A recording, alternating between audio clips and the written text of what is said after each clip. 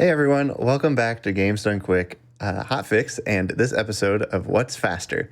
Tonight we have Etiquette and Etchy running Pokemon Shining Pearl versus Pokemon Diamond, and then Etiquette's also going to run Brilliant Diamond any percent because we have to make Etiquette beat the game twice. But anyway, it's going to be really fun. I love Pokemon games, so I'm really excited about this. But before we get started, I just want to read a couple of announcements for you. The SGQ 2022 on-site volunteer applications are open from now until April 20th.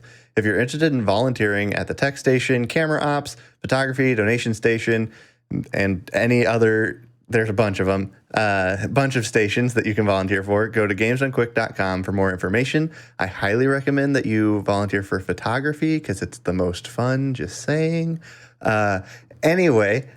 Also, Games Done Quick Highlights is a channel that features highlights of our GDQ Hotfix shows, and you can use exclamation point highlights in chat to learn more about that YouTube channel that we have. It's really fun. I have really enjoyed all the videos that have been coming out on that channel. They all just make me laugh a ton. So anyway, I'm going to go ahead and toss it over to Etiquette, who can introduce himself, and then Etchy, and then we'll get going. All right. How's it going, everyone? My name's Etiquette. I'm here with Etchy, and we're going to be doing, Shining Pearl versus Diamond. So this will be a lot of fun. Do you want to say anything before we get started? My name's Etchy. I speedrun a lot of Pokemon games and a lot of DS games as well. So that's why I am here as the resident DS Pokemon speedrunner, and I'm going to win. That is my comment. I agree with this statement, but I'm gonna try to save face and say I'm gonna win. So we'll see. All right, if you want to count us down. Me? Yeah, if you want to count it down, that's fine. Okay. Okay. I'll do 3, 2, 1, go. 3, 2, 1, go. Good luck. All right. So right off the bat, you're going to notice that Etiquette's text speed is significantly faster than mine. And it's going to cause problems throughout this run. And I said the wrong thing already, which is really good. Oh, I got the slow intro. Oh, no. Okay, there we go. Did you say like you needed help? Yeah. I was looking at your screen, and your screen was going so fast that I was just like mesmerized for a second. But yeah, so Diamond Pearl versus BDSP. I've run both games. Have you done Diamond Pearl stuff at all before, Etiquette? A long time ago, but it wasn't for too long. So gotcha. Yeah, so there's a lot of differences between the runs. A lot of it stems from just generational differences. The game coming out so many years later after the original leads to a lot of advancements in Pokemon mechanics and new moves and type change, stuff like that. Like the fairy type now exists, which did not exist in these games originally.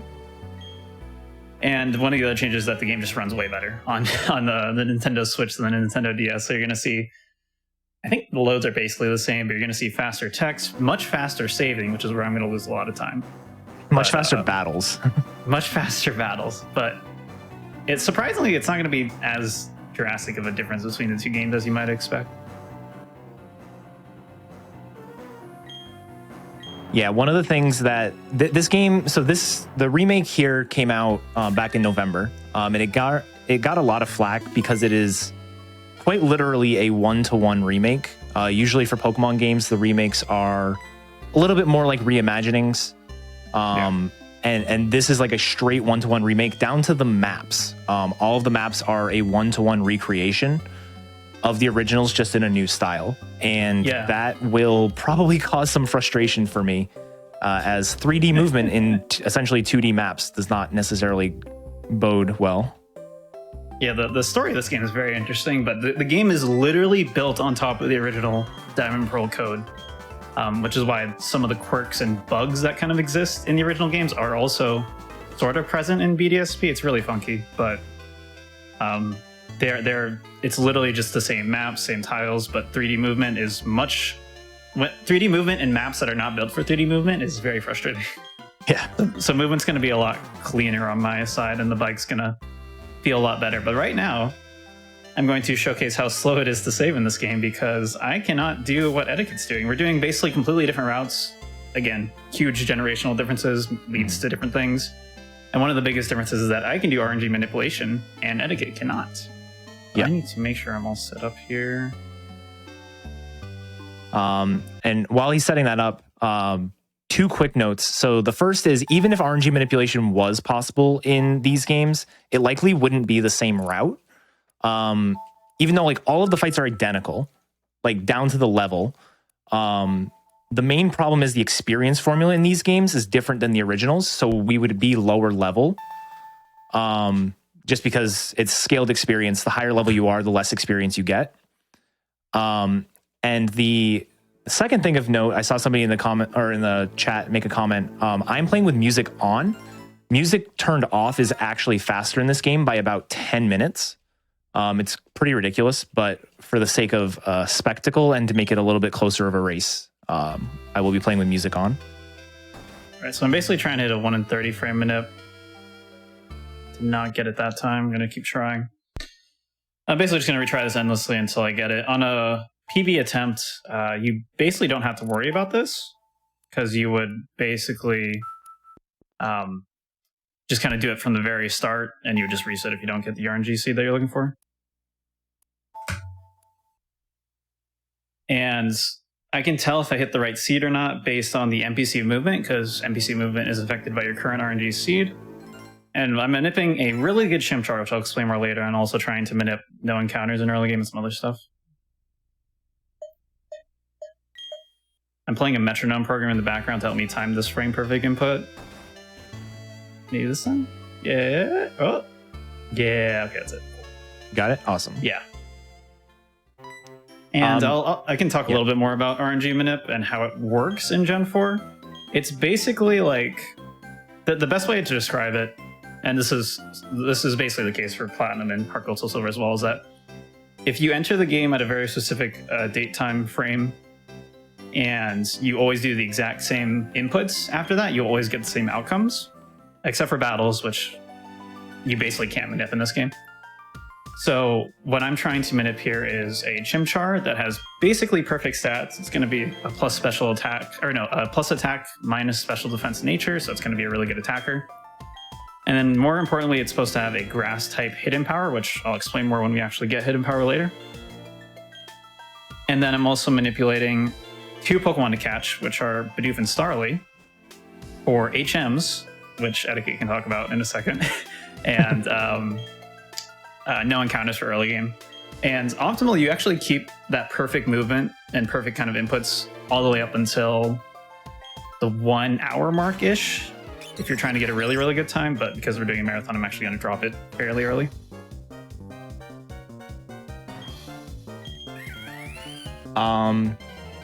Yeah, so I guess I didn't actually explain it. So music being turned off, the reason it saves time is because every time the game does like a little jingle, that is tied into the music. And unlike previous games, the jingles, like when the jingles are muted, they're actually skipped entirely. So every time we get a level up, it's like do do do do, you know, like 2 seconds. That jingle and the time the jingle takes gets skipped, and it's really noticeable. Like after a gym leader, if you look after I beat my first gym leader, it's going to be about 25 minutes in. I'm going to get the badge, I'll get the TMs, I'm going to get a sticker. Like there's a bunch of stuff you get, and it's literally 11 seconds longer when you have music on than when you have music off. So yeah, that just adds up. Every time you level up, every time you pick up an item, you know, when I got my running shoes earlier, there was a couple seconds. It's a lot of time.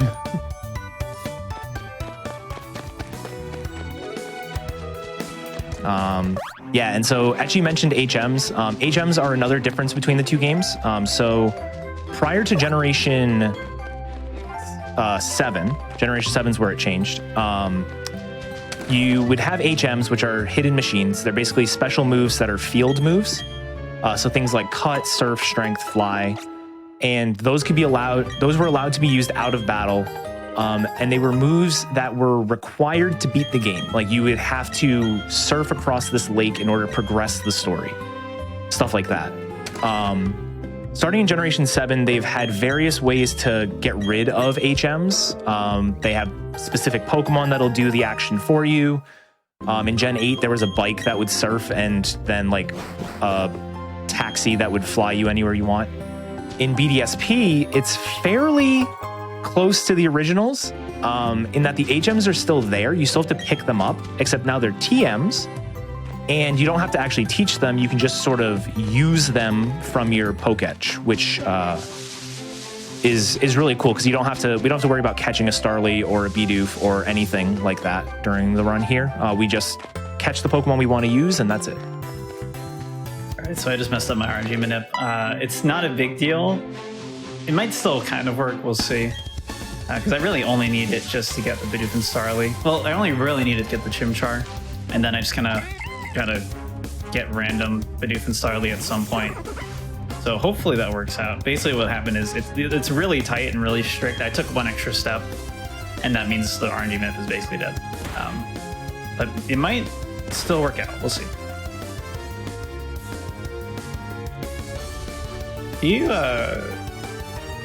So you also get Chimchar, right? I'm not forgetting that? Okay, yeah. I was confused because I looked over and I saw Turtwig and I was like, wait, what? No, it's catch tutorial, yeah. Yeah. So both runs pick Chimchar, but they start deviating pretty early on. I'm going to be using Chimchar the entire run, obviously evolving it into an Infernape eventually, but it's going to be my main. That's also why I also made sure to RNG manip it, so it's as good as possible. But Etiquette's going to be doing some other funky stuff. What are you going to do, Etiquette? Yeah, so we're going to be using Chimchar and evolving it to Monferno, which is the second stage. Assuming I do everything correctly, we will not see Infernape this run. In Rustboro, wow, okay. I was watching May play Oras earlier. In Orbird, where the first gym is, we are going to get ourselves a Machop, a wild Machop, and we're going to actually use Machop in one fight. It's a really cool, technically two fights, but it's used for like one major fight. And then we're going to trade that Machop for an in-game traded Kadabra, or it's technically an Abra that we evolve into a Kadabra. And that Kadabra is going to be what we use for the entire run after the second gym. This game has... every Pokemon game has the concept of obedience. So when a Pokemon is not your Pokemon, like I'm not the one who caught it originally, you have to have a certain amount of badges in order for it to obey you. So in this game, Pokemon that are under level 10 will always obey you. Between level 10 and level 30 will only obey if you have 2 badges. And then 30 to 50 if you have 4 badges, 50 to 70, I think, if you have 6. And the reason that's important is because the Kadabra we get will not obey us until we beat the second gym, because it's unusable until level 16 when it evolves. And that is above the threshold. So we won't be using the Abra until after the second gym.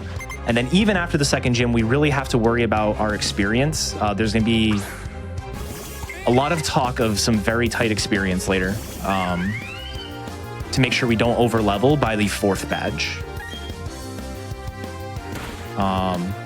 Also worth mentioning, so we are using Chimchar like Etchy in the originals, but our Chimchar is not nearly as good. Looking at it, this is actually one that I would, if I was going for a PB, I would have reset. My attack is decent, but my special attack is pretty bad. Both are fairly important in the run. And it's not going to be that dangerous. It's more just going to lose me a little bit of time in a couple of spots. This is one fight in particular. It's going to be a 6-turn fight instead of 4. So on my end, 1, my Discord crashed, so that was cool. But 2, so the manip actually did work up until I got Bidoof. I got the Bidoof where I was supposed to, but that extra step did catch up to me, and I didn't get the Starly as I was expecting to. So hopefully I just see one on the way to Jubilife, but if not, I do have a backup and I can get one later.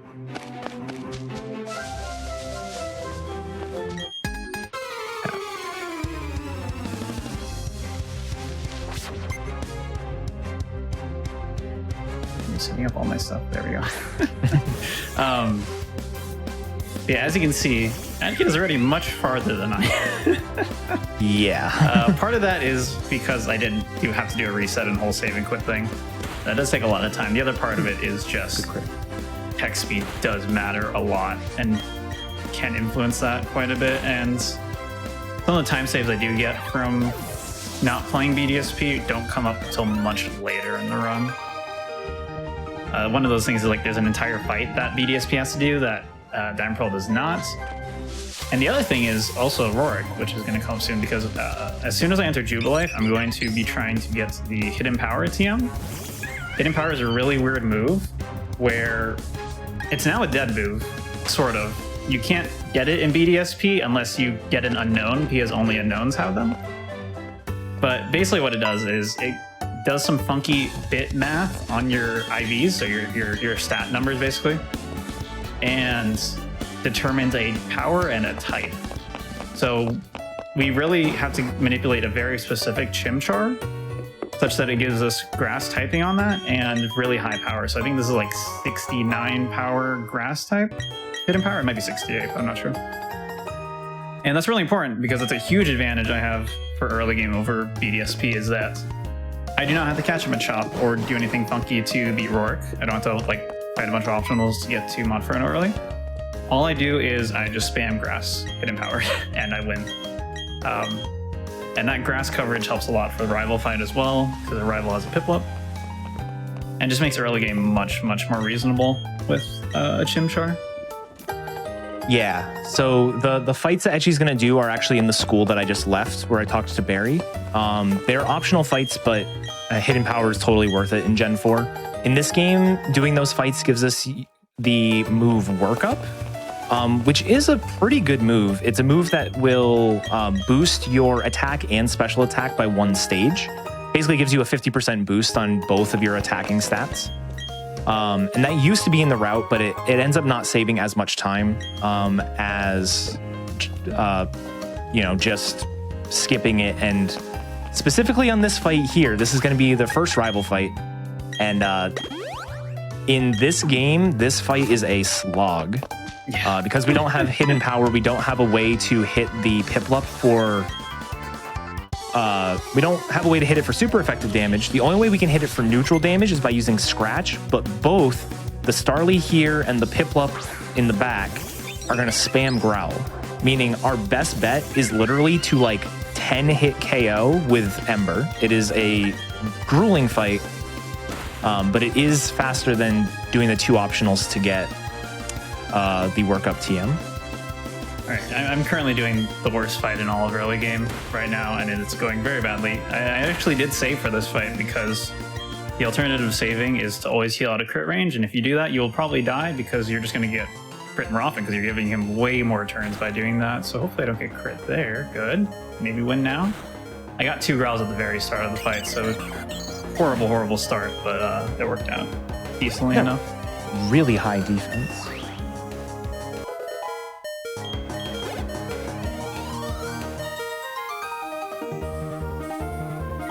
Yeah, so the best thing that can happen here is I get knocked into Blaze. Both of our Chimchars have the same ability, and it's called Blaze.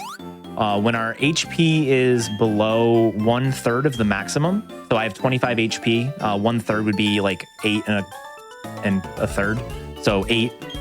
Our fire moves will do 50% more damage. So I did have to heal because I was dead next turn, but ideally I get a few hits when I'm in low health. And I can do a little bit more damage to this Piplup because, as you can see, it's not going down very fast. Yeah. And Blaze is going to be significantly... Did I just roll? Is that bad? That better kill. Blaze is significantly more important for my run than it is for Etiquette's because I am keeping Monferno the whole time. Whereas the other Pokemon that Etiquette will use don't really have abilities that really matter too much. Yeah. Well, kind of. I guess. Yeah, but we'll leave that as a secret. Yeah. I like remembered it as I said it, and I was like, oh yeah, that's such a weird, quirky thing. Definitely unrelated to that, but this route used to main switch into Palkia. Like several years ago, you would just get Palkia once you get to that point in the game, and then just use that to finish off the run. Because Palkia is a really good Pokemon. It's a water dragon, and we get Surf naturally during gameplay, and Surf is really, really powerful. But it was found that it's basically just faster to use Infernape the whole time, but only if you get a Lucky Egg, which is a held item from a Chansey. It's a really rare held item. Yeah, first you have to find a Chansey, which is already rare, and then only 5% of them have it. But it basically doubles your XP. So when you have it, you just gain way more levels, and it makes the run a lot more reasonable and more manageable. And you can't really even try to get that in BDSP even if you wanted to. Whereas in Diamond Pearl, we can just RNG a minute bit, so it's fine.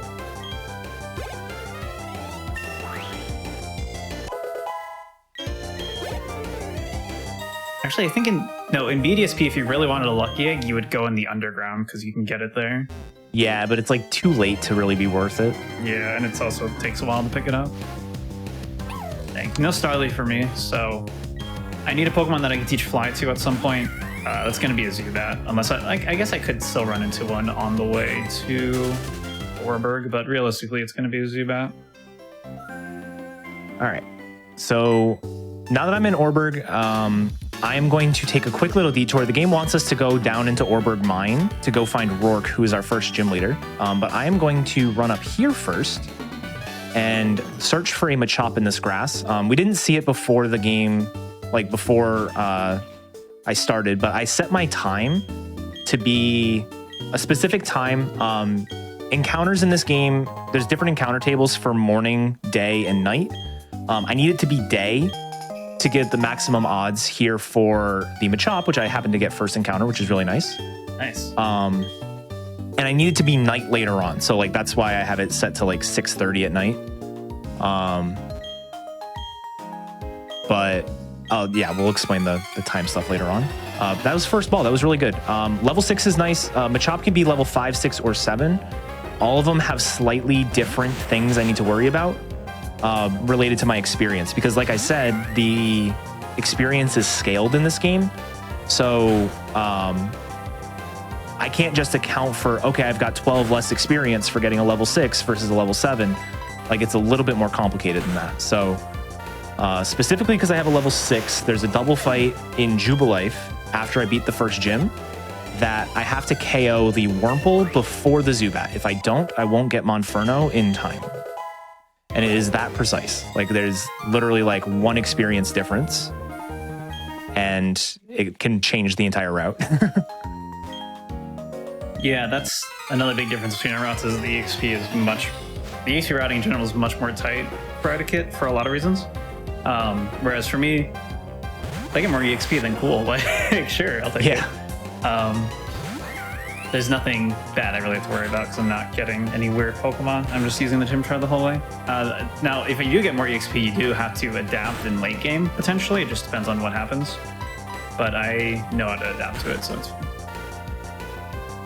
I have like tables in my notes for what to do with X amount of extra EXP because it actually matters a lot in endgame because we kind of do the entire endgame section in like we basically plan everything around flare blitzing a Tentacruel while we're in Blaze, and it's very precise because you want to be in Blaze but also not die, so it's a little funky.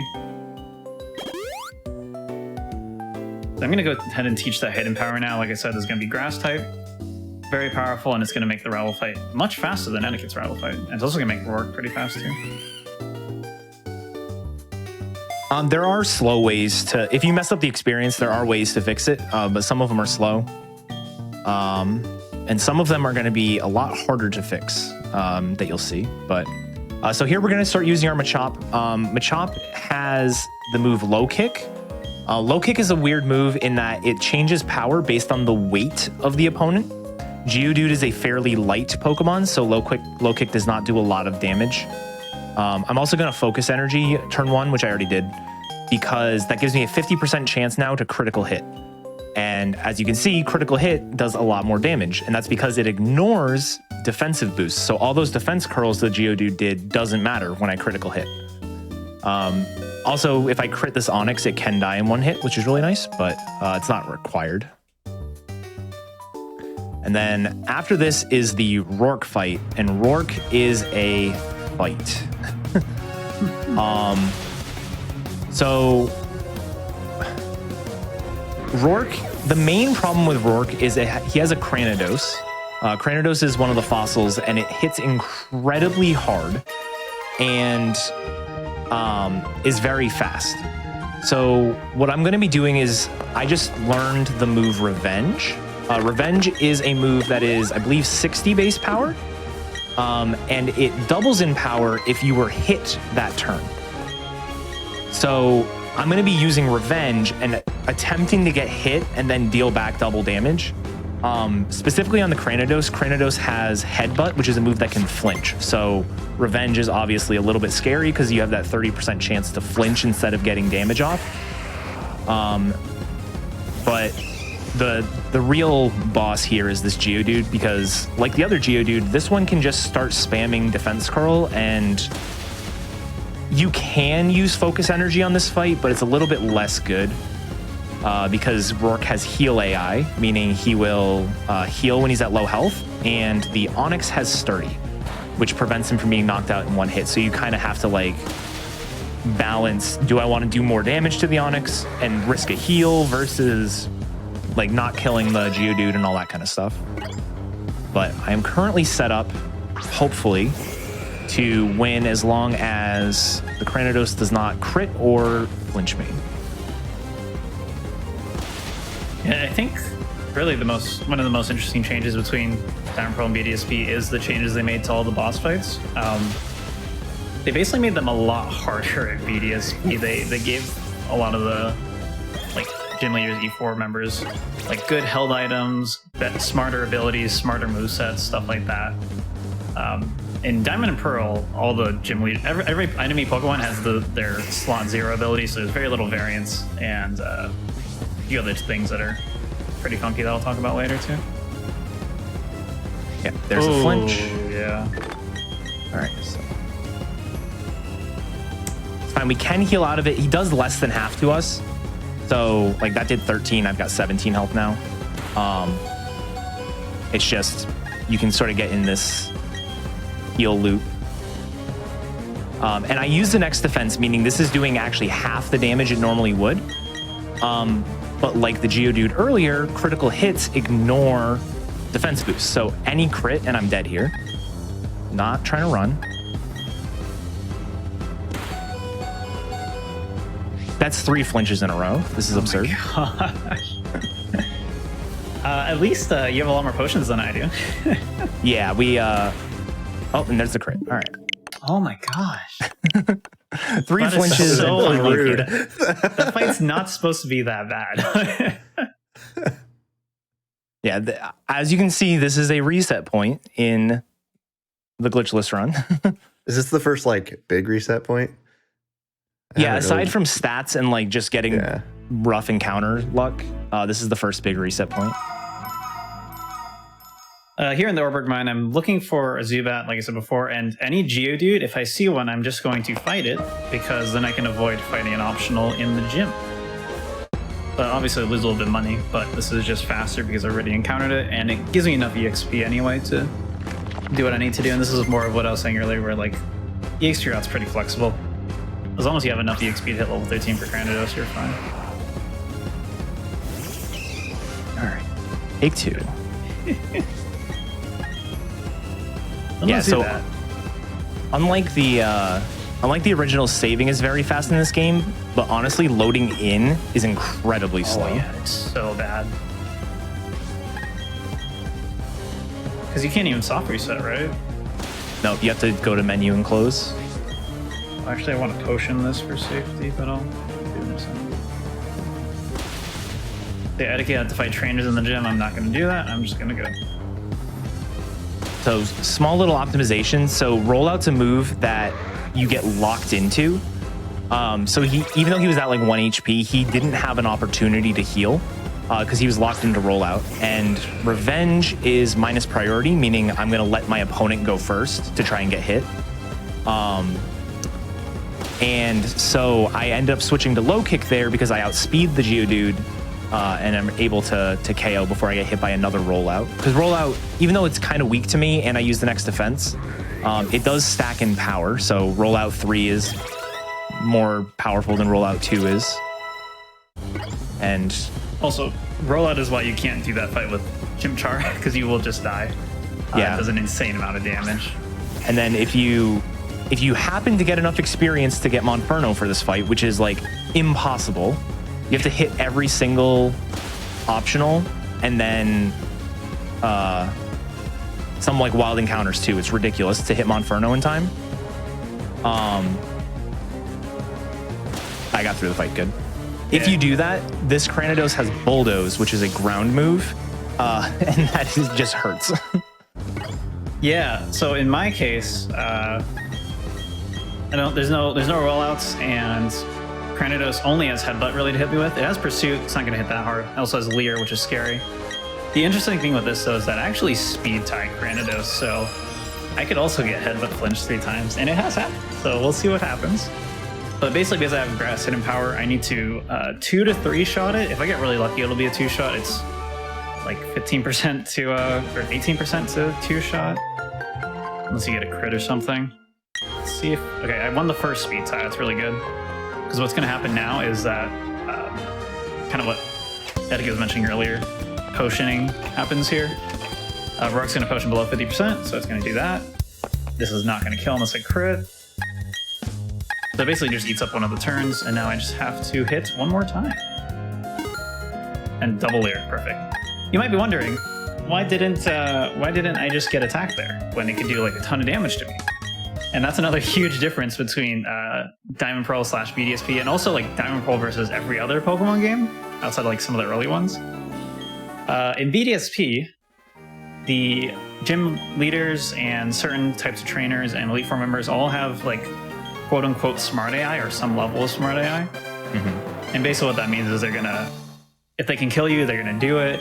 They're gonna prioritize certain moves in certain situations. And Diamond Pearl, probably because it was just the first DS game and it was kind of rushed as a result, there is no like intelligent AI in any of the one-on-one battles. That means it's literally just random what moves you get, which is a good and bad thing. Good in the sense that sometimes you can get away with murder if you just get really, really lucky. And then actually I don't want to solve this. And then other times, it's just super inconsistent because there'll be times where you just can save a minute on a split, and it's just because of that. Or sometimes you just lose a bunch of time on a split, it's just because they picked the wrong move 4 times in a row. Who knows? And that lack of predictability makes the run a little bit more challenging and a little bit more frustrating as a result. All right, so right before I left Orberg, I traded away the Machop. It served us well, but we are going to start using Abra. Well, we're not going to start using it yet, but we're going to save Abra for later. The in-game trades starting in, I don't know, at least Gen 7, I think. Actually, no, starting in Gen 8, so this generation, all have the same IVs from playthrough to playthrough. So you'll always have the exact same stats.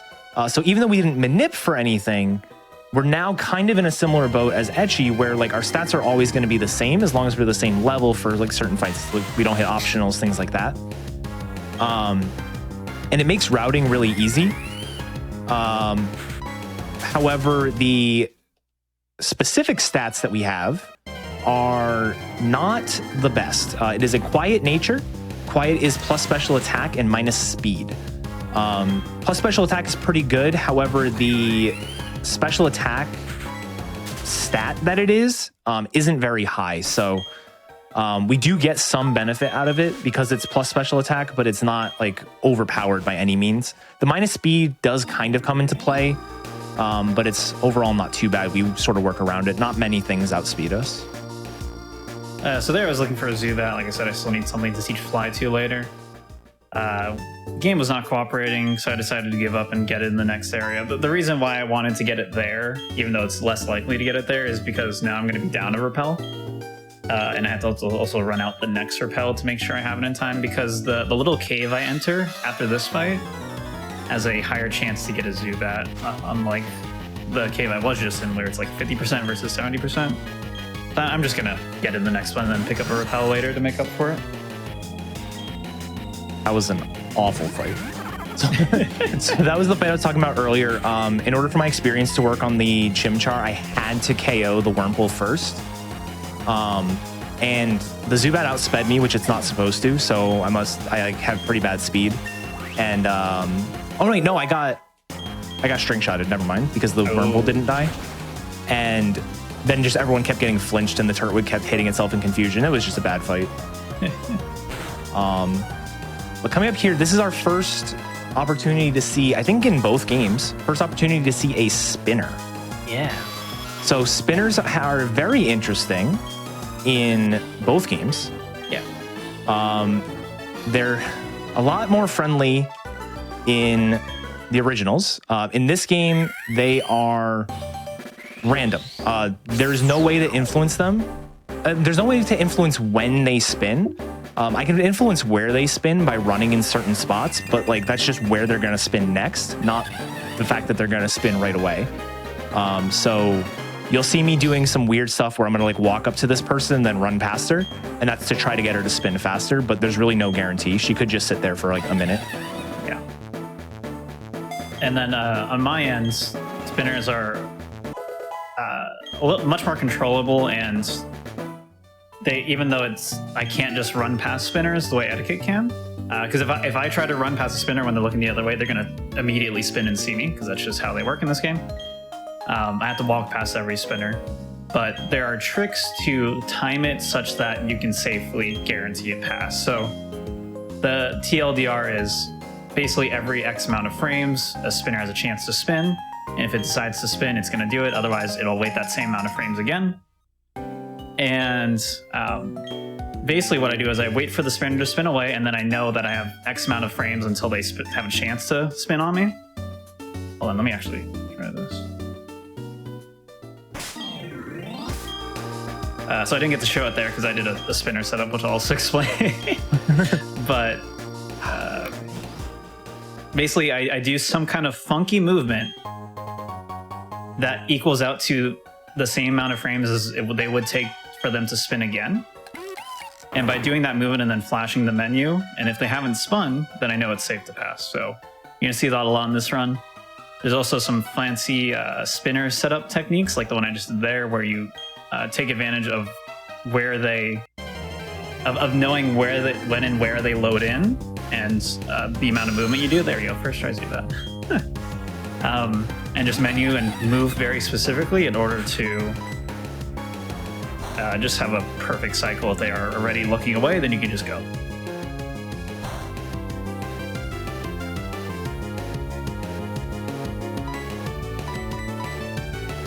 Could be very careful to not use my nest ball there. Oh, I also picked up the netball earlier, and that's going to be used to catch a bee barrel later. Come on. I really don't want to Mach Punch you again, because I know you're going to break out. Please just get him. I could have picked up the Dust Ball, I guess, for safety.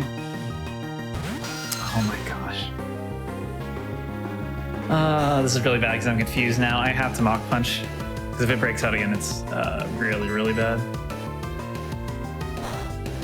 Okay. All right. Okay. I should be fine now. Well, I didn't crit it, and I didn't hurt myself, so. I actually don't know what the catch rate is at this HP. It did just heal a little bit. I don't know if that matters.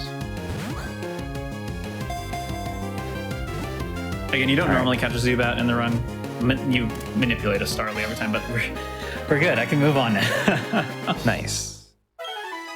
So I'm going to make my way into Valley Windworks here. This is where we're going to see our first sort of like evil team boss. We've already had our first gym leader, but now we're going to have our first evil team boss. This is going to be Commander Mars. Mars is a brutal fight. In casual play, in Nuzlocking, in speedruns, it's just brutal. She has one of the meanest Pokemon that Game Freak has ever added to a video game, which is a level 19, I think. 17. What was that? 17. Level 17 Purugly, which is too low level. Like, you're not supposed to have Purugly that low. And it's faster than like almost anything you could possibly have at this stage in the game. So it is absolutely ridiculous. I am going to, if you'll notice here at the bottom, or right there, I am not quite level 14. Chimchar evolves at level 14. So I'm going to fight the hopefully one optional in the run. And it's going to be the first trainer in the Valley Windworks here. They are a spinner, but they have one Pokemon that we can one-shot. So it is free experience. And like I mentioned earlier, because I got a level 6 Machop, I will be at exactly level 14. If I gained one less experience earlier, I would not hit Monferno, and I'd have to fight something else. Yeah, the Mars fight plays out pretty interestingly for Monferno as well, and it's another reason why Monferno just is like the perfect starter choice for Diamond Pearl. It's just firefighting covers basically everything that you encounter in early game, all the way up through Gardenia, because you're just fighting grass, bug, and normal types all the way through. Except for Zubats, which are annoying, but that's basically it. But I'm just going to be spamming Ember for this next section until I get to that Mars fight. Also, you saw I entered the Pokemon Center earlier. That's just a safety thing. Because saving is so slow for me, I'm trying to cut down on saving as much as possible. So, obviously, I'm not going to save for Mars or for this. Well, these fights you don't have to save for, but I'm not going to save for Mars. And if I die, I just don't go back that far. So, I will still probably save for the Forest Double Battle because it is awful. Yeah, that move right there is one of the main reasons why getting Monferno early is really nice. Mach Punch is a priority move. So it's like Quick Attack. It'll go first, typically. And so even though this Purugly is very fast, we could potentially Mach Punch to KO it at the very end, which is really nice. The other move I have that I didn't really talk about yet, but it really sets Chimchar apart from some of the other starters in BDSP is Power Up Punch. Power Up Punch is a move, it's the same base power as Mach Punch, but every time you use it, your attack stage goes up. So we're going to gain a 50% boost, then 100%, then 150% every time we use it. Yeah. And it just, you're going to see how little damage I do to Purugly at the start of the fight and how much damage I do at the end of the fight. It's pretty insane, and it's a move that did not exist in this game, which is why we unfortunately don't have such a massive advantage on our end. Yeah. Chimchar also has the move Taunt, which is actually going to come into play more than you might think. It comes into play here, which is really nice because this Zubat likes to use Supersonic, so we can prevent it from doing that. Normally this is a 3-shot, and my Chimchar is bad enough that it's a 4-shot, so I had to use Taunt an extra time. And then once the Zubat goes down, it's time for Purugly. Purugly almost always goes for the move Fake Out. Fake Out is a high priority move that will always cause you to flinch, but it can only be selected the first turn it's out. So once we survive the Fake Out, it just has to scratch from then on. And we'll sort of build up our Power Up Punches and hopefully finish with a Mach Punch. Yeah, Mach Punch is cool because it's the same priority as Fake Out, but so it's basically if you use Mach Punch versus Fake Out, I just combine them. Whoever's faster gets to use the move, and that's actually nice for that Glameon I just fought because that one also has Fake Out, but I outspeed it with, so I can just Mach Punch it. But Purugly does outspeed me, so nothing I can do against it. Do another spinner setup here. Hopefully it works. It's also important that I leave this fight at low health. This is one of the few areas where being in Blaze is good for BDSP. This next fight, you'll see it in Etchy's game. It's going to be a double fight, but you can actually fight doubles as single battles a lot of the time, depending on what kind of trainer it is. If it's like 2 trainers, then you can do that. If it's like a duo trainer, then you can't. And in this case, it's going to be 2 separate trainers, but based on the way that they are set up in on the map. They're impossible to talk to individually in the originals, but we can talk to them diagonally in this game. So I'm going to talk to one first, and it really requires having Blaze. Actually, with my low special attack, I don't even know if I'm going to KO the Beautifly. I'm going to save before the fight, just to be safe. So I'm now fighting Mars. This Zubat's a really big troll. It can poison you, and please don't do. Okay, if it poisons you, it's really annoying. You just have to make sure you do your attacks in such a way that you are not poisoned going into Progly, because you will die. As I mentioned before, and as Etiquette mentioned, Progly will lean Fake Out, but that's not the case for me, because again, random AI. So it can still choose Fake Out. Hopefully it doesn't, so I can just outspeed it and get a hit in here. Let's see. Unlucky. So yeah, what I want to see here is feint attacks, because they are not very effective against me. Again, random AI means that it's equally likely for that to happen. That's a very strong hit. Unfortunately, I triggered the berry, so I'm just going to spam Mach Punches now. Yeah, so the 2 trainers versus a duo of trainers. Basically what I mean by that is this is Bugcatcher Jack and what's the other girl? Last Brianna. Like, they're 2 separate trainers. But some of the trainers in the game are like twins, Mia and Leah, for example. Those trainers, even though you could talk to them individually, you could talk to one of them from the side, it'll still trigger a double battle. Yeah. But with these, because they are separate trainers and trainer classes, they can be fought separately. Also, I was good to save because I did not KO the Beautifly, but luckily it has random AI, so it didn't go for Air Cutter, which would have obliterated me, or Gust, I think it has. Yeah, the Beautifly is very scary here as well. If you end up getting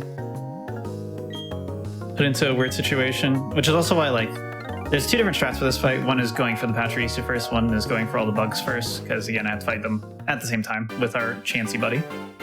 And there's a lot of risk in going for the Patchy first, because if you get like string shotted, you just kind of get into a really bad situation with Progly, or not Progly, Beautifly. And I am actually in Blaze, so I could go for that strat, but I am not going to risk it. I'm just going to heal the full and not take any chances. I think with full HP, I don't save. Yeah. Good. All right, so Pachirisu is not very dangerous in this game, but it can be very annoying. It's got Growl and... No, it's got Charm, which lowers your attack by 2 stages, Baby Doll Eyes that lowers your attack by 1 stage and is priority, and then it has Quick Attack, which does basically nothing, and Spark can paralyze you. So you really want to just keep seeing Quick Attacks, but the fight I got there is really nice. Spark, no paralysis into Quick Attack, and then I KO on the outspeed is really good. You can... That's one of the Pokemon that you could outspeed or you could not. It just really depends on your stats. There's literally one tile where you risk encounters, and I got an encounter. Oh, no. It's either you risk a tile with like immunity at the very start, or you risk a tile here. I usually just do this because it's fine, but whatever. So now you're seeing both of us. We have our partner in the forest is Cheryl. She has a Chansey. Is Chansey better in BDSP? I don't think it is. I think it has disarming voice, which it uses sometimes. But yeah, no, it's not. So the Chansey in my game has like Soft Boiled, Refresh, and Egg Bomb. Soft Boiled is really slow because healing in this game is really slow. And then Egg Bomb is 75% chance to hit, so it likes to miss 90% of the time. But really what I want to see here is while I take out the right side of Pokemon, I want Chance to do as much damage to Pachirisu as possible. I also want to see Pachirisu not spark me. Because if I don't have to burn the Cherry Berry I cooked for this, there's a spark. If I don't have to burn it, okay. Why do I say words? If I don't have to burn it, it's really cool for Gardenia to have that extra safety net, but it is now gone, so we are just going to go. All right. So our Abra hit level 16 during that fight. So it is now a Kadabra. And we still can't use it, even though it's going to learn Confusion here, which is a very good move because of Obedience. Only Pokemon up to level 10, only traded Pokemon up to level 10 will obey us until we beat the second gym leader. So that is our current mission.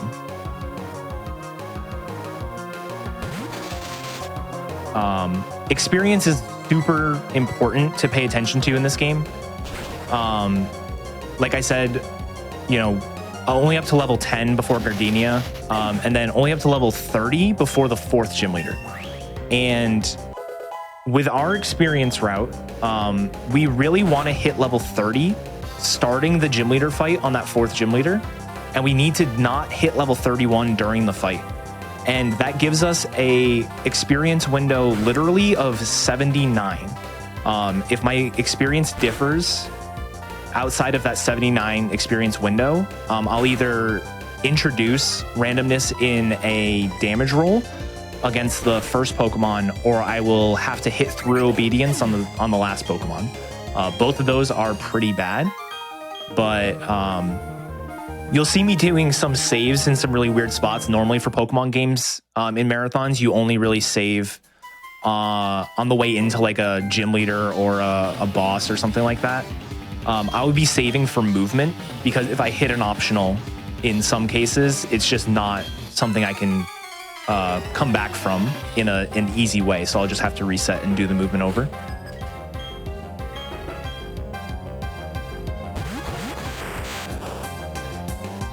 But here we are in the second gym.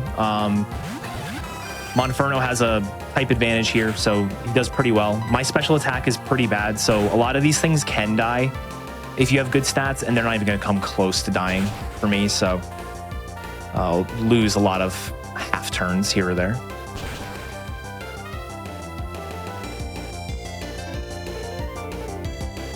So this fight's a little dumb, especially when Chansey likes to miss. Basically, I don't have a really strong physical move yet, which is going to be next level up where I'm going to learn Flame Wheel. And then I'm basically just going to spam Flame Wheel for like 15 minutes until I'm done with the next section. But until then, all I can do is just hit Empower against these Abras and then hope Chansey stops being useless. Please hit this time, Chansey. I beg of you. Maybe? Yay, okay. It's so little damage. That can KO, just for the record. With a better Monferno, that can KO. It didn't even get into red health. That's so sad. Alright, so now I finally have Flame Wheel. Yeah, I will get Flame Wheel after the next fight. Also, if you're wondering, like, why our EXP, like, differences are so... Well, basically why the EXP is, like, so different between us, there's a few reasons. One is, obviously, Etiquette didn't use Monferno exclusively or Chimchar exclusively the whole time. The bigger reason is that EXP scaling exists in the later games, where it does not as in this game, which basically just means the higher level you are, the less EXP you're going to get from a particular enemy level Pokemon. So that's why Etiquette was saying earlier, you can't just like fight a bunch of trainers to force Monferno before Roar, because it takes forever. Whereas in this game, you actually can do that. It doesn't take that many extra optional battles to force that, which is actually what you do in Platinum. And then the other thing too is the EXP system just works differently besides the scaling, where if you catch something or if you like battle things, your entire party gets EXP. In BDSP, they're just basically always on EXP share, and that does not exist yet in this game. Yeah, and so that actually comes into like, you know, routing decisions. We mentioned at the beginning of the game that music being turned off is faster because it like skips a lot of jingles. All those level ups that the Pokemon I'm not using are getting take 2 seconds every time I level up in this game, but with music off, like that is essentially just free time. Like it doesn't really add up at all. So a music on category could actually look different depending on certain routing decisions. But so there goes Flame Wheel over Ember. My bad special attack no longer matters because I don't have a special move anymore. It actually might matter later on because I will have Flamethrower, but that's beside the point. One more fight, and then we get to fight the gym leader. You just use Monferno for Gardenia? Yeah. Okay.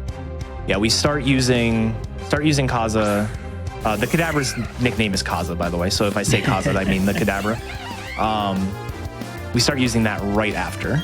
Okay. Does it already have Psybeam? It does not. It has Confusion. Oh, right. Yep. And then it gets Psy Shock, which is a physical move. Right. At level 20. And then in Veilstone, we get like some great moves, but not there yet. Yeah. That's another huge difference between the versions that we'll talk about when we get there. All right, I'm gonna save here for Gardenia. It should be fine, but I haven't saved in a while. I actually left autosave. The game has autosave. I'm pretty sure it makes loads a little slower, but that could just be placebo effect. But I left it on because this game can just crash sometimes. Not common, but it can happen. So even though I did autosave, I think you autosave every time you enter or exit a door. Yeah. I'm still going to be saving at a few key spots just to save myself from dealing with it. I'll probably save for Gardenia too, even though it is also an extremely safe fight. I can technically get paralyzed and then perma-paralyzed, technically, and if I die, I'm going to go all the way back to full Aroma, so I'll just save there. Because I unfortunately lost the Cherry Berry to the stupid batteries.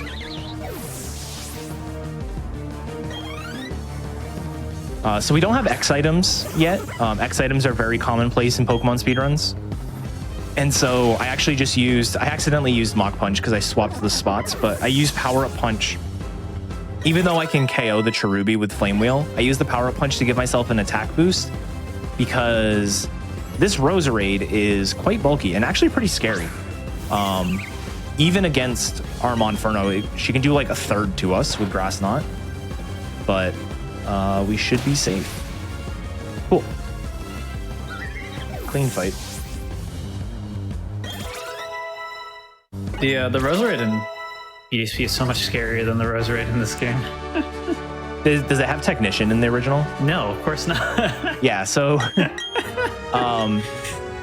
Technician is an ability that there's actually a route for Brilliant Diamond. It's not currently the fastest route, but it's a very good route, very competitive route that uses a Scyther with the ability Technician. And Technician is an ability that adds 50% power to moves that are 60 power or less. And Grass Knot is a move that like has variable power, but it is, I think, 60 base power against Monferno, meaning it's really 90 base power, and it hits hard. Yeah. Yeah, again, as I mentioned before, the abilities of enemies in this game are much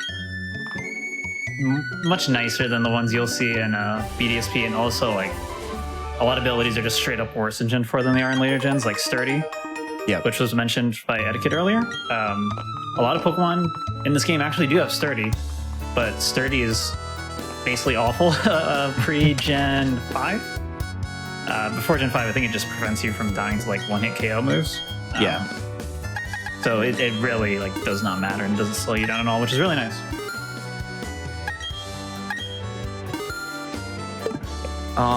Buying herbs here. Herbs serve two purposes. They are very cheap healing items. They're like half the price of normal healing items, so it's really nice. The other thing that they do is they actually lower friendship. They're like bitter, so your Pokemon don't like them, and they will lower friendship. And friendship is extremely annoying in this game. There are a lot of extra animations and extra text boxes that can happen when your Pokemon are friendly with you. So if we can avoid that at all costs, we do. So we're actually going to be, there'll be a lot of times where I'll use like an energy root, which heals 120 health, to heal like 30, just so I don't accidentally gain too much friendship. Yeah, and on my end, I use the herbs because they're just really cost effective. Friendship does not matter at all for this route. There's no extra animations or time loss for having high friendship, and there's also no benefit having high friendship. So yeah, there actually is a benefit. Sorry, go ahead. Go ahead. I was gonna say there is an actual benefit to having high friendship. Your Pokemon can live when it wouldn't normally. It has a higher crit chance. I think it gains more experience, and it has the chance of getting rid of status ailments. So like if you get poisoned, it could just shake off the poison and you don't have to worry about it anymore. So those benefits are all RNG based, so they're not really worth planning around. So we just try to make sure we don't get the friendship if we can help it. Yeah, you ended up answering my question there, because I was about to ask if the like your friend didn't want to see you sad, so it survived thing existed, because I've had runs of like the Isle of Armor where like I'm trying to death warp with Cubfu, and Cubfu doesn't want to make me sad, but Cubfu actually made me sad by surviving. Yep. I'm gonna buy pretty similar stuff. I don't really need that many healing supplies. My friend just doesn't take that much damage for a lot of this next section until we get to Veilstone, where there's the department store. The most important thing that's actually going to happen here is once I teach Cut, I'm going to pick up the Thief TM. Thief is a move where it's like a dark power 40, or dark type 40 power move. It's not really anything noteworthy. The main reason we grab it is because we're going to steal Lucky Egg off of Chansey later, as I mentioned before. And it's actually coming up fairly soon. I'm going to just heal the full so I make it safe, but I'm probably going to save too for Jupiter. Speaking of Jupiter, I have one fight until then. So I've actually been using the Kadabra, as you probably have seen. Kadabra is very nice. It's got very high special attack, very high speed, paper thin defense. Yeah. Its physical defense is horrible. It's like 35 or something, right? It's like extremely low. So you're gonna see we're gonna do a lot of things to make sure we aren't putting ourselves in danger. Some of the weird party manipulation I'm doing here is to make sure that I'm gaining the right amount of experience. I mean, Kadabra doesn't really have a good move to use against a different Kadabra, but it works out experience-wise to do it that way. I'm also going to we need to heal up our Pokemon a little bit.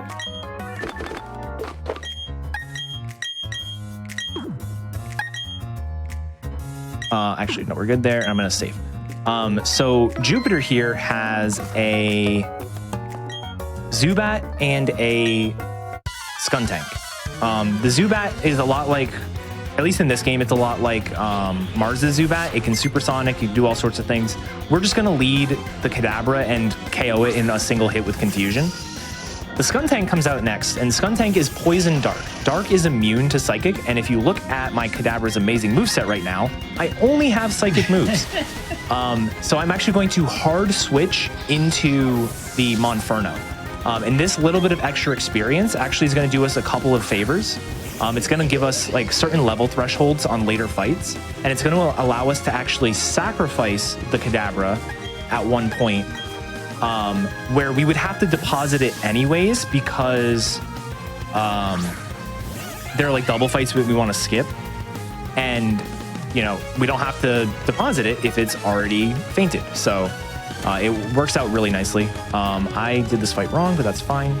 I equipped a Pecha Berry earlier because that gives us the ability to heal poison once in battle.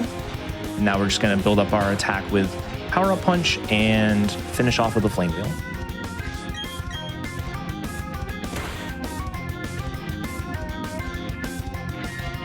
These fights are all literally just spam Flame Wheel until we get to Skuntank, where we also spam Flame Wheel, but sometimes do other moves too. I don't know if this is going to KO. No, it didn't. Close. Yeah, the Skuntank's also like just straight up scarier in BDSP as well. It has more moves that are annoying, whereas Skuntank in this game only really has Night Slash. Actually, it is really annoying. Still has Night Slash, Smoke Screen, Poison Gas, and Night Slash. While it's not very effective against our Monferno because we are fighting type, it is still really annoying. And getting Smoke Screen is never ever a good thing because you never want to miss. Yeah, I actually learned the other day that this Skuntank has the move Acid Spray, which if it just decided to spam Acid Spray, you would lose every time. Acid Spray always drops your special defense, and it's a special move, so it would just compound the amount of damage it does over and over again, but it doesn't like to do it, so... I did sacrifice the Monferno there. Skuntank has the ability Aftermath, which means if you hit it with a contact move, to finish it off, you will take a quarter of your health in damage. And I was below a quarter, so I died. That's not a big deal. I'm about to pick up a revive off the ground, and that experience doesn't matter for Monferno, so it's fine. And Skuntank does not have Aftermath in this game. None of the Skuntanks do. I don't know what ability they have instead. But like I said, every enemy Pokemon you see of the same species will always have the same ability. They're always just defaulted to their first ability in this game. Same with Platinum. I'm just gonna save for Mars just in case. The Zubat's nothing, you just one-shot it. But yeah, Skuntank can kind of go a lot of ways. The ideal scenario is you actually got Blaze, like a high Blaze from Gardenia, which is usually as a result from getting poisoned and then letting the poison take you down to whatever HP is appropriate. Because if you're in Blaze, you can just always two-shot Skuntank, whereas here, I'm going to have to use Leer at one point, and I want to very specifically do it such that I don't trigger the berry, because Skuntank does have a citrus berry. Gonna hop in real quick to say that whenever you two are ready for a break, we're at that hour mark, so just let me know whenever it's a good time for both of you. Yeah, we can do it right after this fight. Yeah, I just have a lot of movement, so I'm good essentially whenever Etchy is. Okay, Poison Gas Miss is really good. So I just want to Leer here and not get Smoke Screen. And why do I say anything? Please hit. Okay, thank you. I'm just gonna ask for the opposite next time, and maybe then the game will give me what I really want. But that's Jupiter, and that's really the next scary thing. I think we both only have one fight until your big section, right? Yeah. Yeah, we can do a break. Yeah, I'm just getting the dowsing machine, and then I am good to save. All right, so let's go 3, 2, 1, pause. Cool. All right, well, we're gonna take a quick little wellness break, get up and stretch and get water and all of that. So chat, I recommend you do the same, and then we'll be right back to continue this awesome race between these two Pokemon games.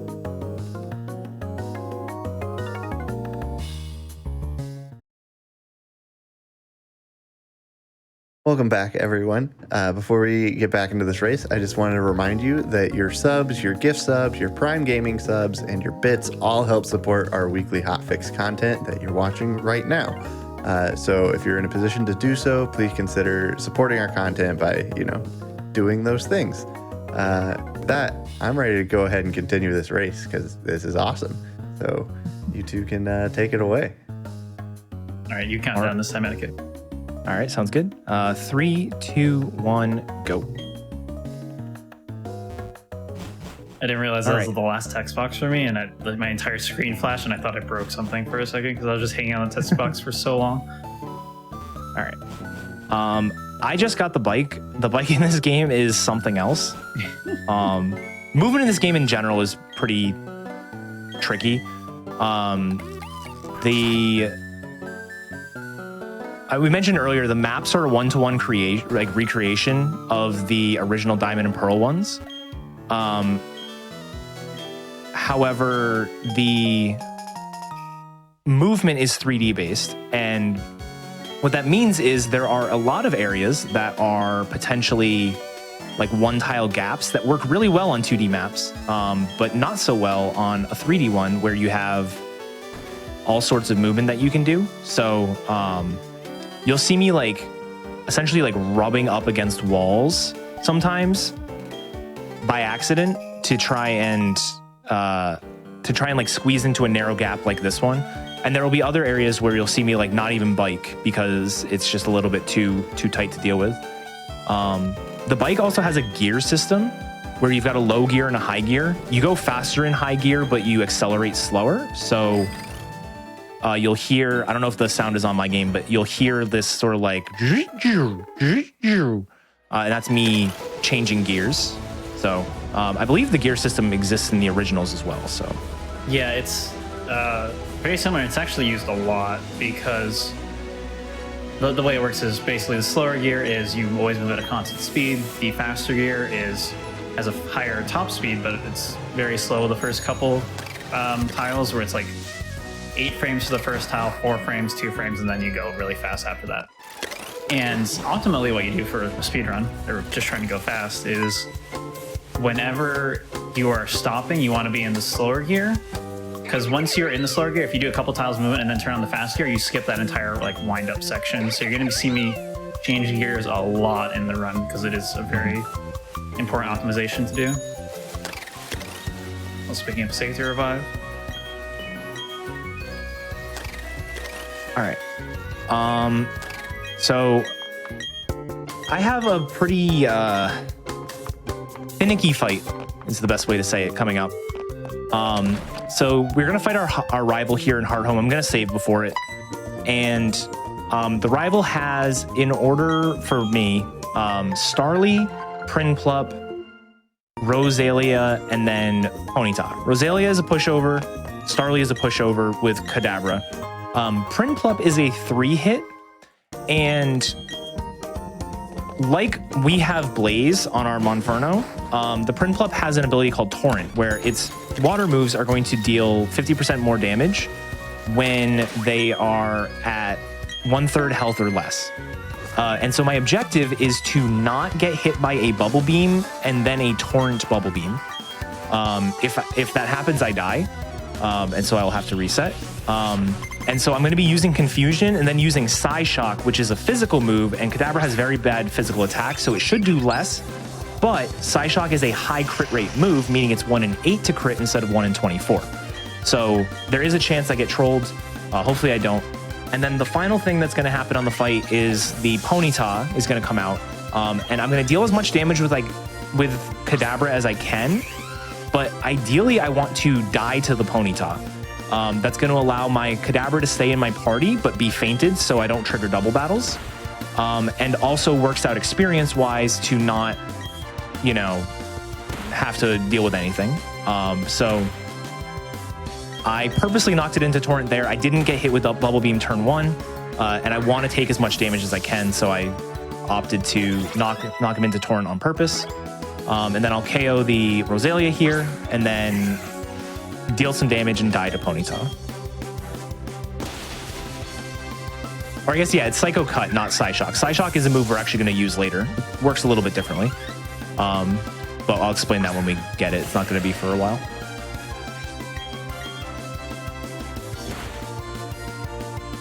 Right. Good. Yep, so Kaza goes down, and then we'll just finish it off with Monferno. Alright, here I'm going to be depositing Monferno, and I'm also going to be depositing my other Pokemon. I would draw Monferno to basically do a free full heal, and I don't want any extra Pokemon because there is a Forest Double Battle coming up very soon, and I just don't want to deal with it, so by depositing here, I just have to withdraw them at some point later before I need the HMs again. And then I'm also going to do the Rival Battle. This Rival Battle is, in theory, a very normal and safe fight, but once again, random AI means that there is very bad things that can happen too. Not really in terms of like danger, but you can just lose a lot of time on this fight. Prinplup and Ponyta both have Growl, and if you just get growled a lot, the fight gets really, really slow. Like, you're gonna lose a few turns because Prinplup is pretty straightforward. I'm just gonna hit Empower twice. If my first hit Empower does a ton of damage and I don't get growled, then I can also finish it off with a Mach Punch, but you do need a very, very good roll for that. Let's see how much damage I do with this.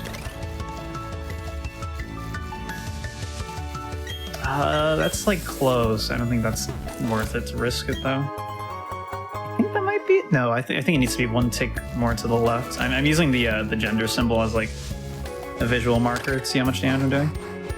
But no growl there is really good. Ponyta is a 2-shot with Mach Punch, unless you get growled, and then it gets really bad. It also is technically a range. If you low roll twice, it won't die, even without the growls. By low roll, I mean... and by range, have we explained ranges at all? We have not. Okay, so basically a damage roll. So when you pick a move, it does one of 16 possible values of damage. So literally just rolling a 16-sided die. And when I say low roll, that usually means the 1 in 16 lowest roll possible. High roll is like 1 in 16 highest roll possible. So if we say a range is like 8 out of 16 or 12 out of 16, that means it's just all the values of that 16-sided die actually kill from whatever HP you were trying to hit from.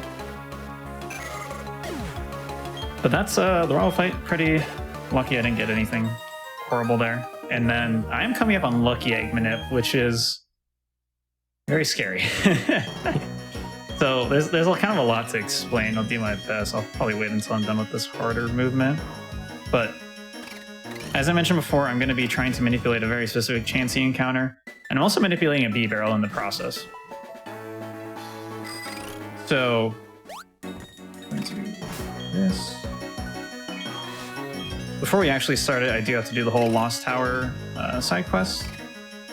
Because I am going to have to get strength. And how this would look in a normal like PB attempt of this is that I wouldn't do like a save and quit manip. I would basically just run into the grass and see what I encounter. And then I open up a gigantic spreadsheet with all the possible encounters you could get at that point. And then do the inputs based on what the spreadsheet tells me to do. Well, I did not expect to actually get that set up. And the reason that works is because you would normally keep RNG manipulation up long enough so you don't get any random encounters. And as long as you do that, your RNG seed at that point in the game is pretty consistent, not like perfectly consistent, unless you do RNG manipulation all the way up until this point in the run. But it's usually fairly predictable, and it's all been routed out by other community members, and we have a huge spreadsheet that just details all of it. But because I did a different backup save and quit manip for the Chimchar, I cannot do that manip, and I will instead be doing a different save and quit manip. Where I mentioned the Chimchar at the very start was a 1 in 30 frame RNG manip window. This one's much more lenient because it's meant for this type of marathon run where I can be a frame off or a frame early and I just get a different possible encounter. So I'm going to do that. I'm going to save here. It's going to take a really long time. So I didn't mention this earlier, but anytime you save after using the PC, it takes up to like 30 seconds. I think it's 20 something seconds. And every time you save after that first one, it's much faster. It's like 10 seconds. So this is that really slow save. So I'm going to set the date and time to be, let's see, 522, 10, 11, and then I'm going to need silence during the next like minute. I'll do my best to explain what I'm doing as I do it.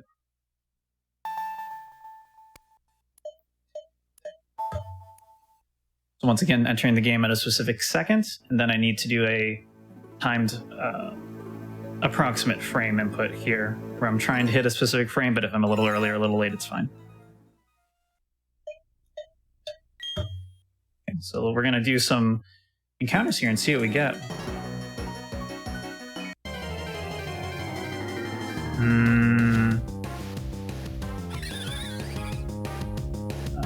I think that's fine. No. No, yeah, this isn't going to work. So I have to save again. This got messed up because I caught the Zubat at a weird time. Another fun thing with RNG manipulation is that little journal that popped up when I started does actually impact your RNG seed if there is a Pokemon caught within it. In a normal run, I wouldn't actually get that, but just the way it kind of worked out with getting the Zubat super late, it did actually matter. So I'm going to do it again. Just repeating the same thing, and it should give me what I'm looking for this time. And once again, I don't know if I mentioned earlier, but I am using a metronome program in the background, timed to a specific millisecond in order to time these inputs. You just can't hear it. Once again. 9. What do we got? Starly. 16. Man, did I get this seed, really? That's strange. No, 9. Okay, so I look at my spreadsheet and I see what I have and I know what I'm supposed to do next. So yeah, I'm actually surprised I haven't gotten this seed at all in testing. So I'm gonna repel now. I'm gonna do 33 inputs.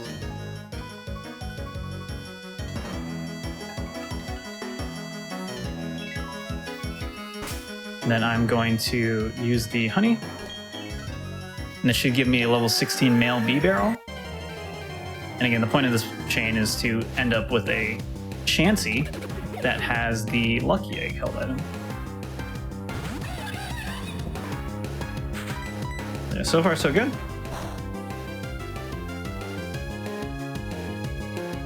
That almost killed it. Oh my gosh. That actually is not too bad because I ended up using the beret, which means I don't have to unequip it later. I'm going to throw the net ball. And then this is actually a pretty reasonable seed. The nice thing with this specific saving quit is that setup so none of the seeds are actually like horribly brutal. And if you're following the normal spreadsheet, sometimes you have to do like 200 plus bike taps in order to actually get where you're trying to go, and it's really annoying and really messy. I'm gonna nickname B-Barrel here because we are actually gonna use it in battle. It'll be faster. And then once again do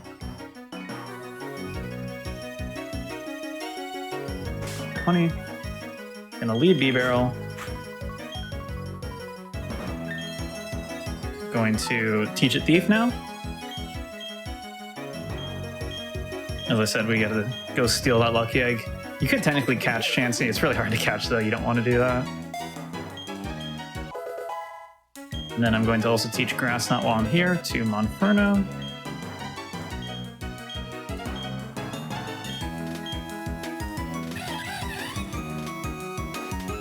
Now it's done, I'm just gonna do 3 bike inputs and I should get the correct Chansey, hopefully. My step counter's okay. Yeah. I'm gonna use Thief on it. You can technically get a different held item. I think it's just like an oval stone. It's always tragic when that happens because it means you're mostly correct and then something got messed up along the way. But I should see the lucky egg. Nice. Okay, we're good. We're gonna run away now. Throw that on and then we're out of here. Nice. Well done. Etiquette just did some busted shopping, if you want to talk about that.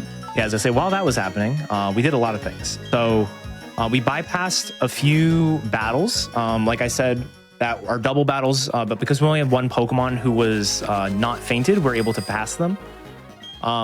And then it all culminates with a very brutal fight right before the city that you're supposed to do as a double battle, but you can talk to them as individual trainers. And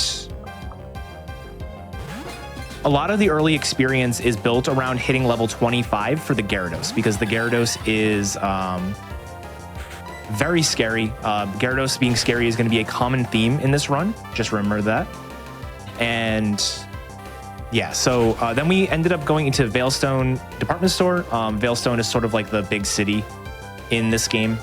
Think like Celadon in Gen 1, things like that. And we bought our X items for the run.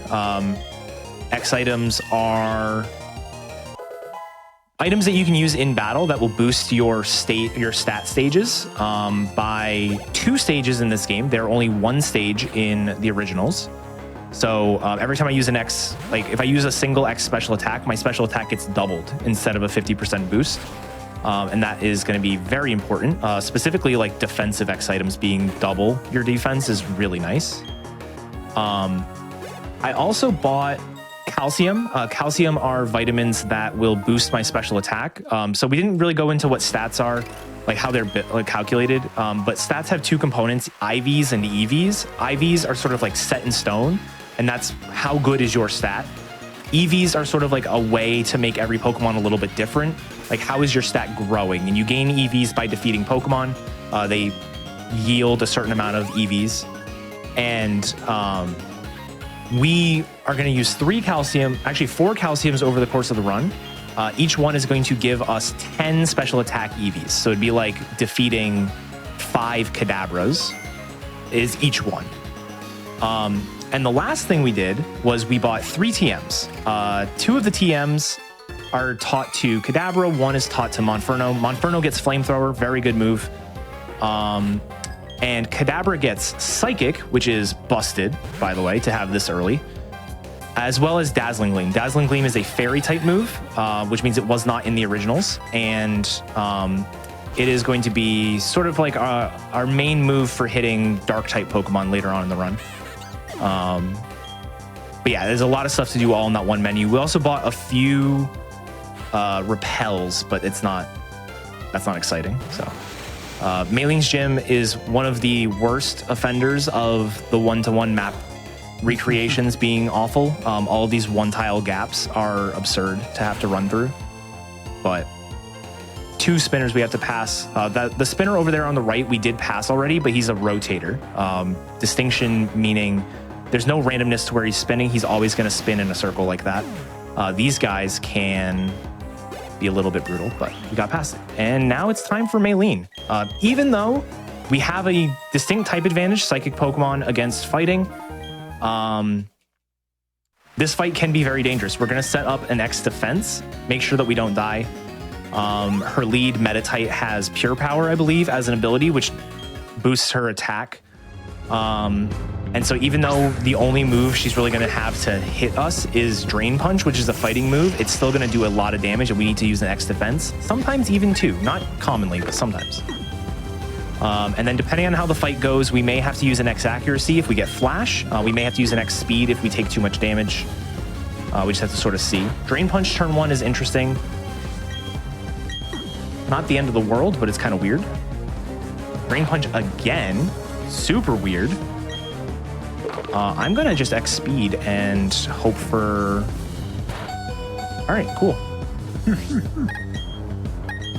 The other thing that we did after the shop, actually, that I forgot to mention is we picked up the Metronome item. That is an item that... The item exists in the originals, but it's not available in that spot, I don't believe.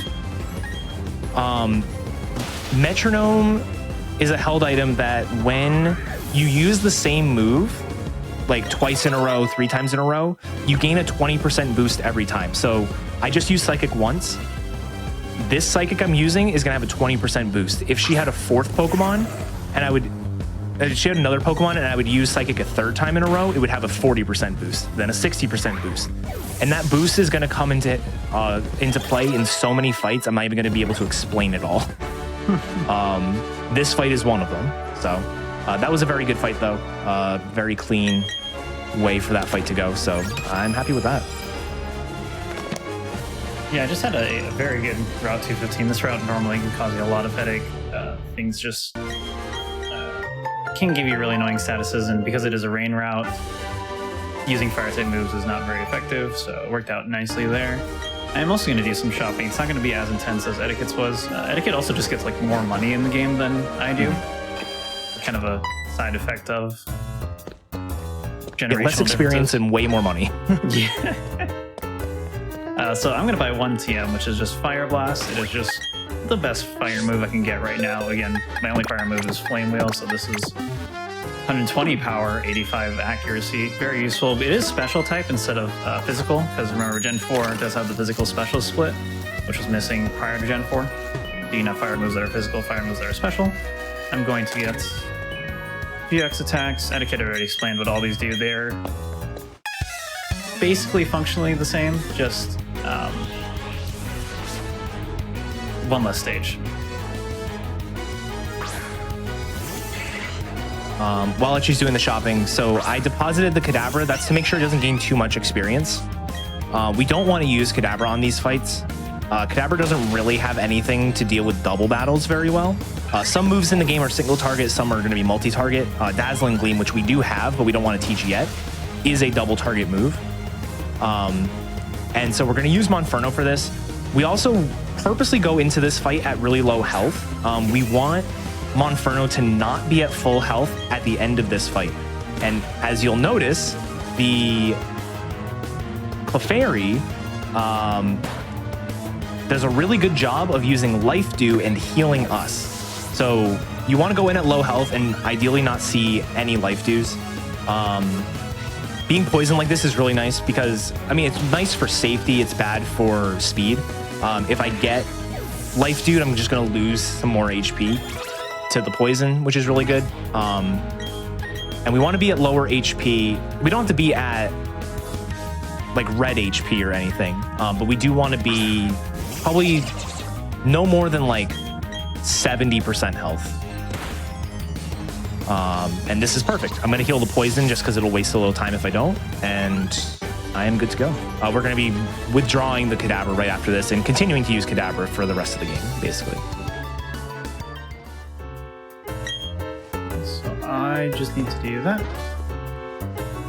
And then I'll just say really quickly here, because I can technically die to this Meditite, and this also just gives me a say before this gym where things can go bad. You really don't want to hit any optionals in this gym. They are all very hard to beat. I am not a Kadabra, unfortunately. Yeah, it's funny. If we hit an optional in this, we can probably defeat it really easily, but it would completely mess with our experience route, so it'd be really bad. Yeah. In the old version of this route, it actually wasn't the end of the world to hit one of these optionals, because it usually meant you had a chance to become Infernape before Wake. But with recent reroutes, I actually go out of my way to get an extra rare candy that lets that happen naturally. So we're just always going to be Infernape for Wake anyway. And then here, I'm just going to hopefully hit a Fire Blast. If you have really low HP, you can do Blaze Flame Wheel instead and delay that Fire Blast until the next menu, which is a little bit more optimal. But we hit it, so it's okay. This Meditite can troll you. This Meditite has killed runs before for a lot of people. It's just a really stupid thing because you can just miss Fire Blast. It has Detect, which is Protect basically, so your attacks just do nothing. And it's really, really dumb. And you usually go into a low HP too, so it's not a good time.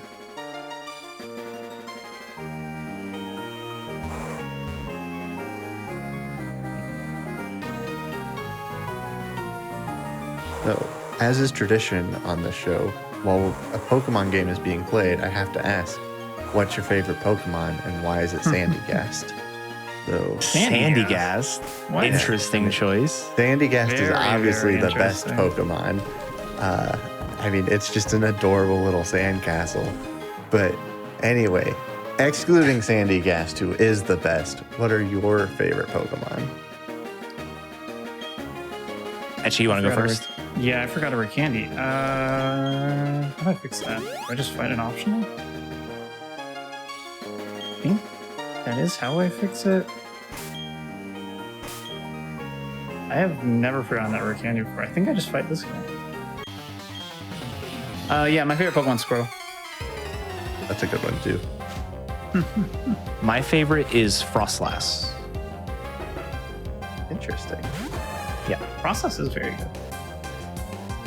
I might have to fight two optionals, honestly. We'll see. All right, my movement on that route was pretty bad, but we didn't hit anybody. I hit one of them yesterday in a practice run, so I'm okay with that. Some spinners just spin.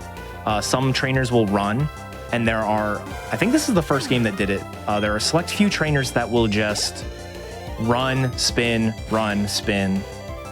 do weird things. There's a trainer on the snow route that goes wild. You'll see him later. I'm gonna wait it out. There we go. Okay, this will fix my XP, so this is fine. Just a really weird thing. All right, can't believe I forgot that rare candy, but it's whatever. All right, and that is the last spinner I have to worry about before it's never good to hit an optional. But Wake, the gym leader in this town, is the fight I have to get to before my experience matters way less. So That is a very nice spinner to get past. Always feels a little bit better to get past them on a run.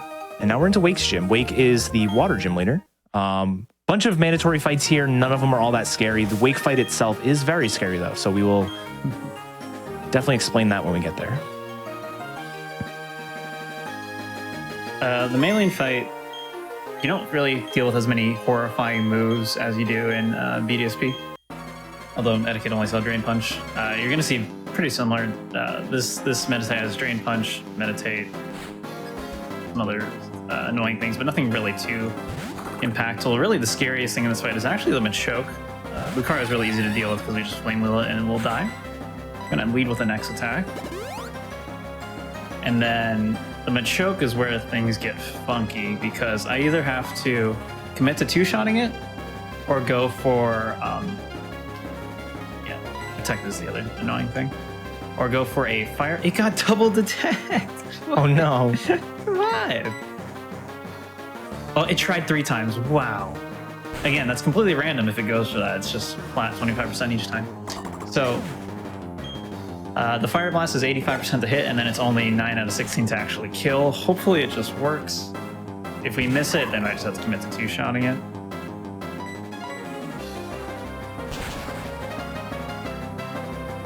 Especially because I wasted all my Fire Blast on the previous fight, so I only have 1 Fire Blast here to mess around with. I will have to Ether it after this fight.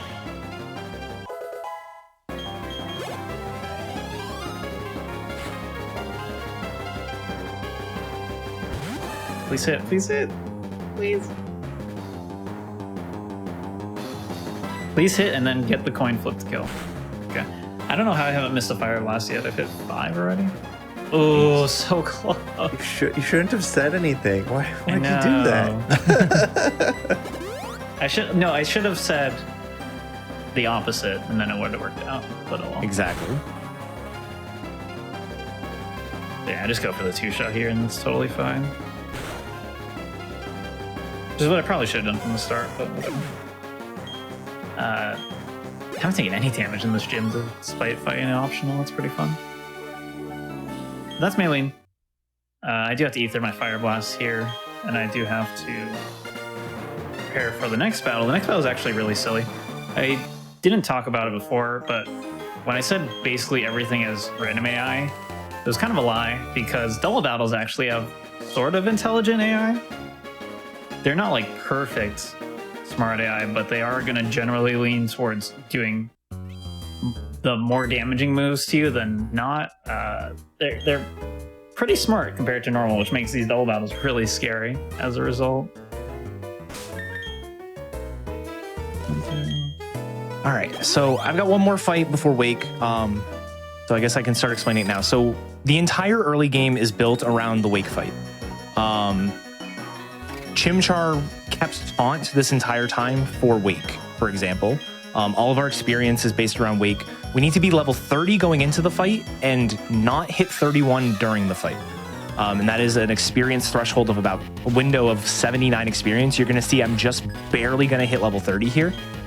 Another thing that we're going to do is we're going to set our options. So one thing that every Pokemon speedrun does, at least glitchless runs, is they're going to set the battle style to set versus switch. The game's default to switch. Switch is what happens when you get asked, like after every Pokemon, oh, they're going to send out Shellos. Do you want to switch Pokemon? And that obviously wastes a lot of time in a speedrun. We're actually going to turn that on because of how this fight goes.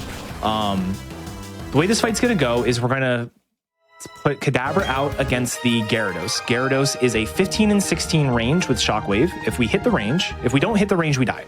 If we hit the range, we are going to use the switch mechanic to switch into Monferno and use Taunt against the Quagsire. And the reason for that is Quagsire has Rain Dance and it has Haze. Rain Dance will set up Rain, obviously, which does or gives water moves more damage, right? And it will also... The other move it has is Haze. Haze will remove any boosts we give. So we're going to give ourselves an X speed which is going to boost our speed. And if we get hazed, then our speed boost goes away. Once we get rid of the Quagsire, we're going to use the Metronome boost, so the 20% damage boost we get for using the same move twice in a row, to KO the Floatzel at the end. Floatzel at the end outspeeds us normally, so that's why we need the X speed.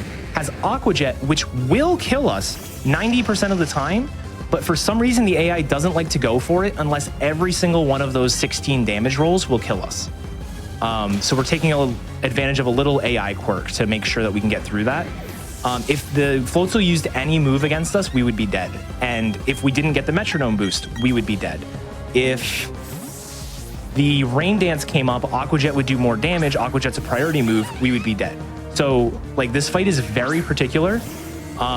We're going to, so we got past the Gyarados. I'm going to use Taunt here. I should get either Scald or Mudshot. Mudshot's perfect. So now Monferno is dead. We're going to leave Monferno dead for a while. Take advantage of the fact that, again, only one Pokemon alive in your party allows you to skip double battles and things like that. We're going to use that X speed. This is going to allow us to outspeed the Floatzel, even after Mudshot drops our speed by 1 stage, because X items are 2 stages.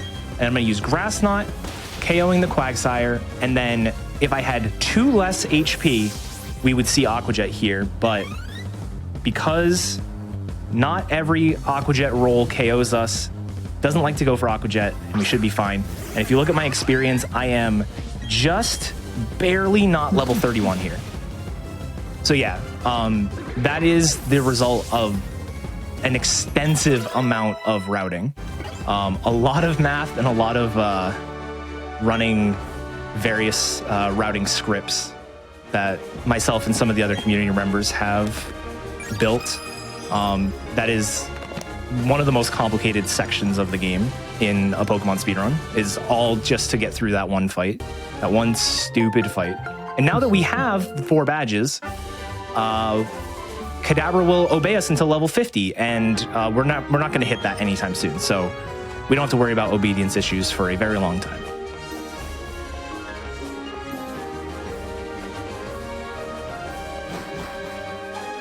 So on my side, I just had a horrible double battle fight. The idea for the strat I was going for was I'm gonna let Beautifly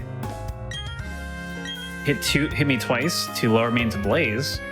Unfortunately, it crit me, and then I got swaggered.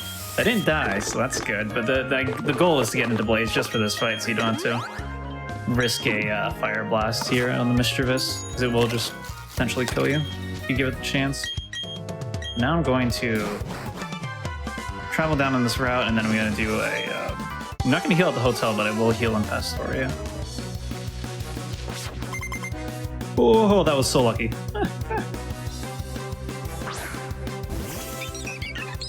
Yeah, as you can see, that route looks a lot cleaner on the 2D version than it does on this. Something else that was added to every berry fight from this one onward that didn't exist in the originals is there's an item called the Quick Claw. And the Quick Claw is an item that gives it's like 20% chance for you to just act first in battle.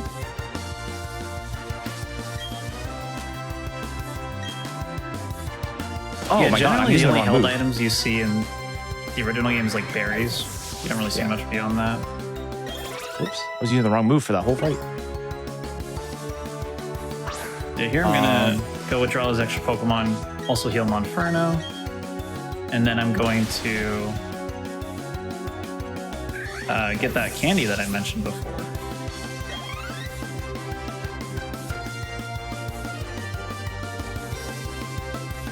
I was supposed to use the next special in this fight. I just completely forgot to.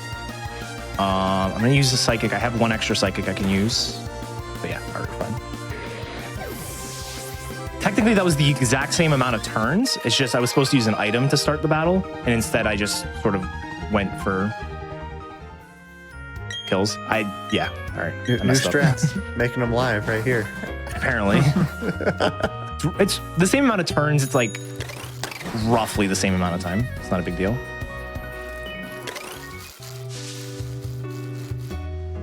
I'm in what's called a bog. This is kind of like a swampy thing in the game, but basically they're like these trap tiles, and if you land in them, you get stuck and you have to like spin in a circle. until it lets you free. But that's generally why that candy used to be avoided. But it's really good, so we're gonna grab it here. Yeah, we will be grabbing 3 rare candies in this run. So in addition to all the battles and all the maps and stuff being the same, all of the items are the same as well, except for places where they had to like add new items for Gen 8 stuff. Or like I think you get there's some item that you get in Eterna Gate that we get a rare candy instead, but I forget what it is. But yeah, we'll be getting all of our rare candies later. We grab the professor assistant guy. Yeah, that's a EXP share in this game. EXP share, which we always have on, so we don't get one. But yeah, we grabbed like the 3 fastest candies that you can get before Snow Point, and the bog candy just doesn't make that list. I think in general, most of the items are the exact same as Diamond and Pearl. The main thing is like certain items are just like now given to you by NPCs, like that metronome. The metronome is only in the game corner in this game, or you have to get it from a cricket tot, which is also a 5% held item, so not super ideal. But I am now in Wake's gym, finally here, and this fight's... The gym is basically, I have 2 grass moves right now. I have Grass Line and Hidden Power. I kind of switch between them depending on the situation. And then once we become Infernape, I'm going to have a much easier Wake fight than Etiquette did. Oh, Fog Route. Yay. All right, so it'll be a little bit, and everyone will hate me because they won't be able to see what's going on. But up here is the Fog Route. Fog is something that is different between the 2 games. So in the originals, any battle you do in Fog, accuracy is reduced to like 60%. Yep. It is ridiculously low. In Gen 8, Fog instead triggers Misty Terrain, which is just one of the 4 terrain types, and it has effects, but no effects for speedrunning. So I didn't bother to grab Defog, and I'm going to be navigating this just by looking. So I apologize for anyone who can't see. I know it's a lot easier to see on my monitor than it is on OBS. So it probably doesn't come across very well on stream, but I promise I can see at least a little bit. I didn't know there was a way to get rid of this fog. When I played, Yeah. I just ran through it and hoped for the best. Yeah, there's an HM, or in this game, it's like a hidden technique, whatever you want to call it, that you can get in this game's version of like a Safari Zone in that last city I was in, but it takes some time to get. So if we don't need it, we don't get it. Some runners will actually, it's kind of ridiculous. You can change the colors on your Switch. Like it's in the Switch options to change your colors to like inverted. And some runners will actually do that because it makes it easier to see here, and they'll do it for the entire run. And it doesn't even help me, but I wouldn't be able to do that for the entire run. Yeah, the game doesn't like... If you talk to certain people, or like sometimes the NPCs will like hint at the fact that you can get a defog HM. I think they do a better job in Platinum, but they also move it in Platinum to a different place. Which they move it to a place that makes a little bit more sense, at least. But they don't like force you to get it, so a lot of people kind of miss it on their playthroughs of the game. Yeah, I suffer very severely from speedrunner brain, which really comes back to bite me in the butt in a lot of casual playthroughs of games. Because I just like don't talk to anyone, don't do any like extra anything. Yeah, dude, it's great. Speedrunner brain is so bad when you go back to play like a Super Nintendo JRPG. Like you just can't progress. You're just like lost. Well, that's forever. like so. I never played the original Diamond Pearl, but I picked up Brilliant Diamond, and like I still haven't beaten it because I'm just like I'm so bad about like being under leveled for everything because I don't fight anyone and I don't do anything and I don't talk to anyone, and it's rough. Like. The same thing happened with like Monster Hunter Stories. I didn't do any extra content. So like I got towards the end of the games like, oh, I can't do anything now because I'm way under leveled, and it's such a problem every time. Okay. Also, BDSPs are like surprisingly difficult casual games, which makes it even harder if you're not like over leveled or know what to do for like Pokemon strategizing or have a good team build and stuff. Because again, a lot of the boss fights are just made harder. Yeah, and the with the scaled experience, it's actually even harder to get over leveled. Like it's really good. The scaled experience is really good at getting you up to a certain level. But once you start KOing things that are lower level than you just start gaining way less experience. So there's one last spinner to pass here. He's always the hardest one to see. And then I am out of fog route, which is awesome. While I was in Wake's gym, I learned the move Psyshock. So that's the move I confused earlier. I said Psyshock was the high crit physical move, but that's actually Psycho Cut. Psyshock is a cool move, though. It is 80 base power, where Psychic is 90. But it is a special move that uses the physical defense of the opponent. So Psyshock was actually, even though it's a lower base power than Psychic, it was the only move that KO'd the Noctowl back there without having to use any X items or anything. So we mostly use it for coverage reasons, just getting, extra. Psychic only has 10 PP, so you can only use it 10 times before healing. Having another almost as good move just really helps with that sort of move management stuff. This whole section is kind of move management heavy, so we will be really careful to use the correct move, even though I've already messed that up.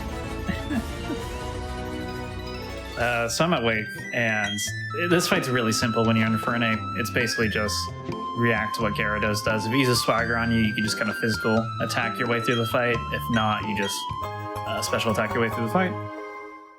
I did get crit by Gyarados, but it doesn't matter. We're still totally fine. This fight used to be really bad when we used to do this fight just with a level 35 Monferno.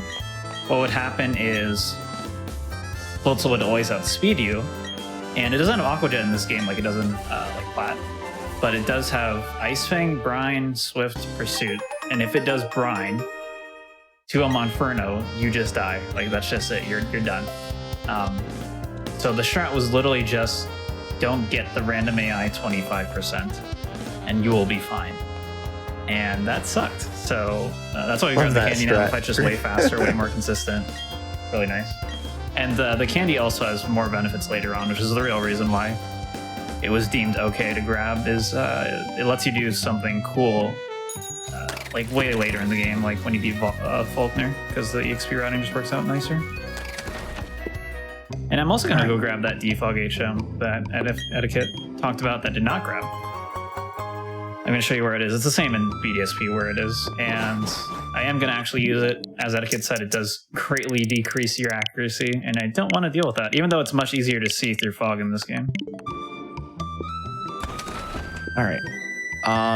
So this guy here will give you one of 3 items depending on what time of day it is. It'll give you the Wise Glasses, Choice Specs, or the Black Glasses. I want both the Wise Glasses and the Choice Specs. So what I did there is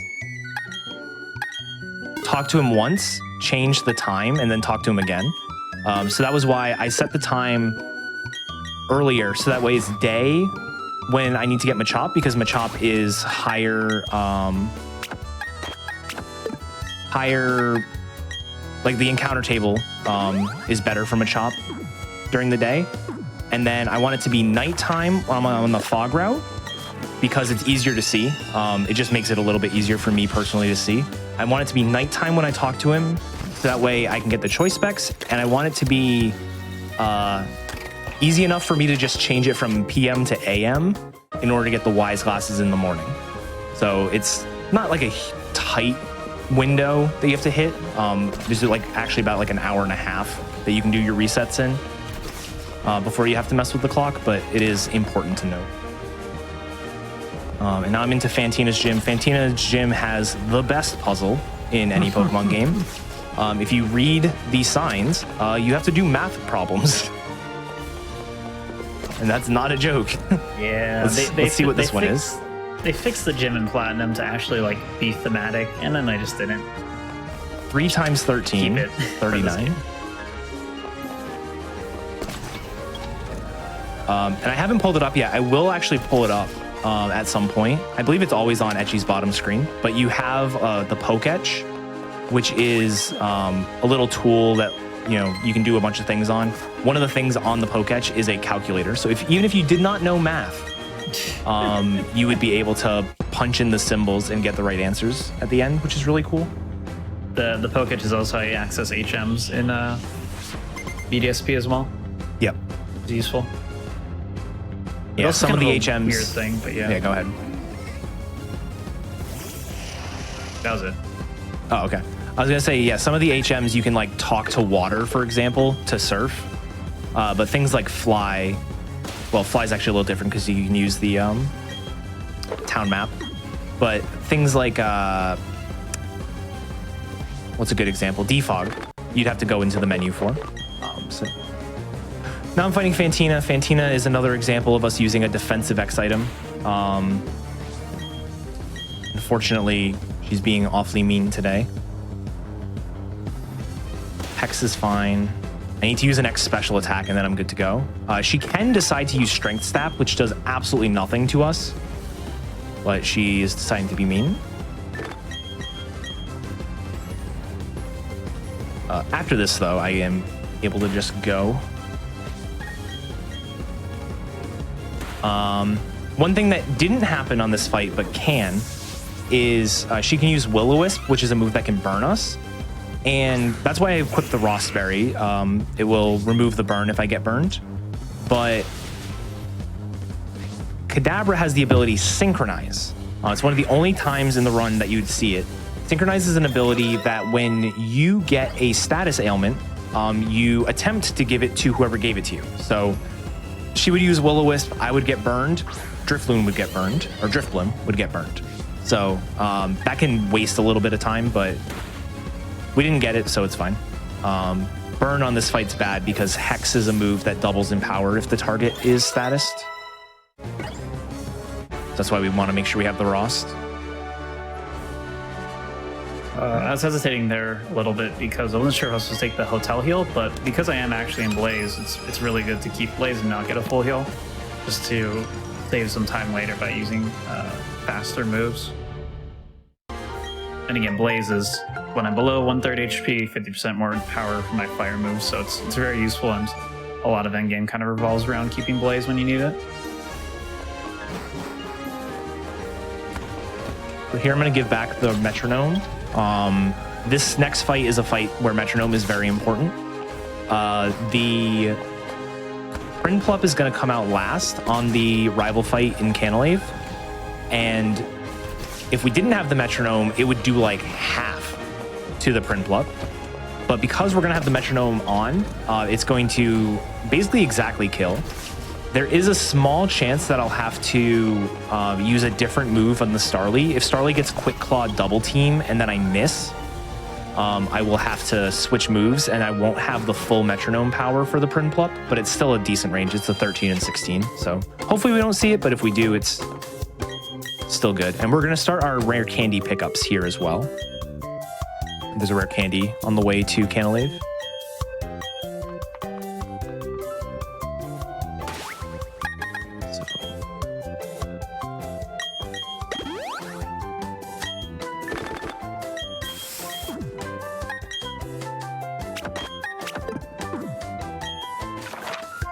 I'm about to enter the fog route. Nothing too notable. With defog, it's really easy. Because again, I'm just kind of negating that entire accuracy drop, and I also can see everything, which would be nice. But I basically one-shot everything on the route, so it's pretty good compared to like Platinum, the way it's done there.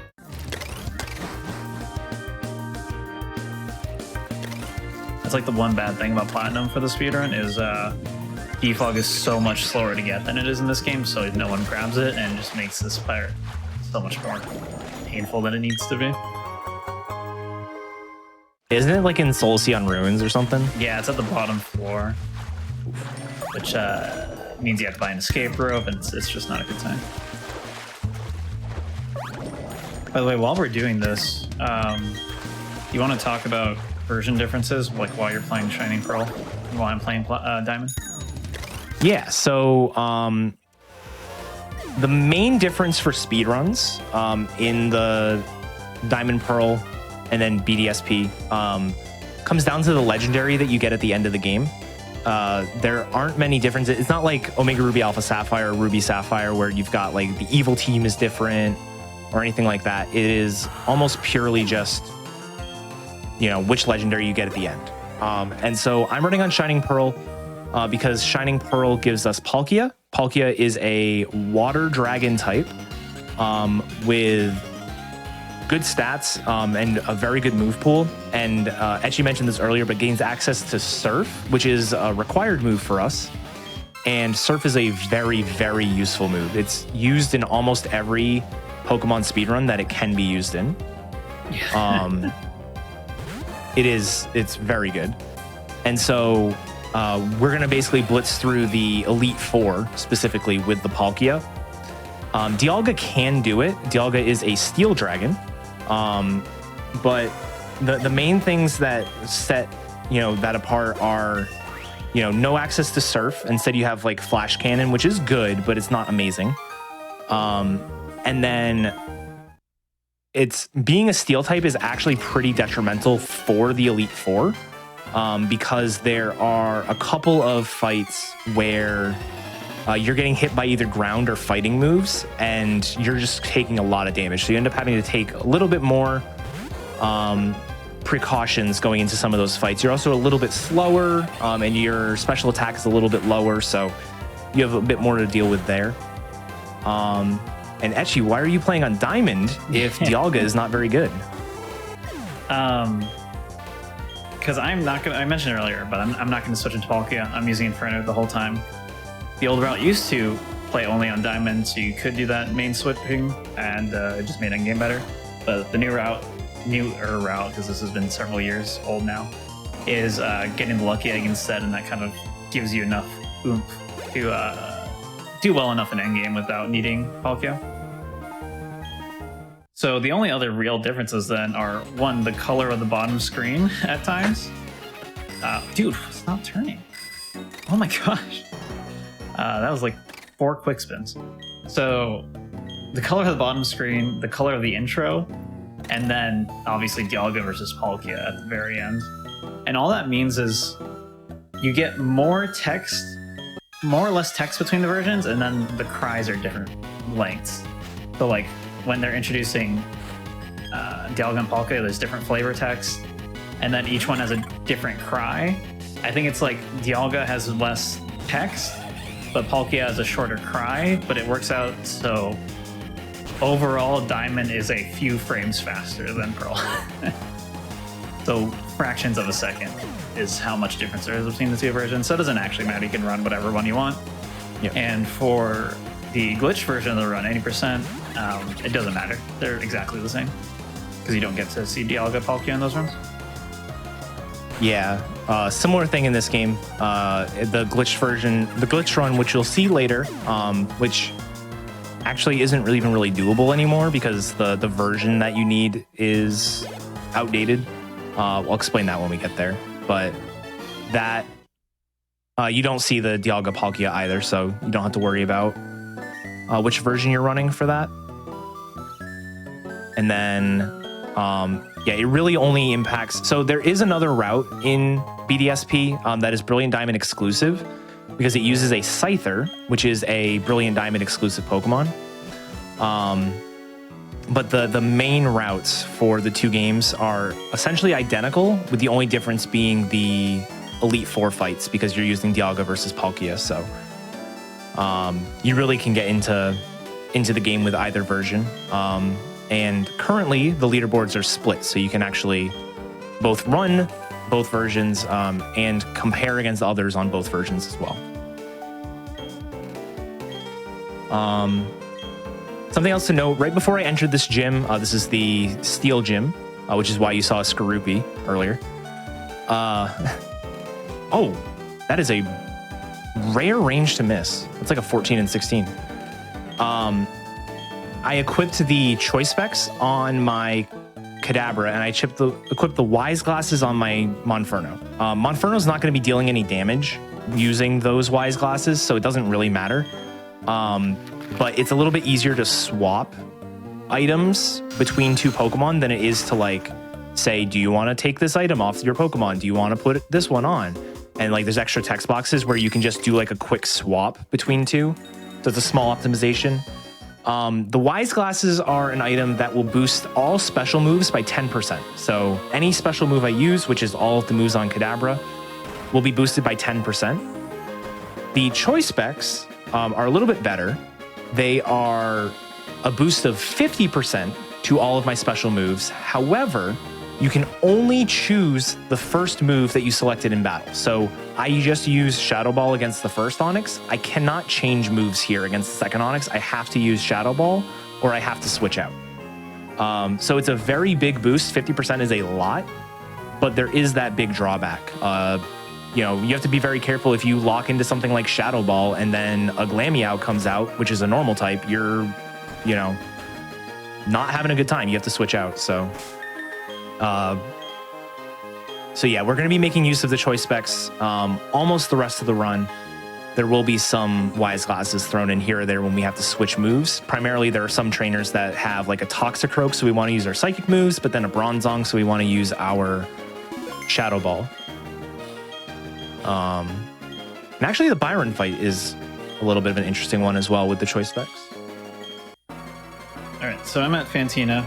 This is another fight that got simpler with that rare candy. This fight used to be a little bit scarier, but because I am currently in Blaze, I'm actually in a really weird scenario because I think I'm going to level up too early here, and then I'm going to be outside of Blaze. Let me see. Maybe I will. I'm currently in Blaze, so I'm just going to go for the Fire Blast there. The other option is to X attack. I think I'll probably level up on Miss Mages, which is a problem. Can I just Fire Blast it? I don't know if I can. Hopefully this doesn't... I'm just going to hope this doesn't level me up.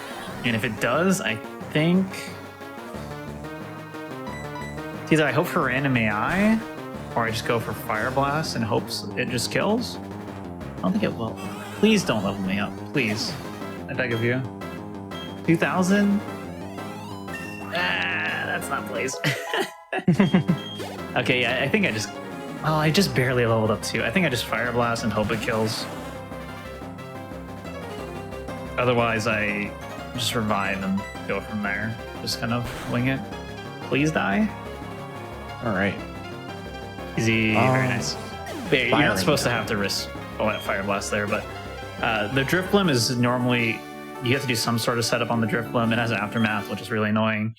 It has Minimize, which increases its evasion, or it can just do a ton of damage to you with a flying move, or even Ominous Window's like a decent amount of damage, but I haven't missed any Fire Blasts yet, so it's been pretty chill.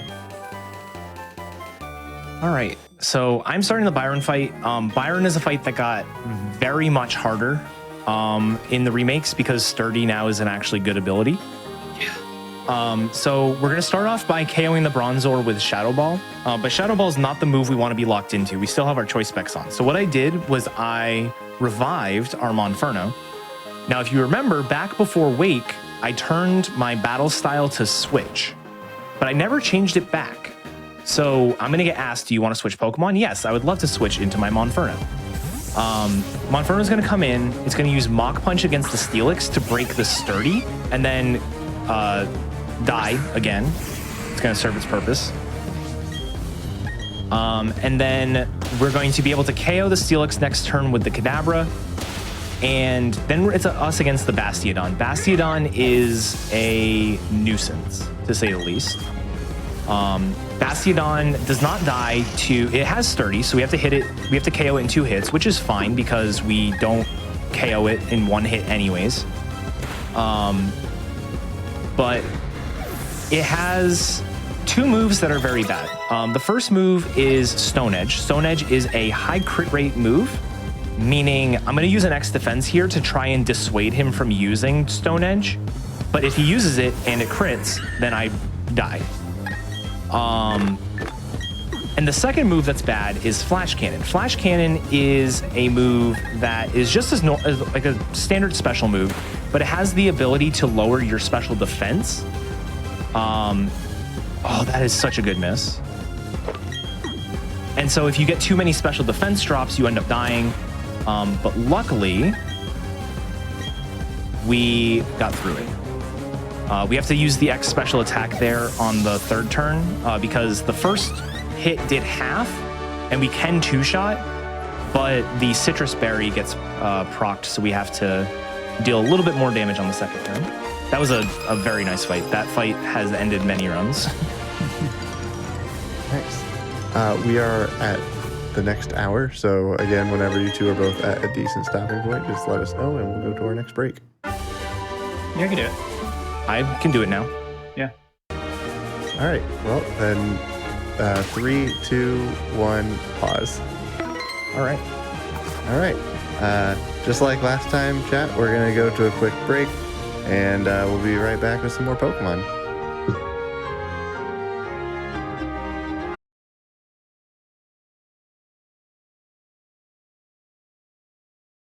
Welcome back, everyone.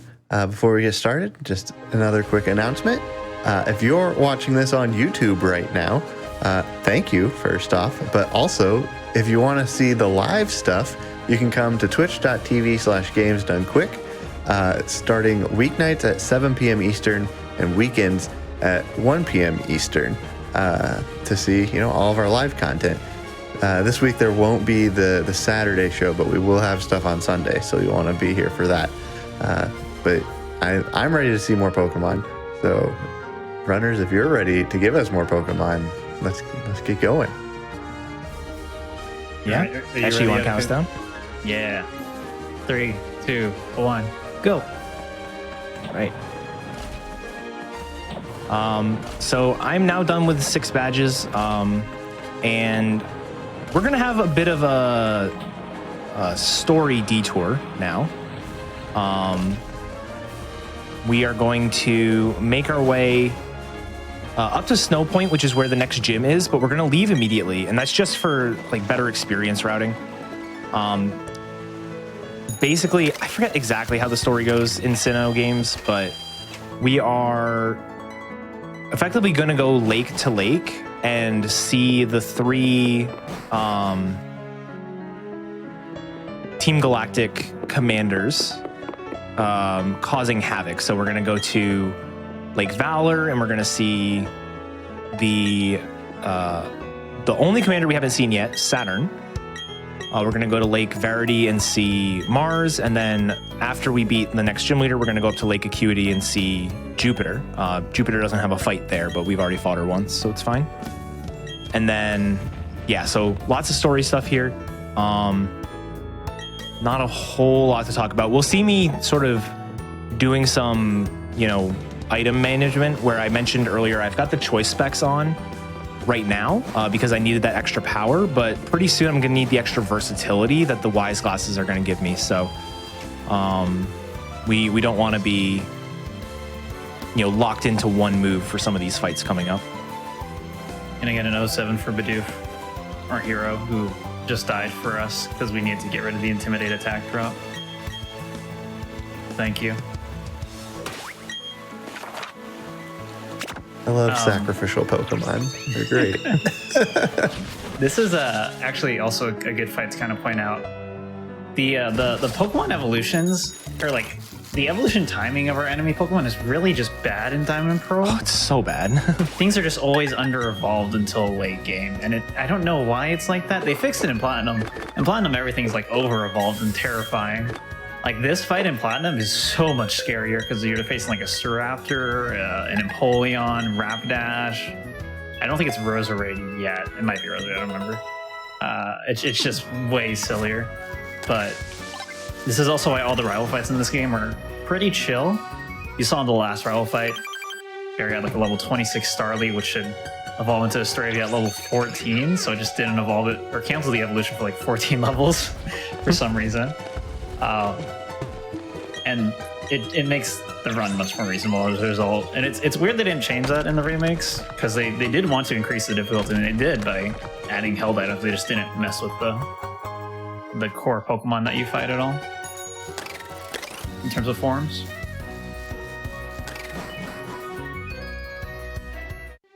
So that's Rival for me, and then I'm coming up on Byron Jadim. Byron Jadim is basically a combination of Grass Knot plus Close Combat equals GG. All the rock types we just Grass Knot, and then all the scary Pokemon we can always Close Combat, so it's not too bad. We have really good coverage at this point in the run to handle basically everything that comes our way.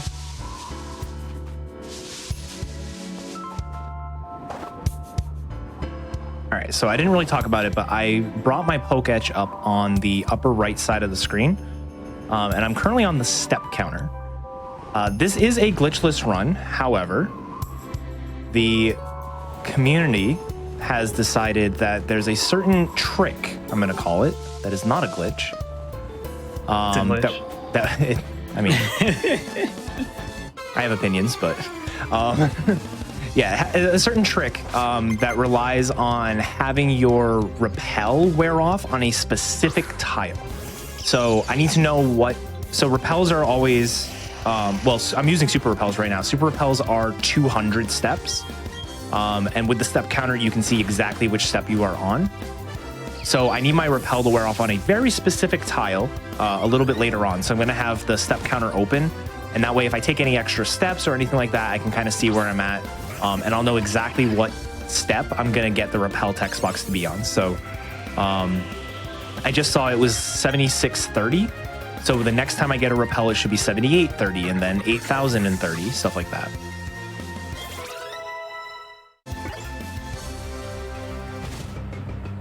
Yeah, the glitch trick thing is another direct result of 3D movement on 2D map equals what? Yep. And there's gonna be some fun stuff that you'll see in a bit. I get, unfortunately, no such fancy tricks. But also, as a reminder for everyone coming in late, Etiquette is this is not just a straight up glitchless race. This is Etiquette is going to try to beat Brilliant Diamond Shining Pearl both glitchless and glitched before I can finish Diamond Pearl glitchless. Because the run is just that much faster, so we'll see if you can do it or not.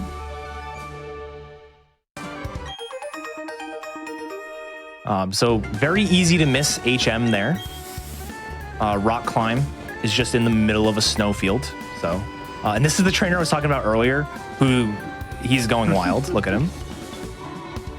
He looks much funnier in this game because he's just much faster. Yeah. His spins are more funny looking.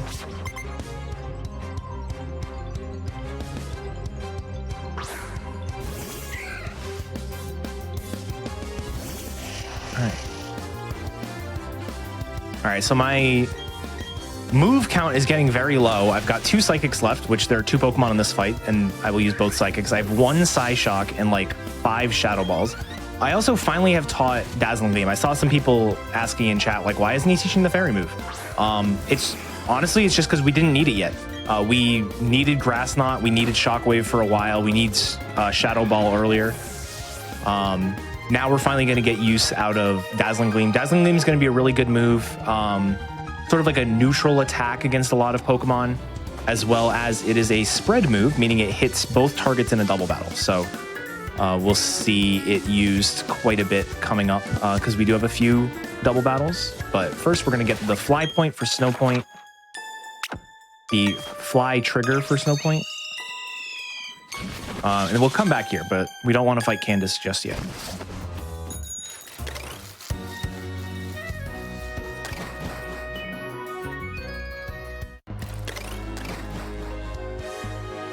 Oh, Chad is right. There are actually 2 tricks for Candace's gym. I was thinking of the other one, but you can also just like glitch up the stairs to Candace. That I believe has been fixed in one of the patches. Oh yeah. So we've talked about favorite Pokemon. Now we have to talk about favorite Pokemon games and why it's Sword and Shield. That's another bold take. Oh my gosh. No, I actually really like Sword Shield. Sword Shield is, I think I just have like a lot of nostalgia for it because it was like first Pokemon Speedrun game I grind super hard. But Platinum's my favorite by far. I love Sinnoh and all the Sinnoh games, but Platinum's just so good. And then they ruined it with ESP. Oh no, I wasn't supposed to. All right, this is Yes, fine. I messed up, but I got rewarded, so I'm good. Hard, same. I'm not gonna get rewarded though. It should be fine. By should be fine, I mean I think I'm gonna die, but I'll be fine. No, my favorite Pokemon game, it's kind of tough. Probably Omega Ruby Alpha Sapphire. Ooh, that's a good one. That is the game that got me back into playing Pokemon on a casual level. Same, actually. I was a Gen 1, Gen 2, dropped the series forever, and then I got back into it. One-er. I started speedrunning actually, before I got back into the series on a casual level. Yeah, I grew up with Crystal, and then I don't know that I played like any other Pokemon game except for like, you know, the occasional Fire Red playthrough or whatever until I got a DS, and then I played Omega Ruby, and it was awesome. I just got saved. So I had the choice specs on, which means I had to lock into one move. So I locked into Shadow Ball because 2 of the 3 Pokemon on Saturn died at Shadow Ball. And then the one Pokemon that didn't die, I made sure to heal.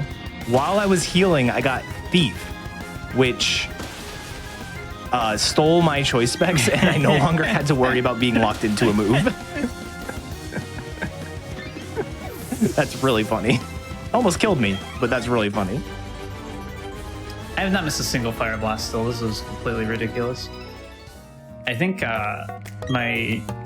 not my current Diamond Pearl PB, but my PB before that hit every single Fire Blast in the run. It was like a really bad run, but because I hit every single Fire Blast, it ended up being like a good time overall.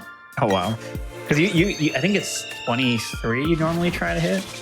So 85% of 23 is not 23. Pretty fun. Oh, and also Platinum's my favorite Pokemon game casually. My Pokemon speed game that is my favorite is Pokemon Let's Go Eevee/Pikachu, which are easily the best Pokemon speedruns. I will not take criticism. That is the exact same answer I would have. Interesting. Okay. Well, I also want to know both of your opinions of Legends Arceus, because like that's the hot new thing that's like pretty different, right? Like I really liked it, but I also, again, I really liked Sword, so it hit some of the same notes. Yeah, Etiquette can talk more, especially because Etiquette's speedrun the game. Probably much played it more overall than me. My general thought is yes, good game, and I hope that my real hope is that they don't make Gen 5 remakes. If they're gonna do it like BDSP and they just put all the effort into like a Gen 5 Arceus type game, Gen 5 Legends game, because that's just way more interesting, and it's a much more like fun approach for a remake or like reimagining, especially because we're getting to the point now where I feel like Gen 5 and up has enough like quality of life and not horribly slow gameplay that we don't really need remakes outside of like accessibility reasons, because obviously like Gen 5 is still locked on DS, but the games themselves play totally fine. Diamond Pearl is a very broken experience with how slow it is, but BDSP at least fixes that, so that's good. But yeah, I would love to see more games in that style. Absolutely. Yeah, Legends is a really fun game. It's an interesting speedrun. It can be kind of a frustrating run. Without spoiling too much of it for anyone who hasn't played it yet, the progression mechanics in the game are kind of anti-speedrun, but it works out. It's a fun run. On a casual level, I really enjoyed the game, and I was having fun playing through the post game. And then when I was doing a speedrun stream, went to delete my speedrun save file and deleted my casual file. So I have not played it casually since. No. I would probably have sunken a lot of hours into trying to perfect the Pokedex, but it's just not something I want to go back to right now. Yeah, that's fair. That makes sense. I really like basically everything about it, but would like to see, like, if we see some of the stuff that was in Arceus in like Gen 9, I'd like to see maybe the battle system that was in Arceus not exist. Just because like It was a little funky. It was kind of cool until, something got to attack you like 4 times in a row or whatever, and you're just like sitting there sad. This is a 1% encounter. Your first few tiles when you enter a route are 99%, or a little under 99% to not give you an encounter, and I got an encounter, but it's okay. You're also going to see me do the events kind of in the more expected order, unlike Etiquette, where he kind of went to Snow Point early and then started doing the events he's supposed to do. It just kind of works out better to do them this way for us. Oh yeah, it's actually also worth mentioning, going to Snow Point early isn't possible in Platinum. Yes. It is possible in Original Diamond and Pearl, and everyone just assumed it wasn't going to be possible in these games until we tried it, and we're like, oh, actually we can. In Platinum, there's like some grunts that block you before, or even if you use Strength on the boulder, there's grunts that block you before the next room, which is really silly, but it is what it is. Yeah, we do it in this because getting the extra candies and the extra experience is like from the 2 mandatory fights is really nice, because that particular Perugly is very fast, and we want our Kadabra to outspeed it. And so we don't outspeed it unless we use those candies and do the earlier early fights there. So it ends up working out. All right, so now I'm on my way to the Snow Point Gym. Snow Point Gym has an ice puzzle. No mandatory trainers. That is true in both games. However, I'm going to be doing the puzzle a little bit differently than Etchy's doing it. So if we remember, my repel is going to wear off on step 8430. Okay? Just remember 8430. Fire Blast. No. Sorry, go. The dream. No, you're good. I got poisoned too. Why? So the way you're supposed to do this puzzle, and you'll see it, like I said, on Etchy's screen, is you're supposed to blast your way through all of the snowballs. Instead, we're going to do that. Yeah, the other glitch I was talking about is you just run up against a snowball, and if you just like keep running diagonally between the stairs, the snowball, and the ice above you, eventually the game just lets you like phase through it all, and you just go up. It's really bizarre. This fight overall isn't too noteworthy. There's an interesting AI quirk on the Sneasel here. So we're going to set up an X special attack and then just start KOing everything. The Sneasel does outspeed us and likely could kill us.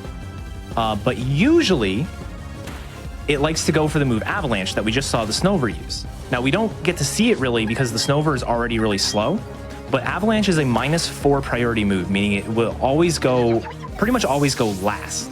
Kind of like the opposite of a move like Quick Attack. So even though the Sneasel is faster than us, it likes to go for this minus priority move, which means we get to outspeed and KO it. That doesn't always happen, which is why I did save, but we got lucky. So there we go. Also, did you talk about the lake glitch? Oh, I didn't talk about that, no. So that one has been patched out as well. Yeah. If you notice, after some of the gym leaders, Wake is probably the one that we saw because we did the break after Byron, which is another common one. You can actually move while the camera is doing like this pan out thing. And when the game first released, in the lake back there where we fought the double battle, I just used the wrong move and died. Maybe didn't die. Maybe you used Aurora Veil and didn't die. Wow. All right. So what was I saying? Oh yeah. Sorry. The camera panned out and then we ran up to the double battle. You used to be able to move during that pan out, and if you were fast enough, you could get past the double battle. That was something we didn't allow in Glitchless, basically from the start. There's a few other trainers you can skip in weird ways as well that were never allowed. This was allowed basically because it doesn't actually skip any trainers. You skip the puzzle, and there's one spinner in the puzzle that you'd have to wait for.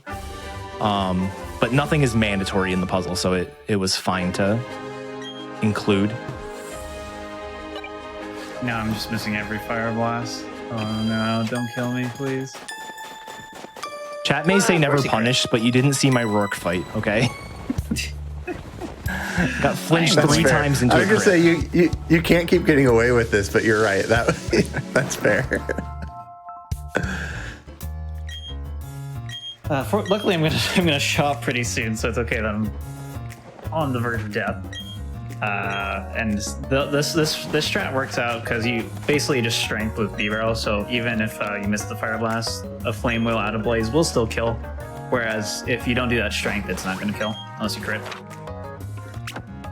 This is also another great example of weird Pokemon evolutions where that Silcoon was level 32 for some reason. I don't know why. It should be fully evolved at level 10. They just kept pressing B, you know? Yeah. You keep pressing B. And the thing is too, like, I might be thinking of Platinum, but I know in Platinum, the Everstone's actually like really out of the way to get. So they definitely didn't have the Everstone. They just kept pressing B. All right. And now is the case with most modern Pokemon games. Now that I have 7 badges, it is big plot time. You know, for the most part, like we're, you know, a little under 2.5 hours in. We've done 7 badges. We won't do another badge for like a half an hour. There's a lot of story here. We're gonna, by the time we get to the next badge, we will have our legendary Pokemon. So I am now missing every Fire Blast. This is awesome. I mean, Please hit this next one. I'm okay with it. It gives me a little bit more of a buffer in any percent run. It had to happen eventually, right? Yeah, I had to hit the 85% threshold. I had to normalize eventually. It's okay. Because now I'm probably actually at 85% hit rate after those 3 misses. Or maybe like one more miss and I'll be there. But this fight's pretty normal though. Ferugly is very easy to deal with because we have close combat. And in general, we have to fire blast a lot of Golbats because they're just a little too tanky. If you're not in Blaze. If you're in Blaze, you can usually flame wheel them. Oops. Also, this is also the time where I'm going to point out that I love the soundtrack of this game. And I like it more than the BDSP versions of the songs. Shout out to this particular room for somebody in this call. I don't know. Is it still on your YouTube? Yeah, it's a video on my YouTube where I was in front of that spinner and she didn't spin for like almost 2 minutes. And it drove me to quit the game. Yeah. It was before we understood the spinner mechanics. So now that we know it, actually was because he was like running around in frustration. Like it was basically making it worse. But like if you don't know that at the time, it's just this person is just never spinning. And it just, you sit there for literally 2 minutes. It's ridiculous. This trainer here, you will not see Etchy fight it because he is not mandatory in the originals. The little chairs. So funny. Yeah, the chairs below, like there's a table next to this guy on the left. The chairs on the bottom, you could walk over in the originals, but you cannot walk over in these. It's definitely one of those things that they just like didn't think about when they remained the game. That they didn't think that was like a thing that actually mattered at all. Yeah. Which like, to be fair, like why would it matter? But it does matter. I'm gonna do a big shopping trip here. This is the first time where I actually have like a ton of money, so I'm gonna get literally everything my heart desires. Finally getting some full heals, which will be really nice. Don't have to worry about it. Getting 1 escape rope, which will matter at the very end, and then just loading up on max repels after that. So that is the first of the 2 galactic bases. This one's like the storage area, and then we go to the main galactic building now that we have the key.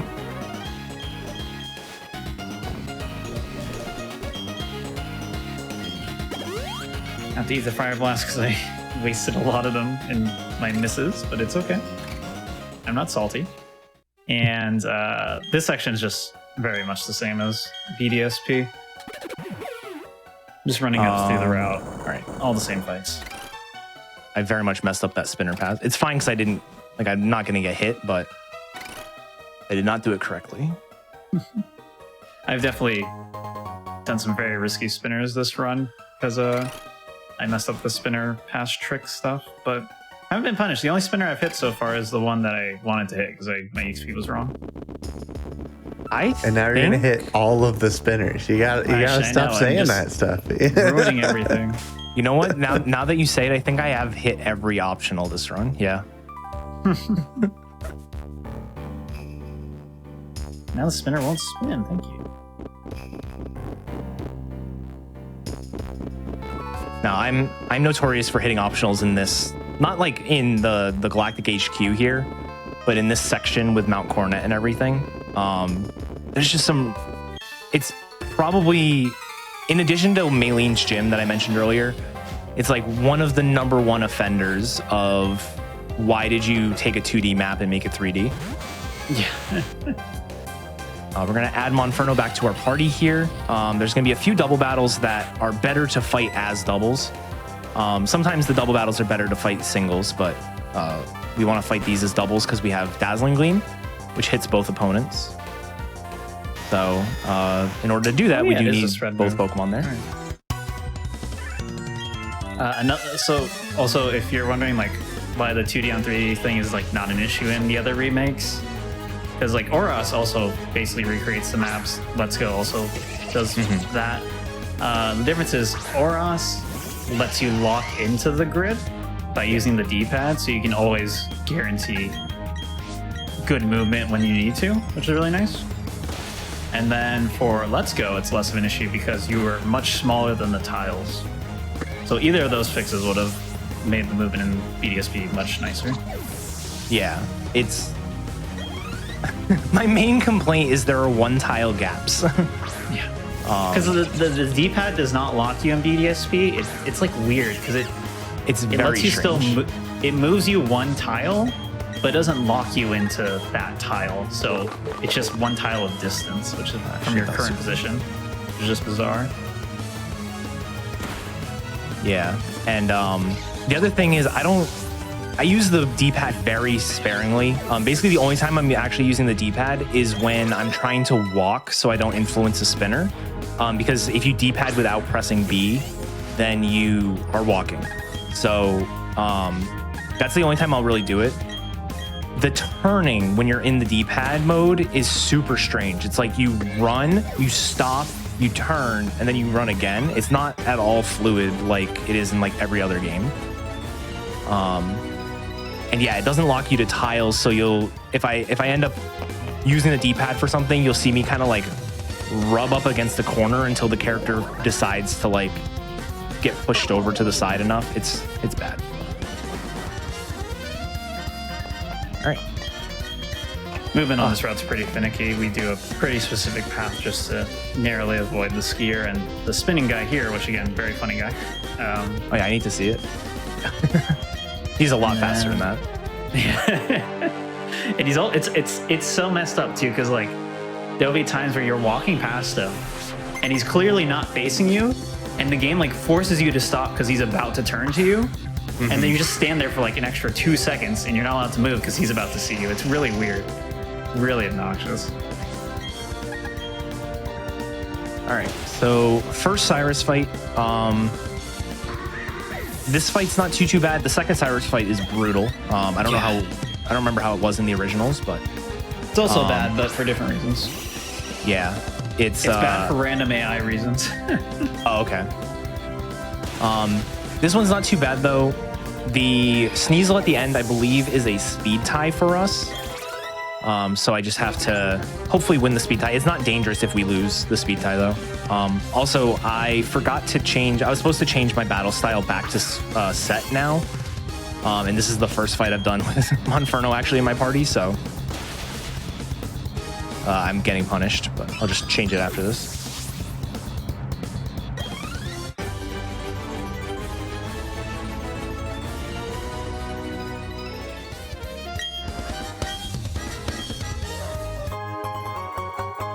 So I'm coming up on Candace's gym now.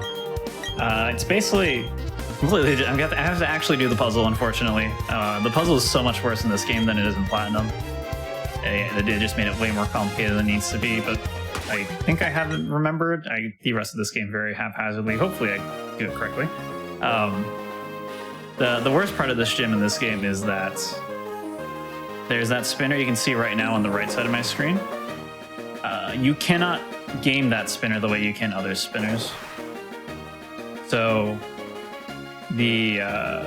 because I have to like slide over to her, oops, I basically have no control if she's going to see me or not. So hopefully she just cooperates.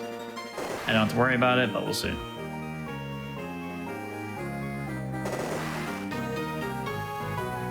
One more I have to do, which is this. But please don't turn on me. Please, I beg of you. Yay. All right, that's like literally the scariest part of this gym. Because it is an ice type gym, and I am a fire type Pokemon, the fight is not scary at all. Except for, we haven't talked about how weird Diamond Pearl is yet. The gym trainers don't necessarily, and the gym leaders don't necessarily have the same type Pokemon as you would see in other games. So it's less about typing of the Pokemon and more of the types of their moves. Generally, not always, but generally. So like, you'll see a B-Barrel in Volkner's gym because that has an electric type move. And here you're going to see a Medicham from Candace. Favorite ice type. Medicham is very scary because it has Detect and you have to hit a Fire Blast on it to kill it. So if you miss, it can do a lot of damage to you. It also uses Force Palm, which can paralyze you, and you just don't want to see it.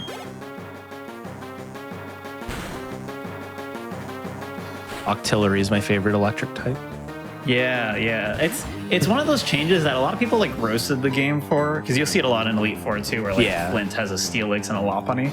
I think it's a good idea, just to kind of add more variety to gyms. Because if a gym is literally just one type, it generally means if you have one Pokemon of the opposite type, you just level it up and you win, and that's all the thinking you have to do.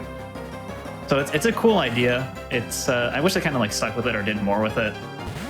Hopefully they do stuff like that for Gen 9.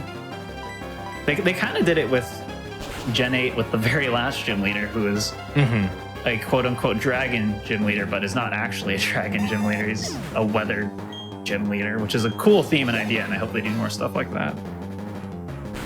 Oh my god. I don't know how that kid didn't see me. Movement, okay, watching BDSP movement is so scary. Because the bike just like so stores your fast. momentum when you're running into things. So bad. Cool.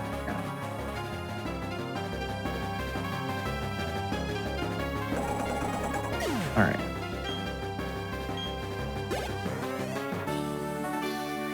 All right, and that's Candace for me. Very nice.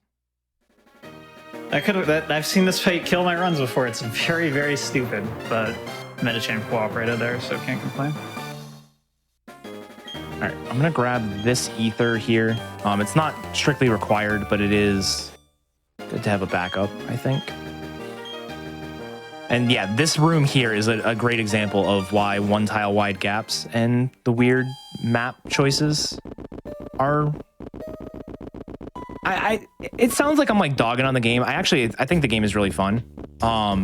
And it's like, I think it's a good remake. It's a different kind of remake than I think we're used to in Pokemon. Like I used the word earlier. We're used to like more like reimaginings, because there's a lot more drastic of upgrades. Like the engines are just so much different going from like Gen 3 to Gen 6. Pokemon hasn't changed a ton since Gen 4. So like Gen 4, I think with the physical specialist split was the last time we had a really big change in Pokemon. Yeah, for sure. But it's just sort of like an interesting choice. And it makes the speedrun, I don't know, kind of frustrating compared to some of the other ones, just because like some of the movement is weird and things like that. I will say the fight differences are actually really cool, and that's something I'd like to see in the future if they do more like remakes. Oh yeah, it's actually just shocking how much harder they made Endgame in BDSP compared to any other remake. They just straight up made all the boss fights have like competitive movesets and held items and just like fit outs and everything. It's crazy. It's so cool to see. It was such a like pleasant surprise to just be fighting Cynthia's Milotic, and then it suddenly gets burned because it has Flame Orb to trigger its guts, Marvel Scale. Or Marvel Scale, yeah. Which is super cool. Yeah, there's that. Just the fact that there's a trainer in the battle tower that has like an Ambipom that is exactly EV'd in such a way to counter a Garchomp. Like a competitive Garchomp is ridiculous. Yeah, someone at Ilka was like, this is what I'm going to focus on, and it's going to be awesome. And it was like, especially there's I think the first time ever, there's a round 3 for the Elite Four, and some of those teams are just unbelievable. So I hit an optional here, but it knocked me into Blaze, so it's actually a good thing because now I don't have to hit a bazillion more Fire Blast. So it works out. Bertha's Golem, 2,000. We'll talk about Bertha's Golem soon, don't worry. Hopefully it's a non-issue, but it could be one. Yeah, the biggest thing was like everything has Focus Sash in Endgame, and you just don't see that at all in Diamond, Pearl, Platinum, and it's just so scary when it just pops up and you're just like, oh no, I'm about to die. The Flint fight, if you go into the Flint fight with no information, it's so mean because like you're used to Sturdy by then because you had the Golem on the previous fight. And so you see the Steelix and you're like, oh, this is gonna have Sturdy. And then you one-shot it and you're like, all right, cool, no Sturdy. And then the Infernape comes out with a Focus Sash and you're like, ah, crap. Yeah. And that Steelix, if you don't one-shot it, because you're expecting it to have Sturdy, so you go like for a weaker move first. It has sheer force, so it's just going to kill you. Yeah. It's actually, it's like, it's really cool that they did that. And it's also just surprising they didn't change like other things too at the battle. That they just only changed like stats, nature, and held items and whatnot, and movesets.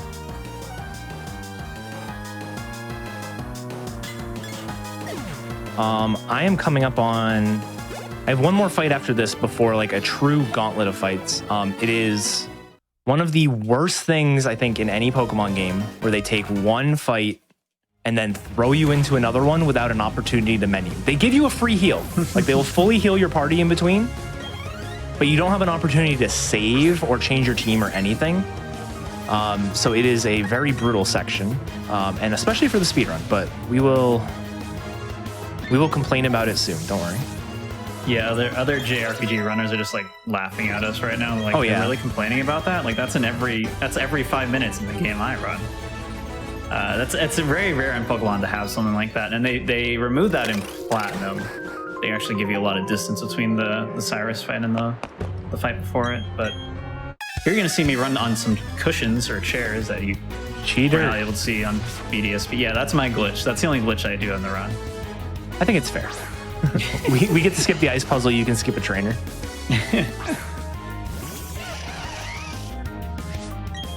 Also, this is my favorite song in the game.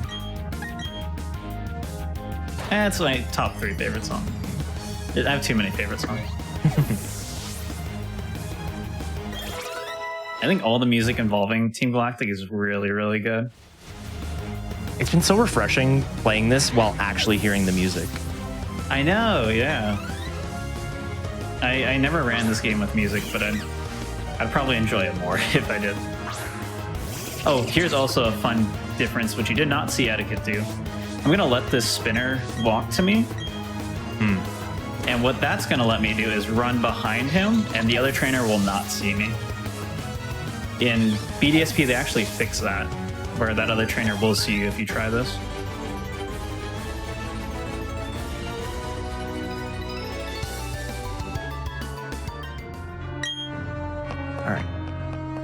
We're gonna get ready for Mars and Jupiter. I'm gonna save before the fight.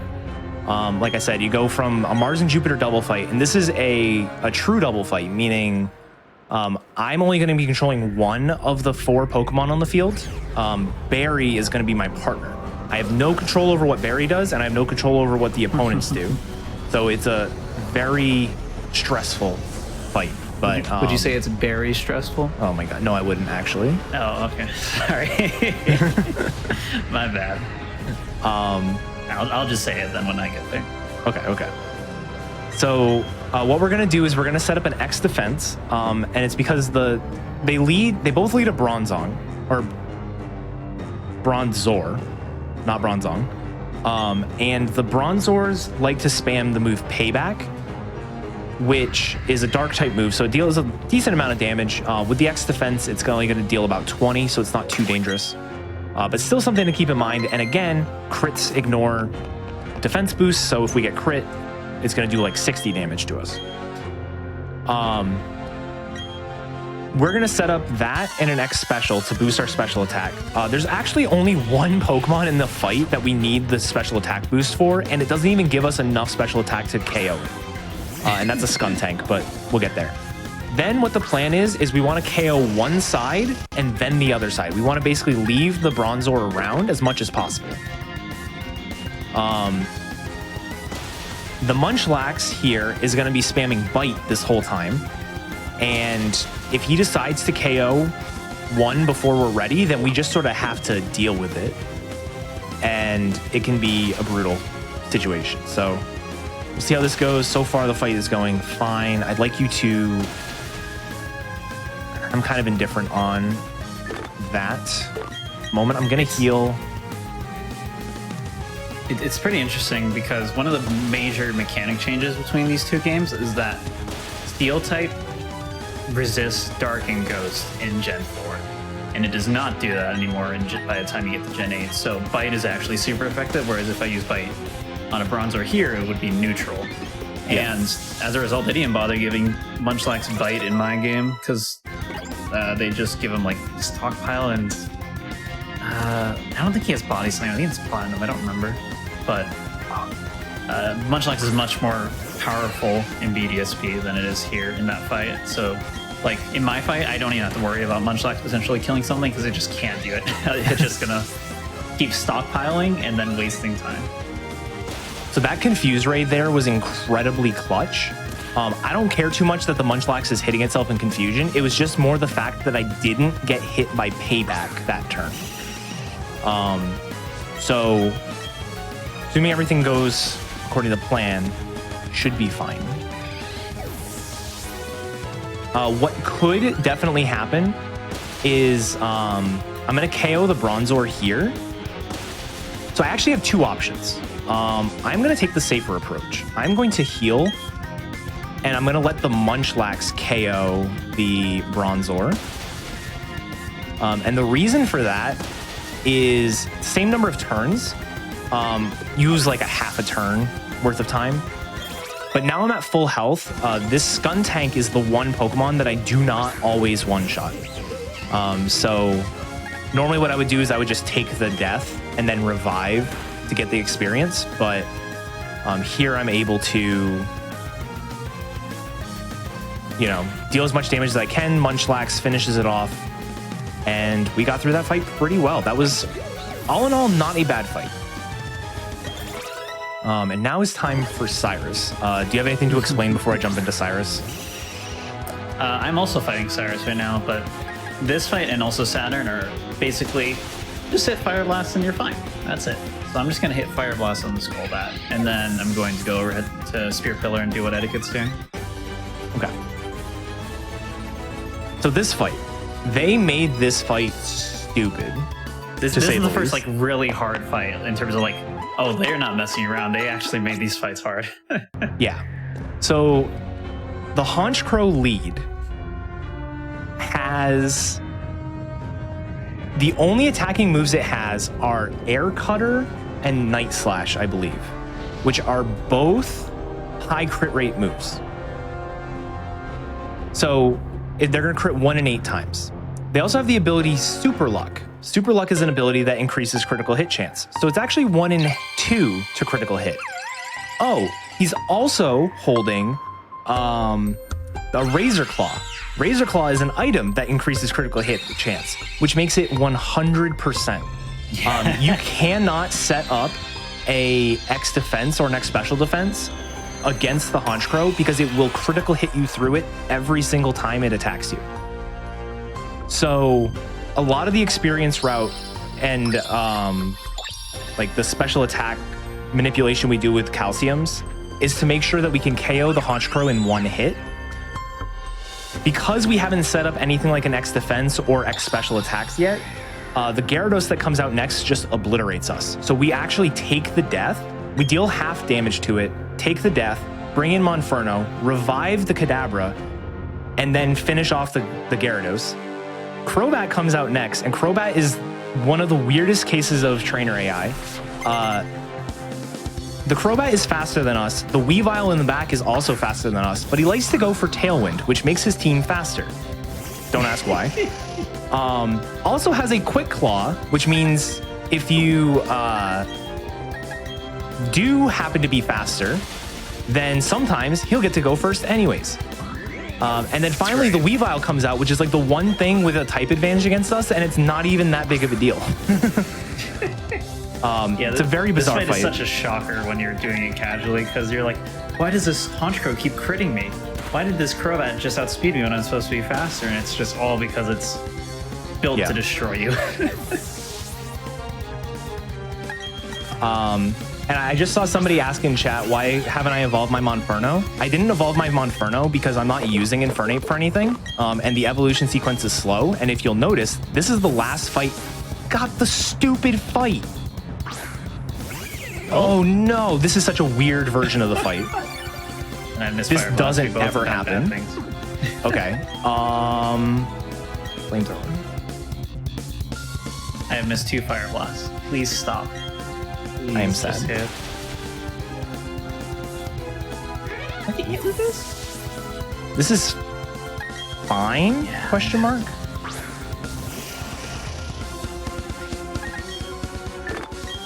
It's actually unfortunate I didn't get poison there, because then I could have manipulated Blaze for some later fights. So it just like swapped on you, right? Yeah, he just swapped when Monferno was out. That's so bizarre. Swaps are like the worst, honestly. Like you're just like prepared to fight certain Pokemon, and then it's just like nope, and then you're just like, oh, yeah, they're okay. they're very rare in Pokemon games. Yeah, and like the AI is actually not like normally stupid about it. What you won't see it in either run for us. But still, you're not gonna see it in my game because it doesn't exist in my game. But in BDSP, Cynthia's Gastrodon has Storm Drain. Is that what it is? Yeah. Yeah. So you'll sometimes see like swapping there, and it's like 5-head play where she just like counters you perfectly because she knows you're gonna do something, so she swaps out of it and it just works perfectly. So the AI kind of knows how these swaps, except for right there. That was really bizarre. Yeah. I've seen that before, but that is very off book. And the reason why that's scary is because the Crobat does like to go for Tailwind. The other moves it can use are U-Turn and Cross Poison. U-Turn is a bug type move, which means it's super effective against us, but it wouldn't have killed me from there.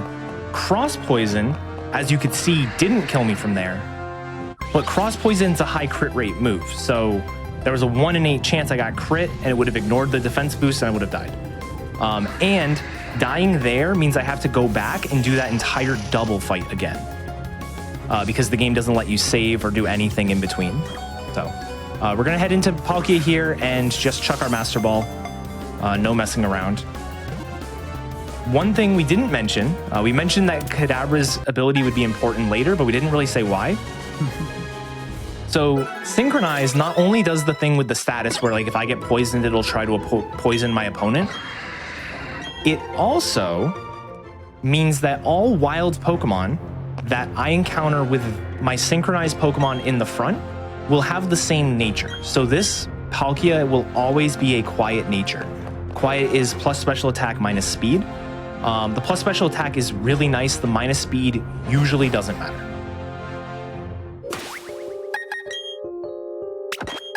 So we're gonna do a big menu here.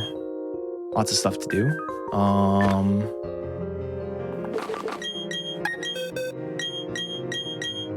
Get a glimpse of my stats. This is perfect. The best special attack and the best speed you can get, which is really nice. Nice. You're guaranteed to legendaries have a yeah. quirk. Go ahead. Yeah, go ahead. You can explain it. Legendaries have a quirk in Gen 6 6 and up, where they're guaranteed to have 3 max IVs, or so basically 3 perfect stats. So you always want to see them in those offensive stats when you can get them. I did forget to do one thing.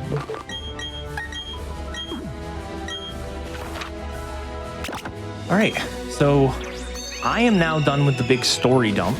And so now all I have left is 1 gym leader and then Victory Road and the Elite Four.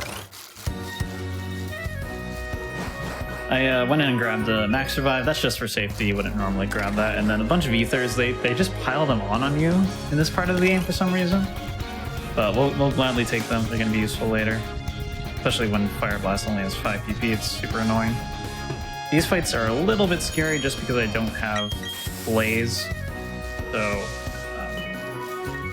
I have to Fire Blast all the gold bats I see until I get knocked into Blaze.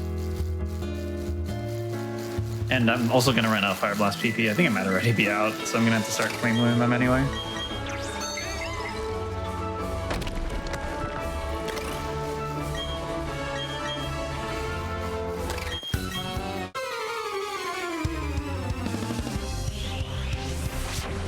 In Platinum, there's a huge additional plot dump where you also have to go through the Distortion World. And that adds like an extra 10 minutes, and the Cyrus fight is even scarier. Not scarier than the BDSP one, but scarier than the normal fight would be. And can create a lot of headaches, but they at least separate it out so you can save between the fights. I'm gonna have the same issue where I can't save between them. And it's gonna be even worse if I die because the fights are just so much slower in these games. It's really good to hit level 53 there because of the optional I hit, because now if I have to flame wheel the gold bats, it's a little bit more likely to die.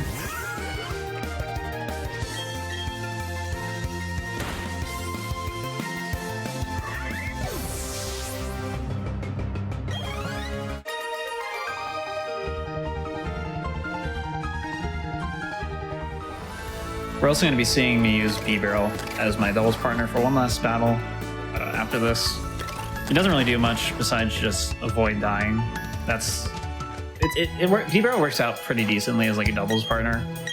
There are other options you could do. In Platinum, some routes use like Porygon, some just sacrifice their doubles partner immediately with Surf. But B-Barrel just works out because it's already a decent level when you catch it, and also has defense curl, which is why it's pretty hard to kill. As long as it gets a defense curl off, usually.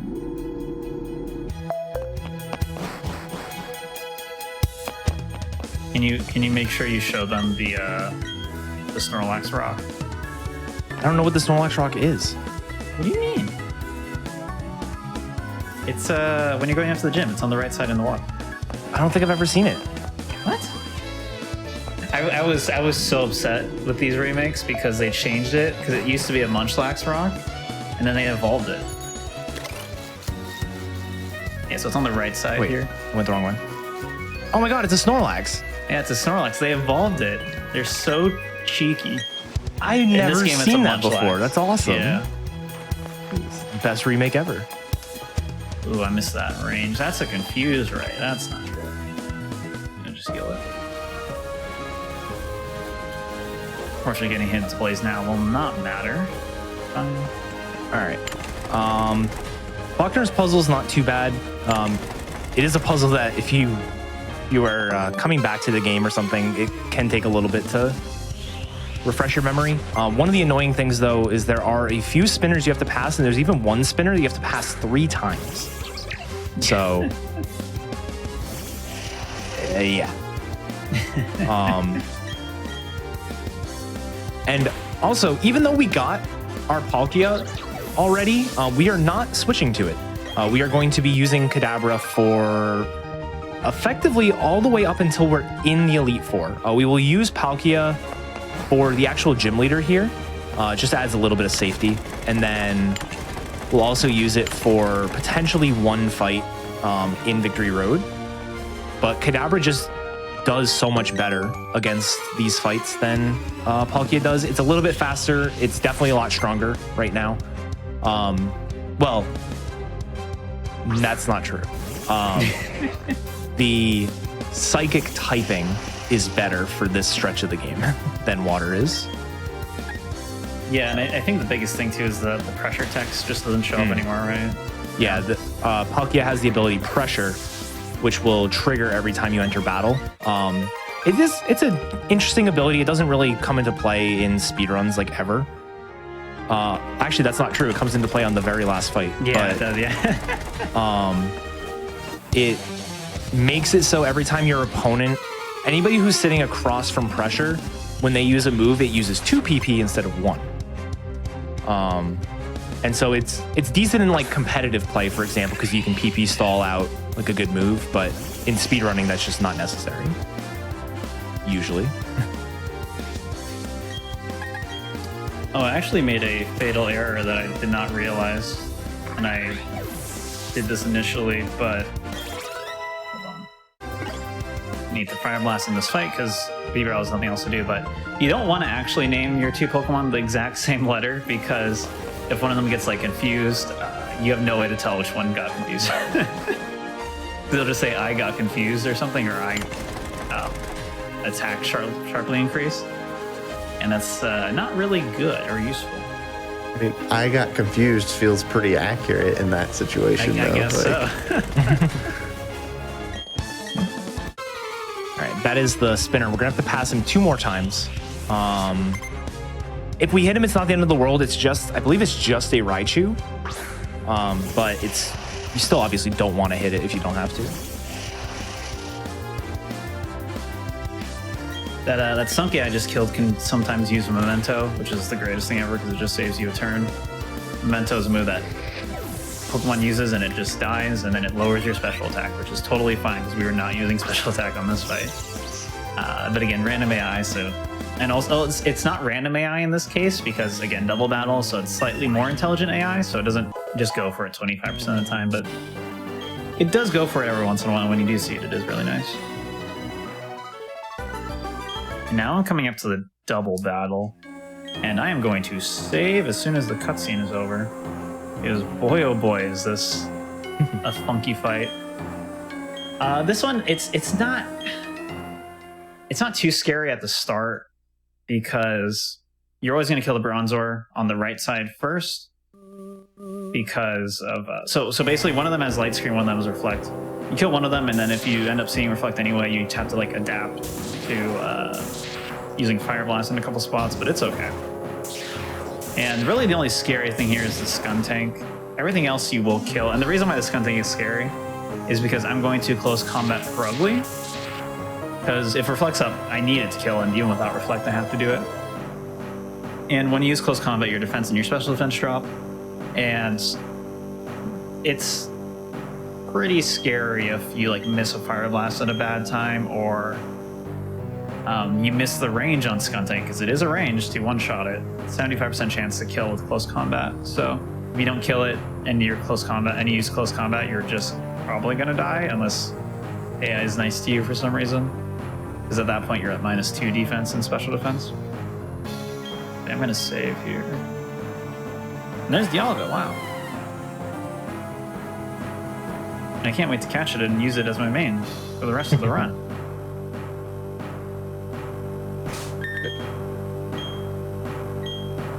Steelix is my favorite electric-type Pokemon. Same. The best part about it is it's Steelix and Medicham. I'm guessing it probably has Thunderfang. That's probably why it has Thunderfang, and this thing has Thunder Punch, I think. But yeah, it's just funny that I'm assuming Candace's Medicham has Ice Punch. I don't remember though. Probably, yeah. See, like I mentioned before, Munchlax is just completely useless on this fight, and usually just loses you time because it's gonna like stockpile and then just. It's super tanky, it's super bulky, so it just doesn't die and has high HP and just silly. But I'm going to go target down the Bronzor first. And basically I'm just going to take this down one at a time. It's okay if the other Bronzor survives and just kind of puts up Reflect. I'm just going to play around it. Hopefully it doesn't though, because then I don't have to worry about it too much. But Munchlax isn't going to be able to kill anything. It's just going to soak up damage. And ideally we see it actually get hit more. I don't want to take too many extra sensories, even though they don't do that much damage. Screech is what you want to see. Everything else is pretty slow from Munchlax. Alright, I have to Fire Blast. Surely I won't miss. Or surely I will miss. I have to call it better next time. I have to reverse jinx it. And then Perugly is going to come out. I'm going to close combat it.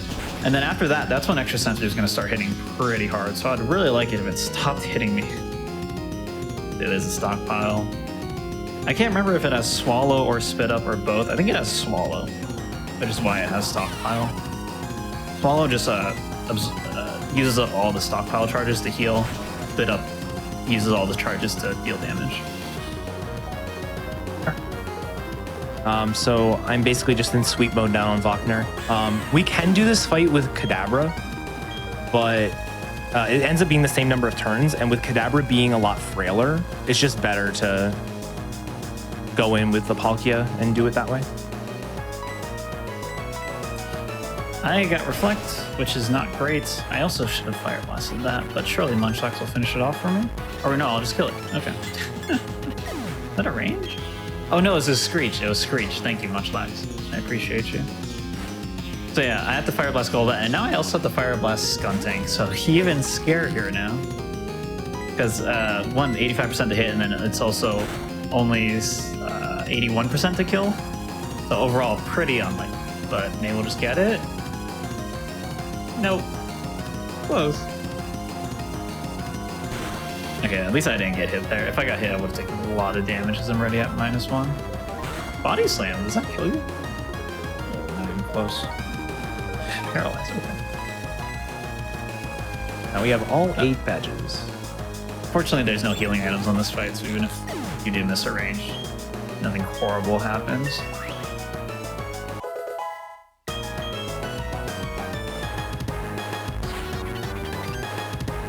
All right, so Palkia's had his time to shine for now. We're gonna put Kadabra back in the front and do the Victory Road fights with Kadabra. Again, the choice specs just make Kadabra so good.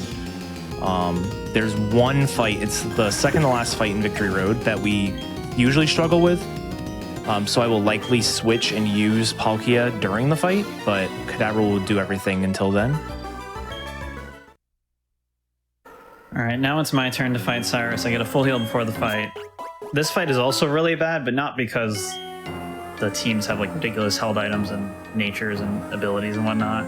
This fight sucks because Honchkrow exists, and also Gyarados has Intimidate, so you get lowered attack. And again, random AI is both a blessing and a curse here. And you're basically hoping for either getting hit by Drill Peck into Blaze and then not dying, or not getting Drill Peck at all. And ideally, like, if you do get hit into Blaze, you're better off just like going and hoping for the best, but things can get really, really wacky. If you do die, it's not the end of the world, because dying will get rid of your Intimidate, as long as you die after Gyarados comes out, so you can actually play a little bit safer if you do die, because Flame Will is actually pretty effective when you're not at -1 attack. I'm going to lead with an X-Spec here, and we're going to see how the dice roll goes. Yeah, we really want to see not Drill Peck. Steel Wing's great. I'm just going to Fire Blast here. Okay. Yeah, not missing there is like the most dangerous thing, especially if you do get hit by Drill Peck, because then you're just one hit away from death. Drill Peck does a ton of damage here. Although not as much as guaranteed crit from BDSB Honchkrow. So dumb. So funny. So I do 2 Grass Knots and Gyarados here. If you're in Blaze, you can actually Fire Blast it, and it's 94% to kill. And then now the other downside is because I do have this minus attack, I have to... Oh, that's really good. Giga Impact. Because normally he would heal here, but because Giga Impact has a recharge turn, he wasn't able to heal. But he simultaneously only has a Super Potion to heal with, so it wouldn't have done anything. It would have just been slow. I don't know why Cyrus, the big bad boss, only has a Super Potion, and Maylene has Hyper Potions. I hate everything. Oh, that's good. Because now I am in Blaze, so I can just Flame Wheel everything. Ooh, good. Never mind. I lied. I was thinking about Weavile. This is still fun, because I'm just going to do this. I'm sure if I went for Fire Blast, I would have missed again. Really unlucky to get Air Slash twice like that. This is just a regular revive. This is enough HP. Who's excited for when Etchy gets to this fight? You don't know why it's exciting until you see the second Pokemon. And now I can't die. Please. Thank you.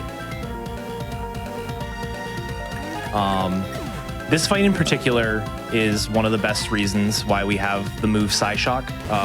Again, if I mentioned it like an hour and a half ago, but if you weren't around, Psyshock is a move that uses my special attack, but the opponent's physical defense. And if you know anything about this particular Pokemon, paper thin physical defense. So, and a crit, which was completely unnecessary. That was kind of a weird thing I did there. You're supposed to Flame Wheel first, but he already used the super, so I was just like, might as well just go for the Fire Blast, but didn't do enough damage even with the burn. I was hoping I would at least get hit into Blaze. Didn't happen. Actually, no, it doesn't matter anymore because I'm just going to Flame Wheel from here. Because again, the Intimidate's gone, so I don't have to worry about hitting a Fire Blast here or being in Blaze. And now that the fight is over, it was very silly. This is like the first really bad fight of the run too. I have to go deal with Dialga. So I'm gonna go catch it, switch to it as my main. Hopefully get a good nature. I don't get the guaranteed 3 good stats like Etiquette did.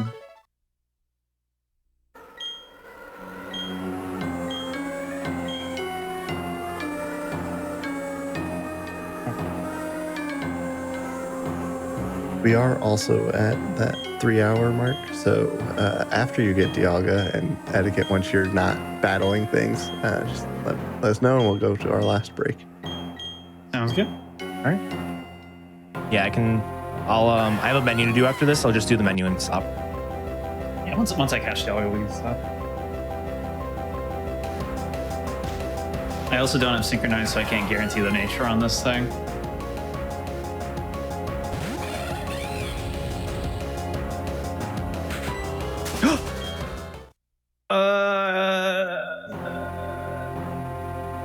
I just pressed run instead of bag. You can just go back into it, can't you? I don't think you can. This isn't like a normal modern Pokemon game. I don't think it's there anymore. Okay, we'll just finish with Infernape. It'll be fine. All right, I'm good to stop whenever. Yeah, I'm good to stop. I was memeing. It doesn't matter. I'm not actually using the running away is optimal. Okay, continue. We'll go 3, 2, 1, pause. You're just teleporting. That's fine. All right. Well, we're going to go to one more break. We're going to do some more stretching, be healthy, have nice, healthy habits.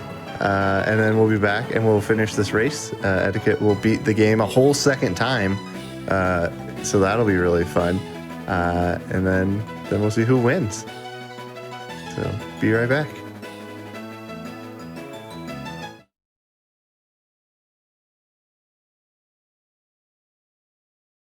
All right, everyone, we're back and we're ready to finish this race. That was our last break before the end. So Etiquette's got to beat the game a couple more times.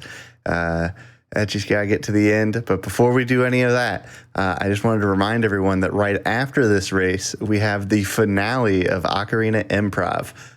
It'll be the last episode of that show.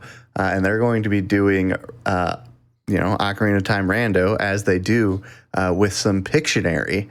I don't know exactly what that means, but that sounds pretty fun to me. So you definitely don't want to miss it. And then come back on Sunday at 1 p.m. Eastern for PB Precipice and It's Dangerous to Go Alone, which are both really fun shows that you want to see. With that, I'm ready to see the end of this race and figure out who is going to be the fastest Pokemon runner. All right, turn Etiquette. Oh, my turn to count down? All right. Yeah. 3, 2, 1, go. So I'm approaching the part of the run where it's actually very important to figure out what I want to do in terms of HP setup. Again, everything kind of revolves around having enough Blaze to be alive, or having high enough HP to be in Blaze, but also survive a Flare Blitz from Tentacruel. It's actually significantly more simple now. All I really need to have to worry about is efficiently dying on Volkner. And you'll see what I mean when we get there.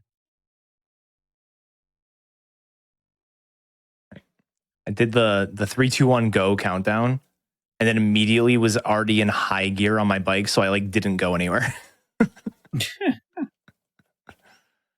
But yeah, so all these fights in the Elite Four, except for, like I said, the second to last one, are pretty straightforward.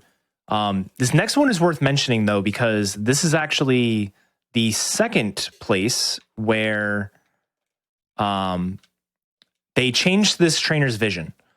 This trainer is skippable in the originals, and you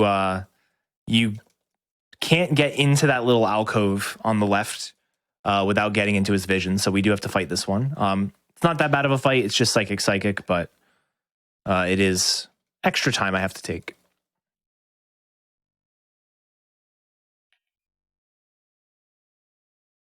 Yeah, so all I have to do here for my HP setup is I have to Flare Blitz Metacham, and then I'm good. Yeah, so that's not too bad.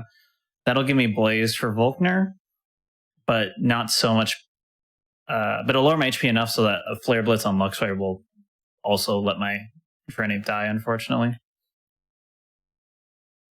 That is the wrong move. What is going to happen here? What are you going to do? Submission? Maybe I'll just have Blaze then, I guess. Yeah, okay. I guess that also works. It's not 36. Oh yeah, so this is also just fine. This is, instead of Flare Blitzing Metacham, I just Flame Wheel it. Now I'm fine. This actually is nicer because now I can Flame Wheel like everything. But here's the move I was talking about, Flare Blitz. Flare Blitz is a very special move. We get rid of Fire Blast finally. Goodbye, good riddance. Flare Blitz has 100% accuracy, unlike Fire Blast. It is a physical move. It is also 120 power, so it's very strong. The catch is, though, that it does recoil damage. 1/3 of what you do gets dished back to you. So you want to always know how much you're going to take before you use it, and that's all written out in the notes. And Flare Blitz is really, really cool for Infernape because it basically means that you can have Blaze whenever you want. And again, Blaze is your Chimchar's ability where when you use a fire type move below 50% or below 33% HP, 1/3, it does 50% more damage. So if you can always manipulate when you have Blaze, you can always do tons and tons of damage, and it works out really, really well.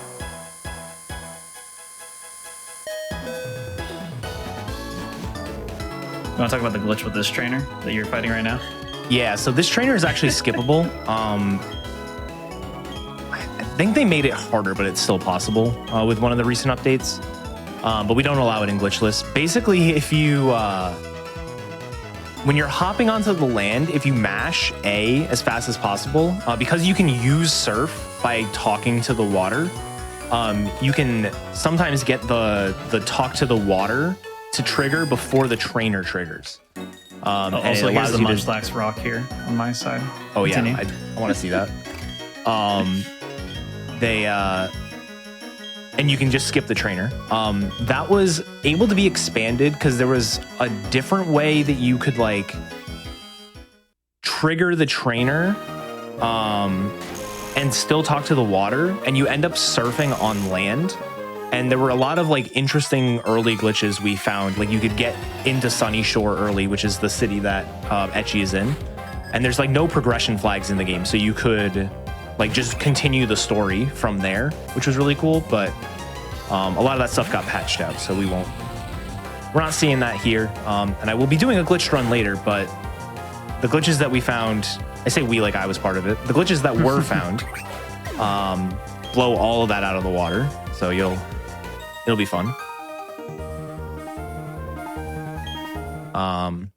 Took a small little detour there to grab the TM for Dragon Pulse. Palkia does have an amazing dragon move in Spatial Rend.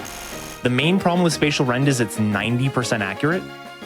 and we want to be using it in some very important situations. So instead, we're going to use Dragon Pulse, a little bit weaker, but still a very good move for us.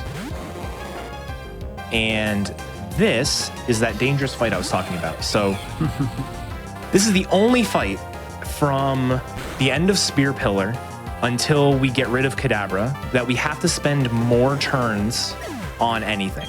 Not everything is a one-shot. And the Golem that comes out second is a two-shot because it has Sturdy. And the Empoleon that comes out after the Golem is just very tanky, bad typing for us to deal with. Steel resists Psychic, so it's just something we have to deal with. I will likely switch out to Palkia and just let Palkia deal with the Empoleon instead.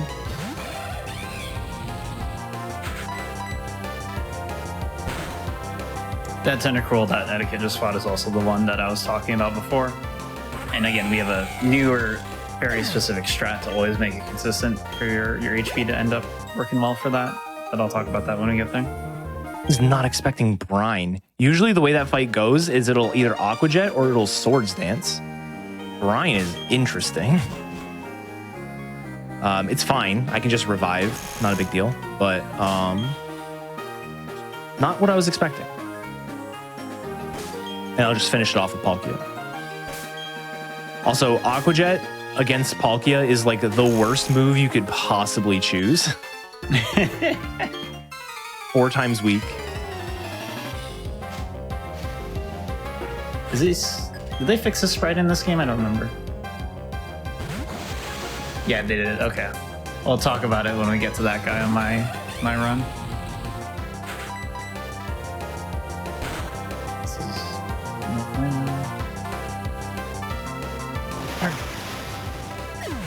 The last fight before we get to the Pokemon League. And last time we'll be seeing Kadabra. So if anyone got emotionally attached, now is your time to say goodbye. This is also probably a good time to plug. Oh, come on, Static. If you're interested in running either of these games, both have really good resources that you can find on speedrun.com.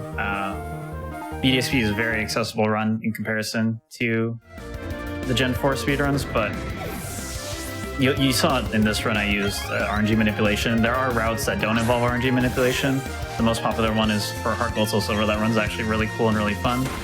There's, again, notes for that on speedrun.com, and there's also some cool plat routes, and even Diamond Pearl has a Manipulus route that is not as popular a run, but it does exist. You can always check those out. I think BDSP is probably a pretty good place to start for speedrunning if you're interested in that. If you want to do Gen 4, I would pretty strongly recommend Heart Gold Soul Silver Manipulus. I think it's a really good run, and it's really fun too. Yeah, and something that is always awkward to mention just because it's different than it used to be. The Pokemon Speedruns community is now broken up into the individual consoles. So there is a separate like DS Discord versus Switch Discord. So if you're interested in a specific game, and maybe it's not even one that we are playing here, definitely make sure you check out the individual game pages and see.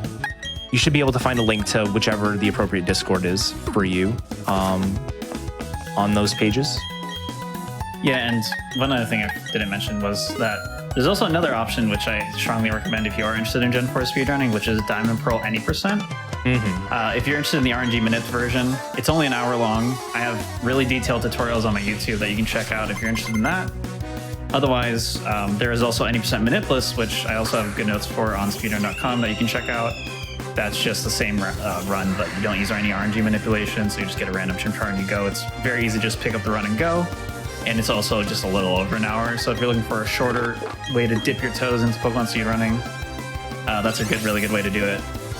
And I would strongly recommend it if you are interested at all. So, Focus Sash. Yeah, this is a Focus Sash fight. This is also a fight where Barry likes to switch out randomly. That was U-turn, that wasn't a switch, but he can just randomly switch. We have the metronome on our Palkia, and the metronome is going to come in handy. We're going to attempt to build up our metronome boosts until the Empoleon at the end. There is a chance that Barry decides to switch out into Empoleon, in which case we don't KO. But I mean, that's fairly rare. I might have to heal that. So this fight has a Focus Sash on Staraptor and then also has a Quick Claw on the Empoleon. So that Pokemon that I said I may not kill, it might kill me before I even get a chance. Oh, I didn't KO the Snorlax, but it didn't KO me, so we're fine. All right, so since I'm in Blaze for this, I'm going to be taking advantage of that. Hopefully I don't get paralyzed. If I do, I basically just YOLO and hope I... Okay, good. Again, 1 in 4 chance to get Octazooka on this Octillery, and if it Octazookas, it does a ton of damage. But I don't have to worry about it. Okay, I kind of have to worry about it because there's only 14 and 16 to kill. I forgot about that. Please just die. Okay, all right. And then, because I'm in Blaze, I am not going to... just Blaze Flame Wheel doesn't kill the Ambipom, so I'm just going to close combat it.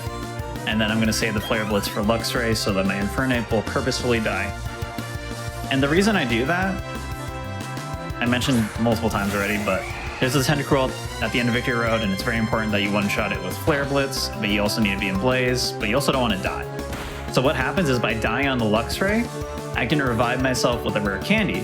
And when you revive with a Rare Candy, you have like 2 or 3 HP after you do that, because it basically, Rare Candy adds to your HP, so if you have 0 HP, you suddenly have like a couple. So it revives you. And then if you use a Super Potion after that, you get to like the perfect HP for Victory Red, where it's just really high Blaze, or just like good enough Blaze. So 07 for our monkey friend. He will return. It's also faster because we don't get the EXP animation. So it works out really nicely. All right.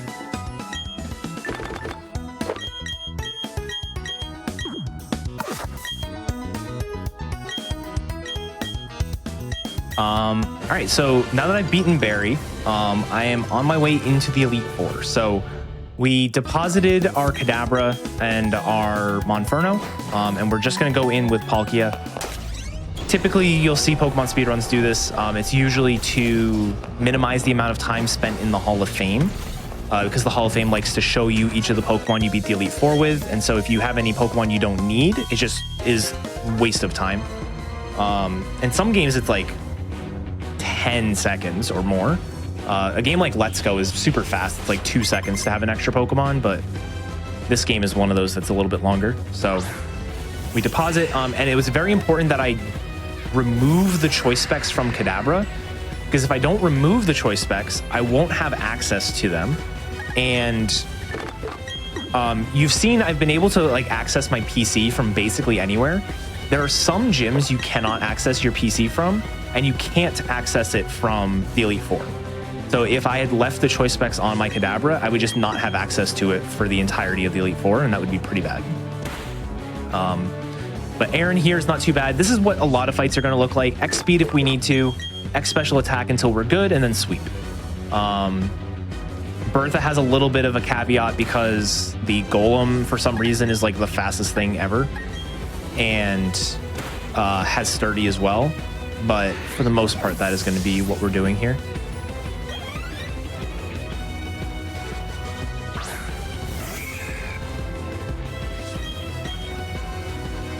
My ether count right now, I have the ether. I just have 1 ether.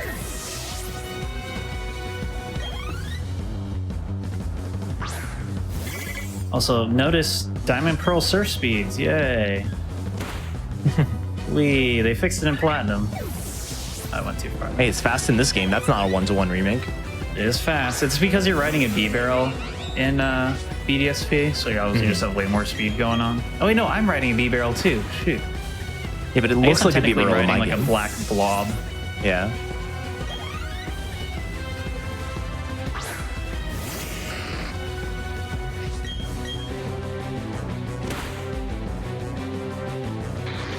All right, so now it's very important. This is the only Elite Four fight coming up that I want to not have the choice specs on. And the reason is the Quagsire lead has an ability Water Absorb, which means it does not take damage from water moves. So we have to use Dragon Pulse, which I need to teach Dragon Pulse. Glad I remembered. I need to teach Dragon Pulse to make sure that that doesn't, cause an issue. I don't actually need the metronome on the Palkia here, but it just makes more sense to equip it rather than take off the...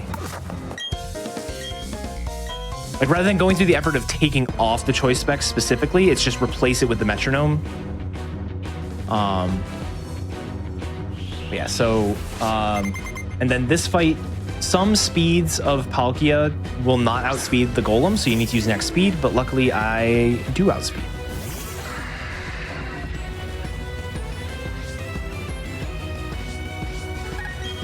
All right, so we X defend. Usually we get Toxic. Okay, I got Earthquake. Weird. That's fine too. There's the Toxic.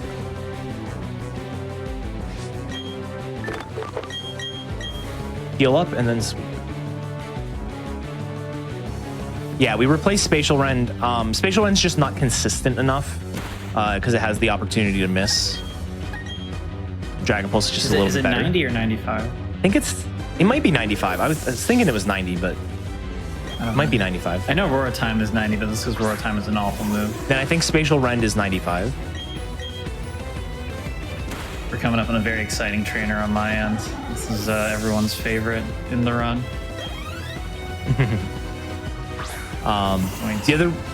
The other reason that Dragon Pulse is nice over Spatial Rend is because Spatial Rend only has 5 PP, and we need to use not Surf against Cynthia at the end, and Cynthia has 6 Pokemon, so we would not be able to choice specs into Spatial Rend. Even if we hit them all, we would still be left with 1, actually 2 left over because of pressure from the Spiritomb. Supposed to Dragon Pulse that to save super effective text, but it doesn't matter. Yeah, this Golem causes a lot of problems for Dialga just because it has that Focus Sash. So Earthquake does an insane amount of damage to a Steel-type Pokemon. And now here it is, everyone's favorite. Yes. Blissey time. If you have not seen the meme before, just watch how slowly HP ticks down. For those who don't know, it's basically 1 HP per frame. And this is a 30 FPS game, so now we're gonna watch. Prediction time, will I beat Flint before...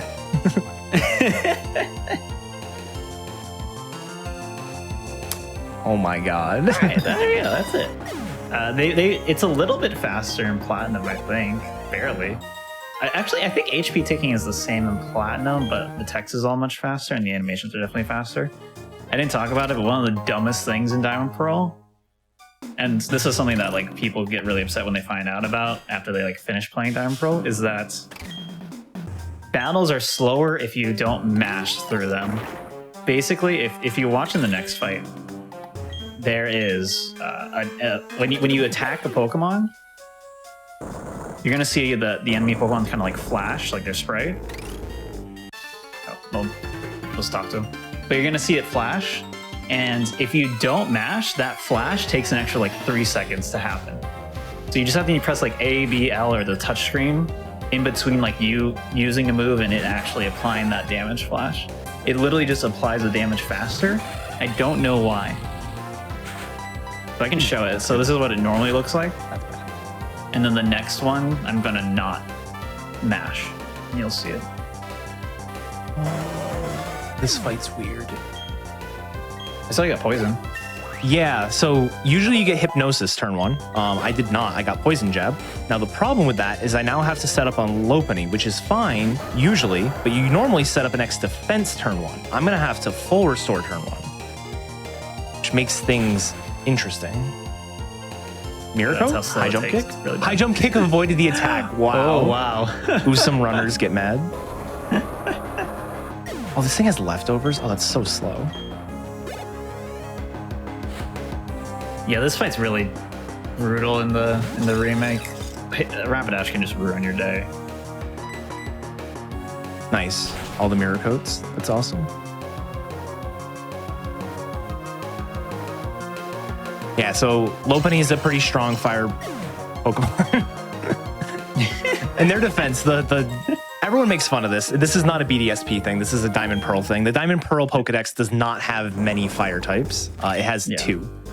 The Monferno line, or Chimchar line, and the Ponyta line. So Flint does have both, but needs a full team of 5, so we get some odd choices. And Plat fixes that, but yeah, for sure. I actually do like the funky teams. I think they're quirky. Yeah, and the one thing I really like about this game is some Pokemon games, not all of them, but some of them have a different version of the Elite Four when you're doing a rematch.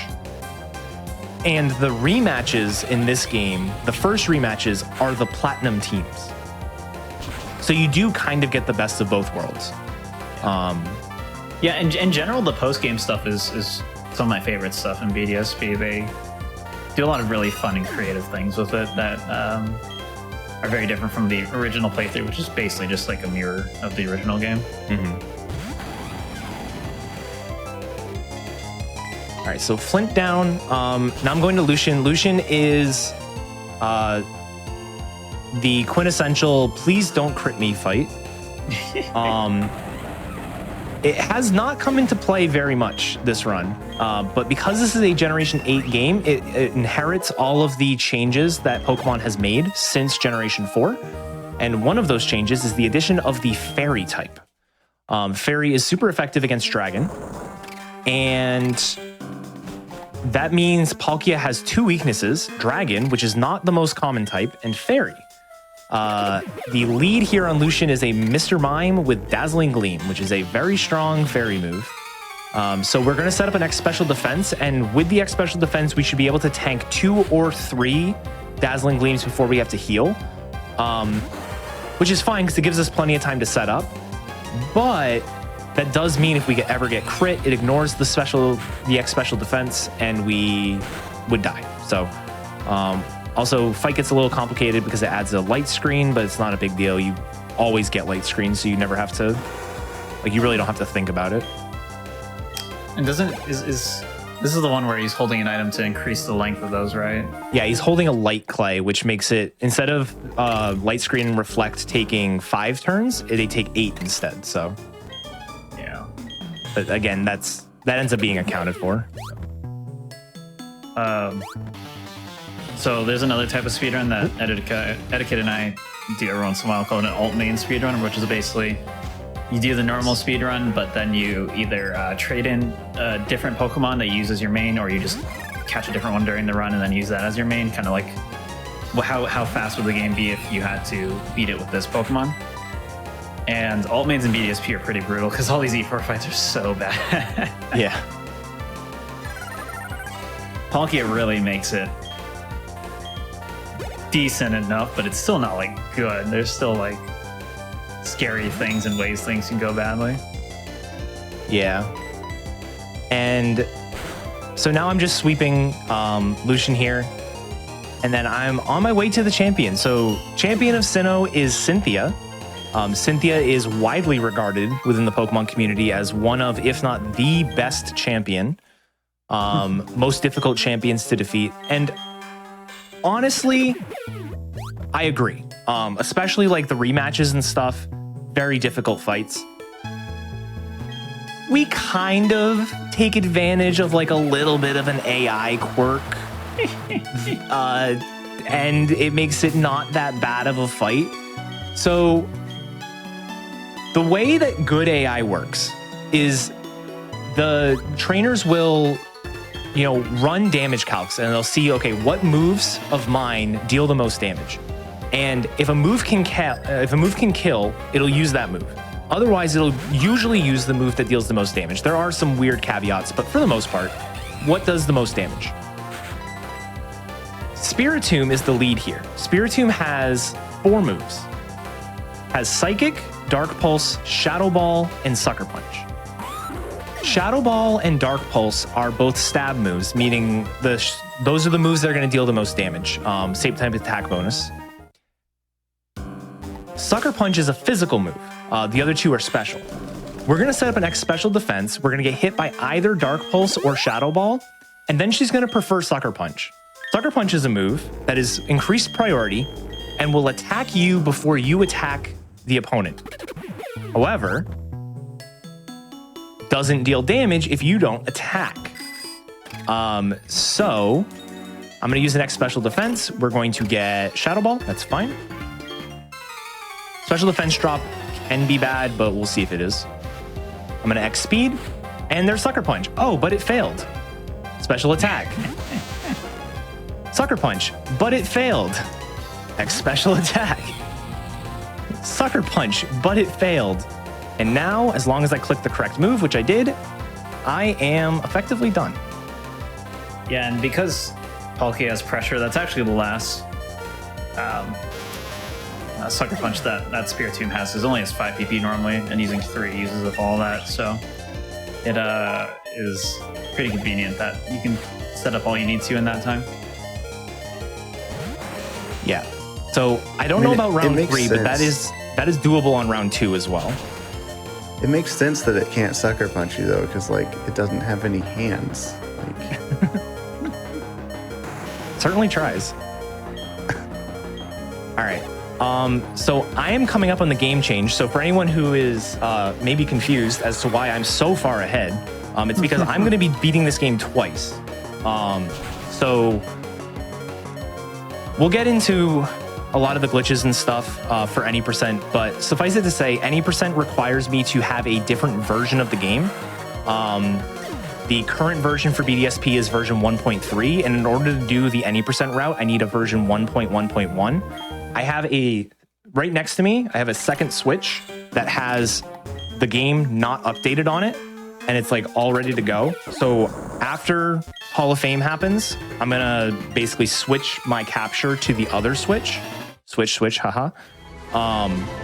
And then we'll start that up. So you might see like the Elgato no signal screen for a quick second, but it should be pretty quick.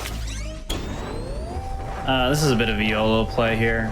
Basically 50-50 to die, but I'm doing it. Because why not? I just revive if I die, it's not a big deal. Basically, I guess it's a little bit more favorable than 50-50 because he could miss Hyper Beam, but again, taking advantage of random AI here, he could Rain Dance or Dragon Dance. Want to see either of those? Please cooperate with me. I don't want to revive. You could also miss Hydro Pump. Ray, no. Yes. All right, we're good.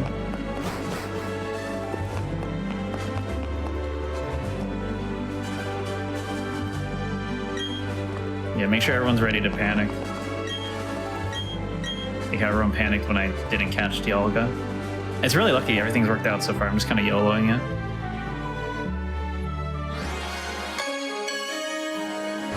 It's a little bit more convincing if I picked Pearl, because then it could have been like, oh, I need Palkia for Waterfall, shoot. Oh, that would have been a good one. Would have been better. But I did get a DM from Corvame saying, you actually sold that really well, oh my gosh. Oh, you didn't hear me because you had stepped away. You actually kind of fooled me. I knew you didn't need the Dialga, but I was like, I thought, because like in Oras, you need to, in Oras, you have to either defeat. You have to fight or catch it. Also, I'm going to show Swag Waterfall really quickly for those who didn't watch my Platinum GDQ run, AGDQ run. Oh, yeah. All right. And that's just losing time, but I just want to show all that off. That's a Gen 4 thing you can do. Try it at home, kids. Oh my god, I need my other splits. Come on.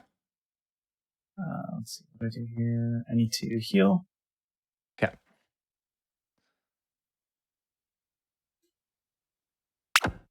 I will have 3 close combats.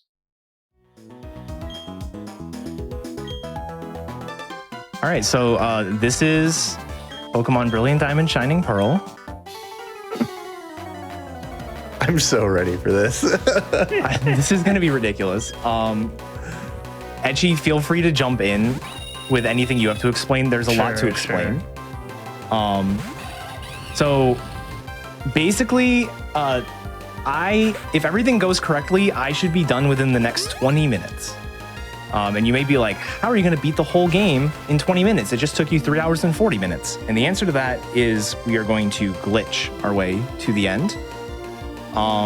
There is one major glitch. I mean, there's a ton of glitches in the game, but there's one glitch that we really take advantage of called menu storage. And essentially the way menu storage works is it allows you to have the menu up in situations where you're not supposed to have the menu up, like walking around.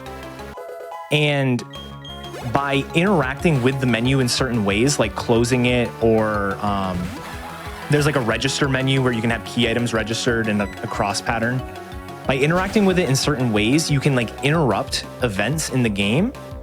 And when that happens, really interesting things will happen, as you will see. So start of the game is fairly glitchless. We have to do a single fight, and that is against a wild Starly. After we get our starter, and then it is off to the races. This royal fight's pretty straightforward. It can go really funky, as Kit was saying earlier, because Sniper has U-turn. Luckily didn't get it. Again, random AI, so just 25% if you do get it, because then you get double Intimidate, and then it's X attack again, and then you're letting Empoleon do a ton of damage to you. It's really scary. But I got the good fight, so we're totally fine here. And after this, Etiquette mentioned that, you know, he goes to the PC to deposit Pokemon so that the Hall of Fame is faster. That's what I would normally do. However, because this is a marathon run, I'm actually going to heal up the counter. And the reason for that is because if I use the PC, my next save takes 20 seconds longer. Oh, yeah. So, and I'm going to save in the Elite Four several times. And I don't want to deal with it. And also just having more Pokemon means I'm not going to like lose the run. If I do die, I can survive multiple times and I'll get through it. Just brute force my way through a lot of these fights, because a lot of these fights you don't really set up on. You just kind of do one turn and then you just go. But I'm going to buy some full restores before I go in for safety as well. All right, so coming up here, we're going to do something really bizarre. We're going to actually pick Turtwig. Whoa. Yo, that's a good Pokemon. It is. Grass types are just typically not the answer for speedruns. But Turtwig is good for two different reasons. The first reason, it is the default option here, so we don't have to menu. The game is that optimized, yes. The second reason is because it has the highest attack stat of the three, so it is most likely of the three to two-shot this Starly. You have the least number of average turns on this fight. I should get the two-shot cleanly, which is good. Every extra turn is about 5 seconds, so. I was going to buy full restores, but I actually bought a lot of extra healing items. I'm going to be fine here. You don't really need full restores. You just need full heals, and I'll be fine. I'm just going to go in. Aaron is a very straightforward fight. Okay. Basically, Drapion's going to come out third. He leads with two really weak bug Pokemon in Dustox and Beautifly, so I just flame mill those. But once Drapion comes out, I have to two-shot it with Flare Blitz.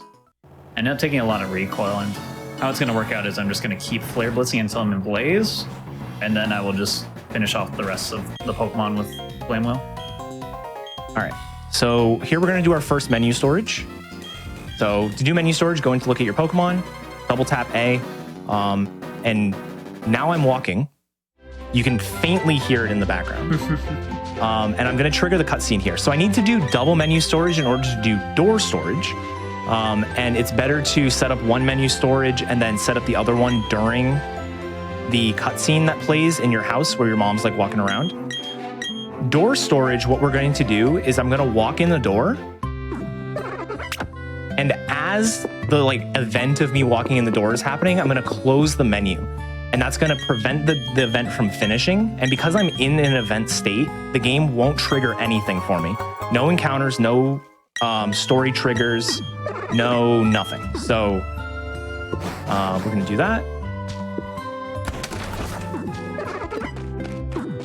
So now the game thinks I'm still walking in a door. And because of that, no encounters. No trainers are going to see me. No story triggers are going to happen. So here's Dawn waiting to show me the Pokemon or the Professor's Lab. Here's Dawn again wanting to show me the catch tutorial. And these are all the trainers that we fought in the early game earlier, but now we're not going to. So the reason I need to do double menu storage is because while you're in that event state, things can't interact with you, but you also can't do anything yourself. So if I didn't have another menu open in the background, I wouldn't have been able to save and reset, which is like the only way to get out of that state.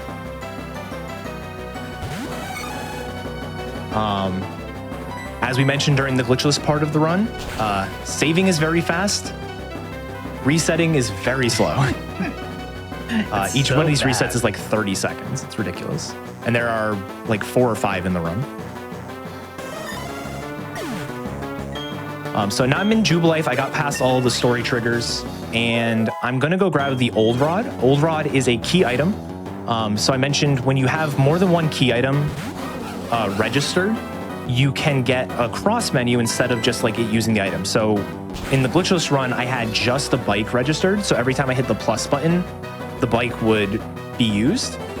But I want that plus menu. So I'm actually going to register the Old Rod in 2 different spots in that menu. So that way I always get the plus menu. So let me go ahead and set up menu storage.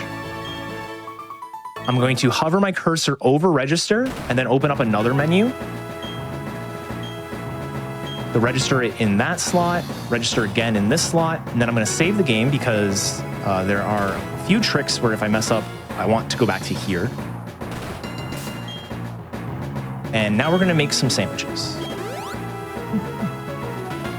I'm coming up on Bertha now. Bertha is a pretty scary fight in the sense that it's really easy to lose a lot of time here, and also Whiscash hits really hard. This Quagsire has Dig, Protect, Sandstorm, Double Team, and again, completely random AI, whatever it chooses. You don't want to see Double Team, you don't want to see Protect when you're attacking. Dig turn 1 actually isn't that bad because it gives me an extra turn to X-Spec. Because if with just one X special, one-shotting Whiscash is a pretty bad range. We'll see what happens here. I'm going to do that X-Spec first. It is very useful to have Grass Knot for this. Okay, I did get it, so I'm just going to X-Spec again. And now the rest of the fight's pretty safe. I'm just going to one-shot everything, so go ahead, Etiquette. All right. So first thing that can go wrong went right, so that's good. So what I just did there, I'm gonna have a lot of time to explain in just a second, so let me just get there real quick. I also shouldn't have said I was safe before I got the dig hit, because that could have been crit, and that would have been really bad. But I didn't, so it's okay. Okay, so what just happened? Basically what I did was something called menu stacking. I put a register menu on the bottom, and then I put a normal menu on top of it, another normal menu, and then a third one. And every time I close one of those menus, I'm gonna interrupt an event. When you talk to the lady who says the GWS is closed, the event that happens is she walks down, tells you the event is closed, or tells you the GWS is closed, and then pushes you to the right. By interrupting the event, we prevent the pushing to the right to happen, but then it happens later when we close our next menu. So I made it so the lady pushed me to the right while I was hopping a ledge, which prevented my character from being brought back to the ground, which allowed me to get out of bounds. I then went back to the lady and got stored her event again. So that way, when all is said and done here, I'm gonna get pushed to the right again, and we can get pushed to the right through walls. So I'm out of bounds. I'm running through the entirety of Sinnoh right now. It is quite a long way. I bonked into a city. Don't worry about it. It's quite a ways away. I'm making my way all the way to the Elite Four in the Pokemon League. When I get there, the game, once you're out of bounds, the game does not want you back in bounds. So we need to have the lady all the way back in Jubilife with the GWS. Her event is going to push us through the wall into the Elite Four. So I'm doing movement right now. I am doing this movement based on time cues. So I have a split that basically I'm watching the split timer, and every time I hit like the next threshold, I'm changing direction. So it is, I can't see, but I do know where I'm going. And this is actually pretty interesting because when BDSP were on the verge of coming out, everyone was like, "Oh, I wonder if you can enter the void like you can in Diamond Pearl," and you can, you sure can. It's just really different. But again, part of the reason why this works is because again, BDSP is literally just built on top of Diamond Pearl, so things are basically the same in like the overworld sense. But the Diamond Pearl 90% run is much longer than this 90% run, and the reason for that is because you cannot do any of the cool glitches basically until you get the bike. So the Diamond Pearl 90% run is literally rush to get the bike as fast as possible, and as soon as you get the bike, you go immediately to the Hall of Fame. Not even like the Elite Four. You just go into the void and then just run into the Hall of Fame, and that's it. It's a really cool run. And glitches are also really easy to do if you wanted to learn it. Yeah, the one downside is, I don't think I actually mentioned it while I was doing the glitched part of the run. I mentioned it during the glitchless run. This is only possible on version 1.1.1 of the game, which is not the current version. So Switch doesn't really allow down patching. You would have had to either have a version of the game that you never updated, or Switch does allow you to transfer patches between versions, but only if you're upgrading. So you would need a physical version of the game and somebody else who has the correct version and do it that way. So if you remember when we entered the Pokemon League, we're supposed to fight Barry. I don't want to do that. So I'm going to walk right back here. I'm going to save the game and then reset. This is going to allow me to pass Barry. And then I'm going to explain all of the Elite Four skips right now, and then I'm going to focus for that section. Basically, the way that the Elite Four is going to work is whenever you walk into an Elite Four room, the first thing that happens is the door closes behind you and you walk forward. We're going to cancel that event while it's happening, run up to the top of the room, and then trigger the event. And what that's going to do is push us through the door on the other side. And we're going to just do that exact same thing 4 different times. And yeah, get past every Elite Four member. The Cynthia skip's a little bit different, but I'll explain that when I get there. That one's really funny. All right, so the last 2 pokes for me are a Steelix and a Driftblim. Going to Flare Blitz, and we are going to win. And I'll explain what I'm going to do after as soon as I get to this Driftblim. I do need to explain that. But HP bars are so slow in this game. Etiquette's about to destroy me.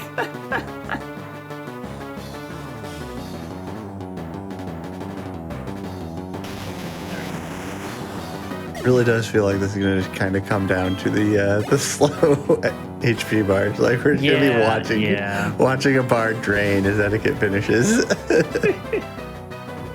All right, so I'm going to Flare Blitz this. And then HP setup's really important for the next fight. You want to have good HP to like Flare Blitz things. You don't necessarily want to die, but if you do...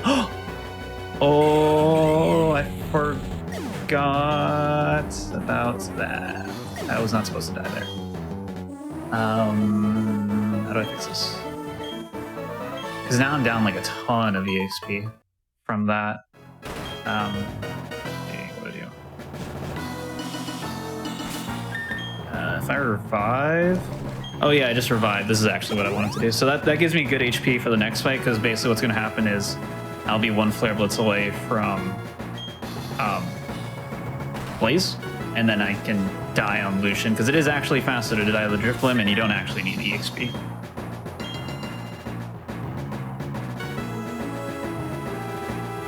I'm about to fight Lucian as well. I feel like you're not going to fight. Something tells me you're not actually going to fight. I did this one different. I don't know if I did it correctly, though. I did it fine. All right. So Cynthia skip.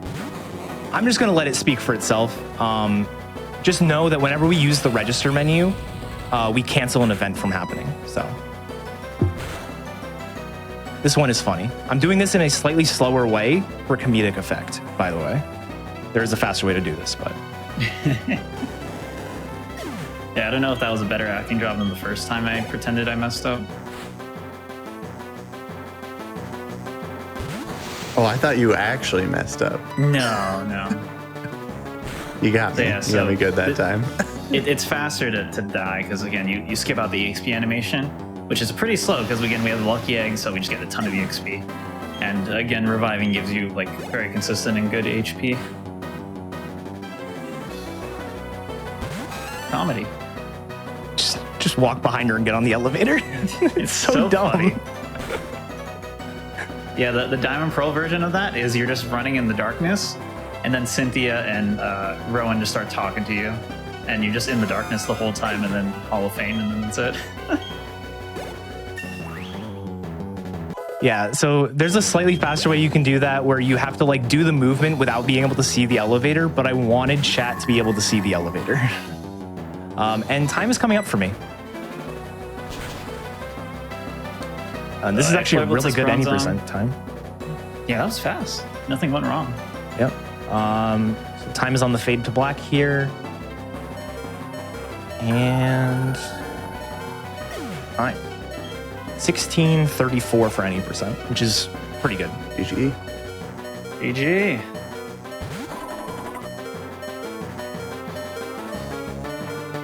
So yes, you can beat the remakes twice before you beat the originals. It's all about those health bars. Oh my god, I'm gonna die again. Damn it. I wouldn't do that joke 3 times in a row, sorry. You're not getting me that time. I'm not I gonna don't do it again, believe no, you. sorry.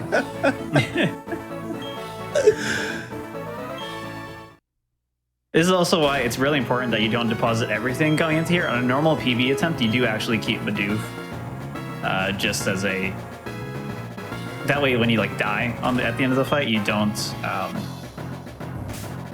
like lose the battle too. Because if you don't have any Pokemon remaining and you Flare Blitz like that, the run is like you just get sent back to the Pokemon Center. It's just over. No, that's the wrong end. But this is good because now I have everyone's undivided attention for Cynthia, and we're gonna fight it. And it's not as it's like both not as silly, but also do I have to max this? I didn't write it in my notes. I don't remember. I know, yeah, I have to. I didn't use any. I was supposed to use it earlier, I think. Yeah, I was supposed to use it earlier. It didn't matter, but I had enough anyway. So this fight is pretty dumb because Spiritomb has Embargo. Embargo means that you cannot use any items until you swap out. And if it uses Embargo, then I can't set up as much as I want to, and that means I will almost certainly die unless random AI is a bro for me. Because again, random AI, so it's 25% to get Embargo here. This fight's listed as pretty a lot of people think this fight's really bad because of Garchomp being level 68, but random AI makes it so much easier than Platinum, even though the levels are lower there. I'm gonna X-attack. Please do not Embargo me so I can have a normal fight. Okay. I'm gonna X-attack again.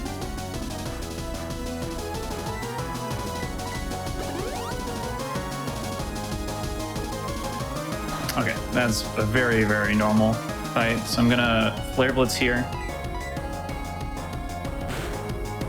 The other trolly thing that can happen is Spiritomb can use Silver Wind, which you may be like, why would it use Silver Wind? You're a fire type. That's silly. And again, random AI, you can just do that. And if it chooses to do that and it gets the 10% boost to all stats, really bad things start to happen. And if it gets 2 of those, extremely bad things start to happen. I'm gonna be close combating basically everything until we get towards the end of the fight. Garchomp is the scariest thing, but with +2 attack, it will die. If I did get Embargo, what I would do is I would close combat, and then because my attack is my defense is just so low, basically anything from Garchomp would kill me. So you just die, you bring out Bidoof, revive, and then when you go back in, basically what happens is when you're only at +1, you don't kill it, but you never put it into heal range because it has a citrus berry, so it's always gonna take it out of heal range, so you don't have to worry about like healing to full. And then when you come back in, you just close combat it, and then it's almost guaranteed to die. It's technically 1 in 64 chance for your 2-hit roll to not kill, but don't have to worry about it here. Level 70, which is extremely high. Again, just a side effect of the lucky egg.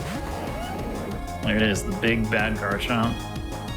Oh, sorry, level 66. I thought it was 68. almost as slow as Blissey in terms of HP taking down. It's always funny how like the big bad scary Pokemon for casual are almost never the scary Pokemon for speedruns, just because we always set up on whatever the lead is. Yeah. So like the Spiritomb is the problem here. Yeah, and Platinum in general does a good job of putting scarier Pokemon as the leads for a lot of the like the gym fights, and even the E4 fights. Like Aaron has a Yanmega instead of Beautifly or Dustox. Right. Yeah. The Gardenia leads with Turtwig that has Reflect, so it's much scarier. Stuff like that. And then we just Flame Wheel here. In Platinum, this thing is E-Speed, Extreme Speed, which is like really powerful quick attack. Don't have to worry about it here. Yeah, that's possible, so that's fine. And that is Diamond Pearl glitchless. We have done it. It's split time is the same as BDSP, where it's on Hall of Fame fade out, and it is going to be kind of a slow Hall of Fame because they did keep the entire party to lower the save speeds. But just to plug again, if you are interested in running Gen 4 stuff, a lot of good resources on speedrun.com. If you're interested in getting acquainted with Gen 4 RNG manipulation, I have some good tutorials on my YouTube. It's just, if you look up Etchy on YouTube, you'll find it. But I highly recommend Pokemon speedrunning. It's a lot of fun. Very different than your typical speedrun. It's very much less focused on executing really tight tricks all the time and much more focused on decision-making, gambling, basically, and grinding out RNG. Yeah, it's definitely a really fun series. Community's great, and then yeah, like I said, if you are interested in any of the games, whether it be the 2 games shown here, I think both of them are great games to speedrun. BDSP is probably a little bit better for a beginner, but you could definitely get away with Diamond Pearl being your first game if you went like the more any percent manipulous path, like Etchy was mentioning earlier. Yeah.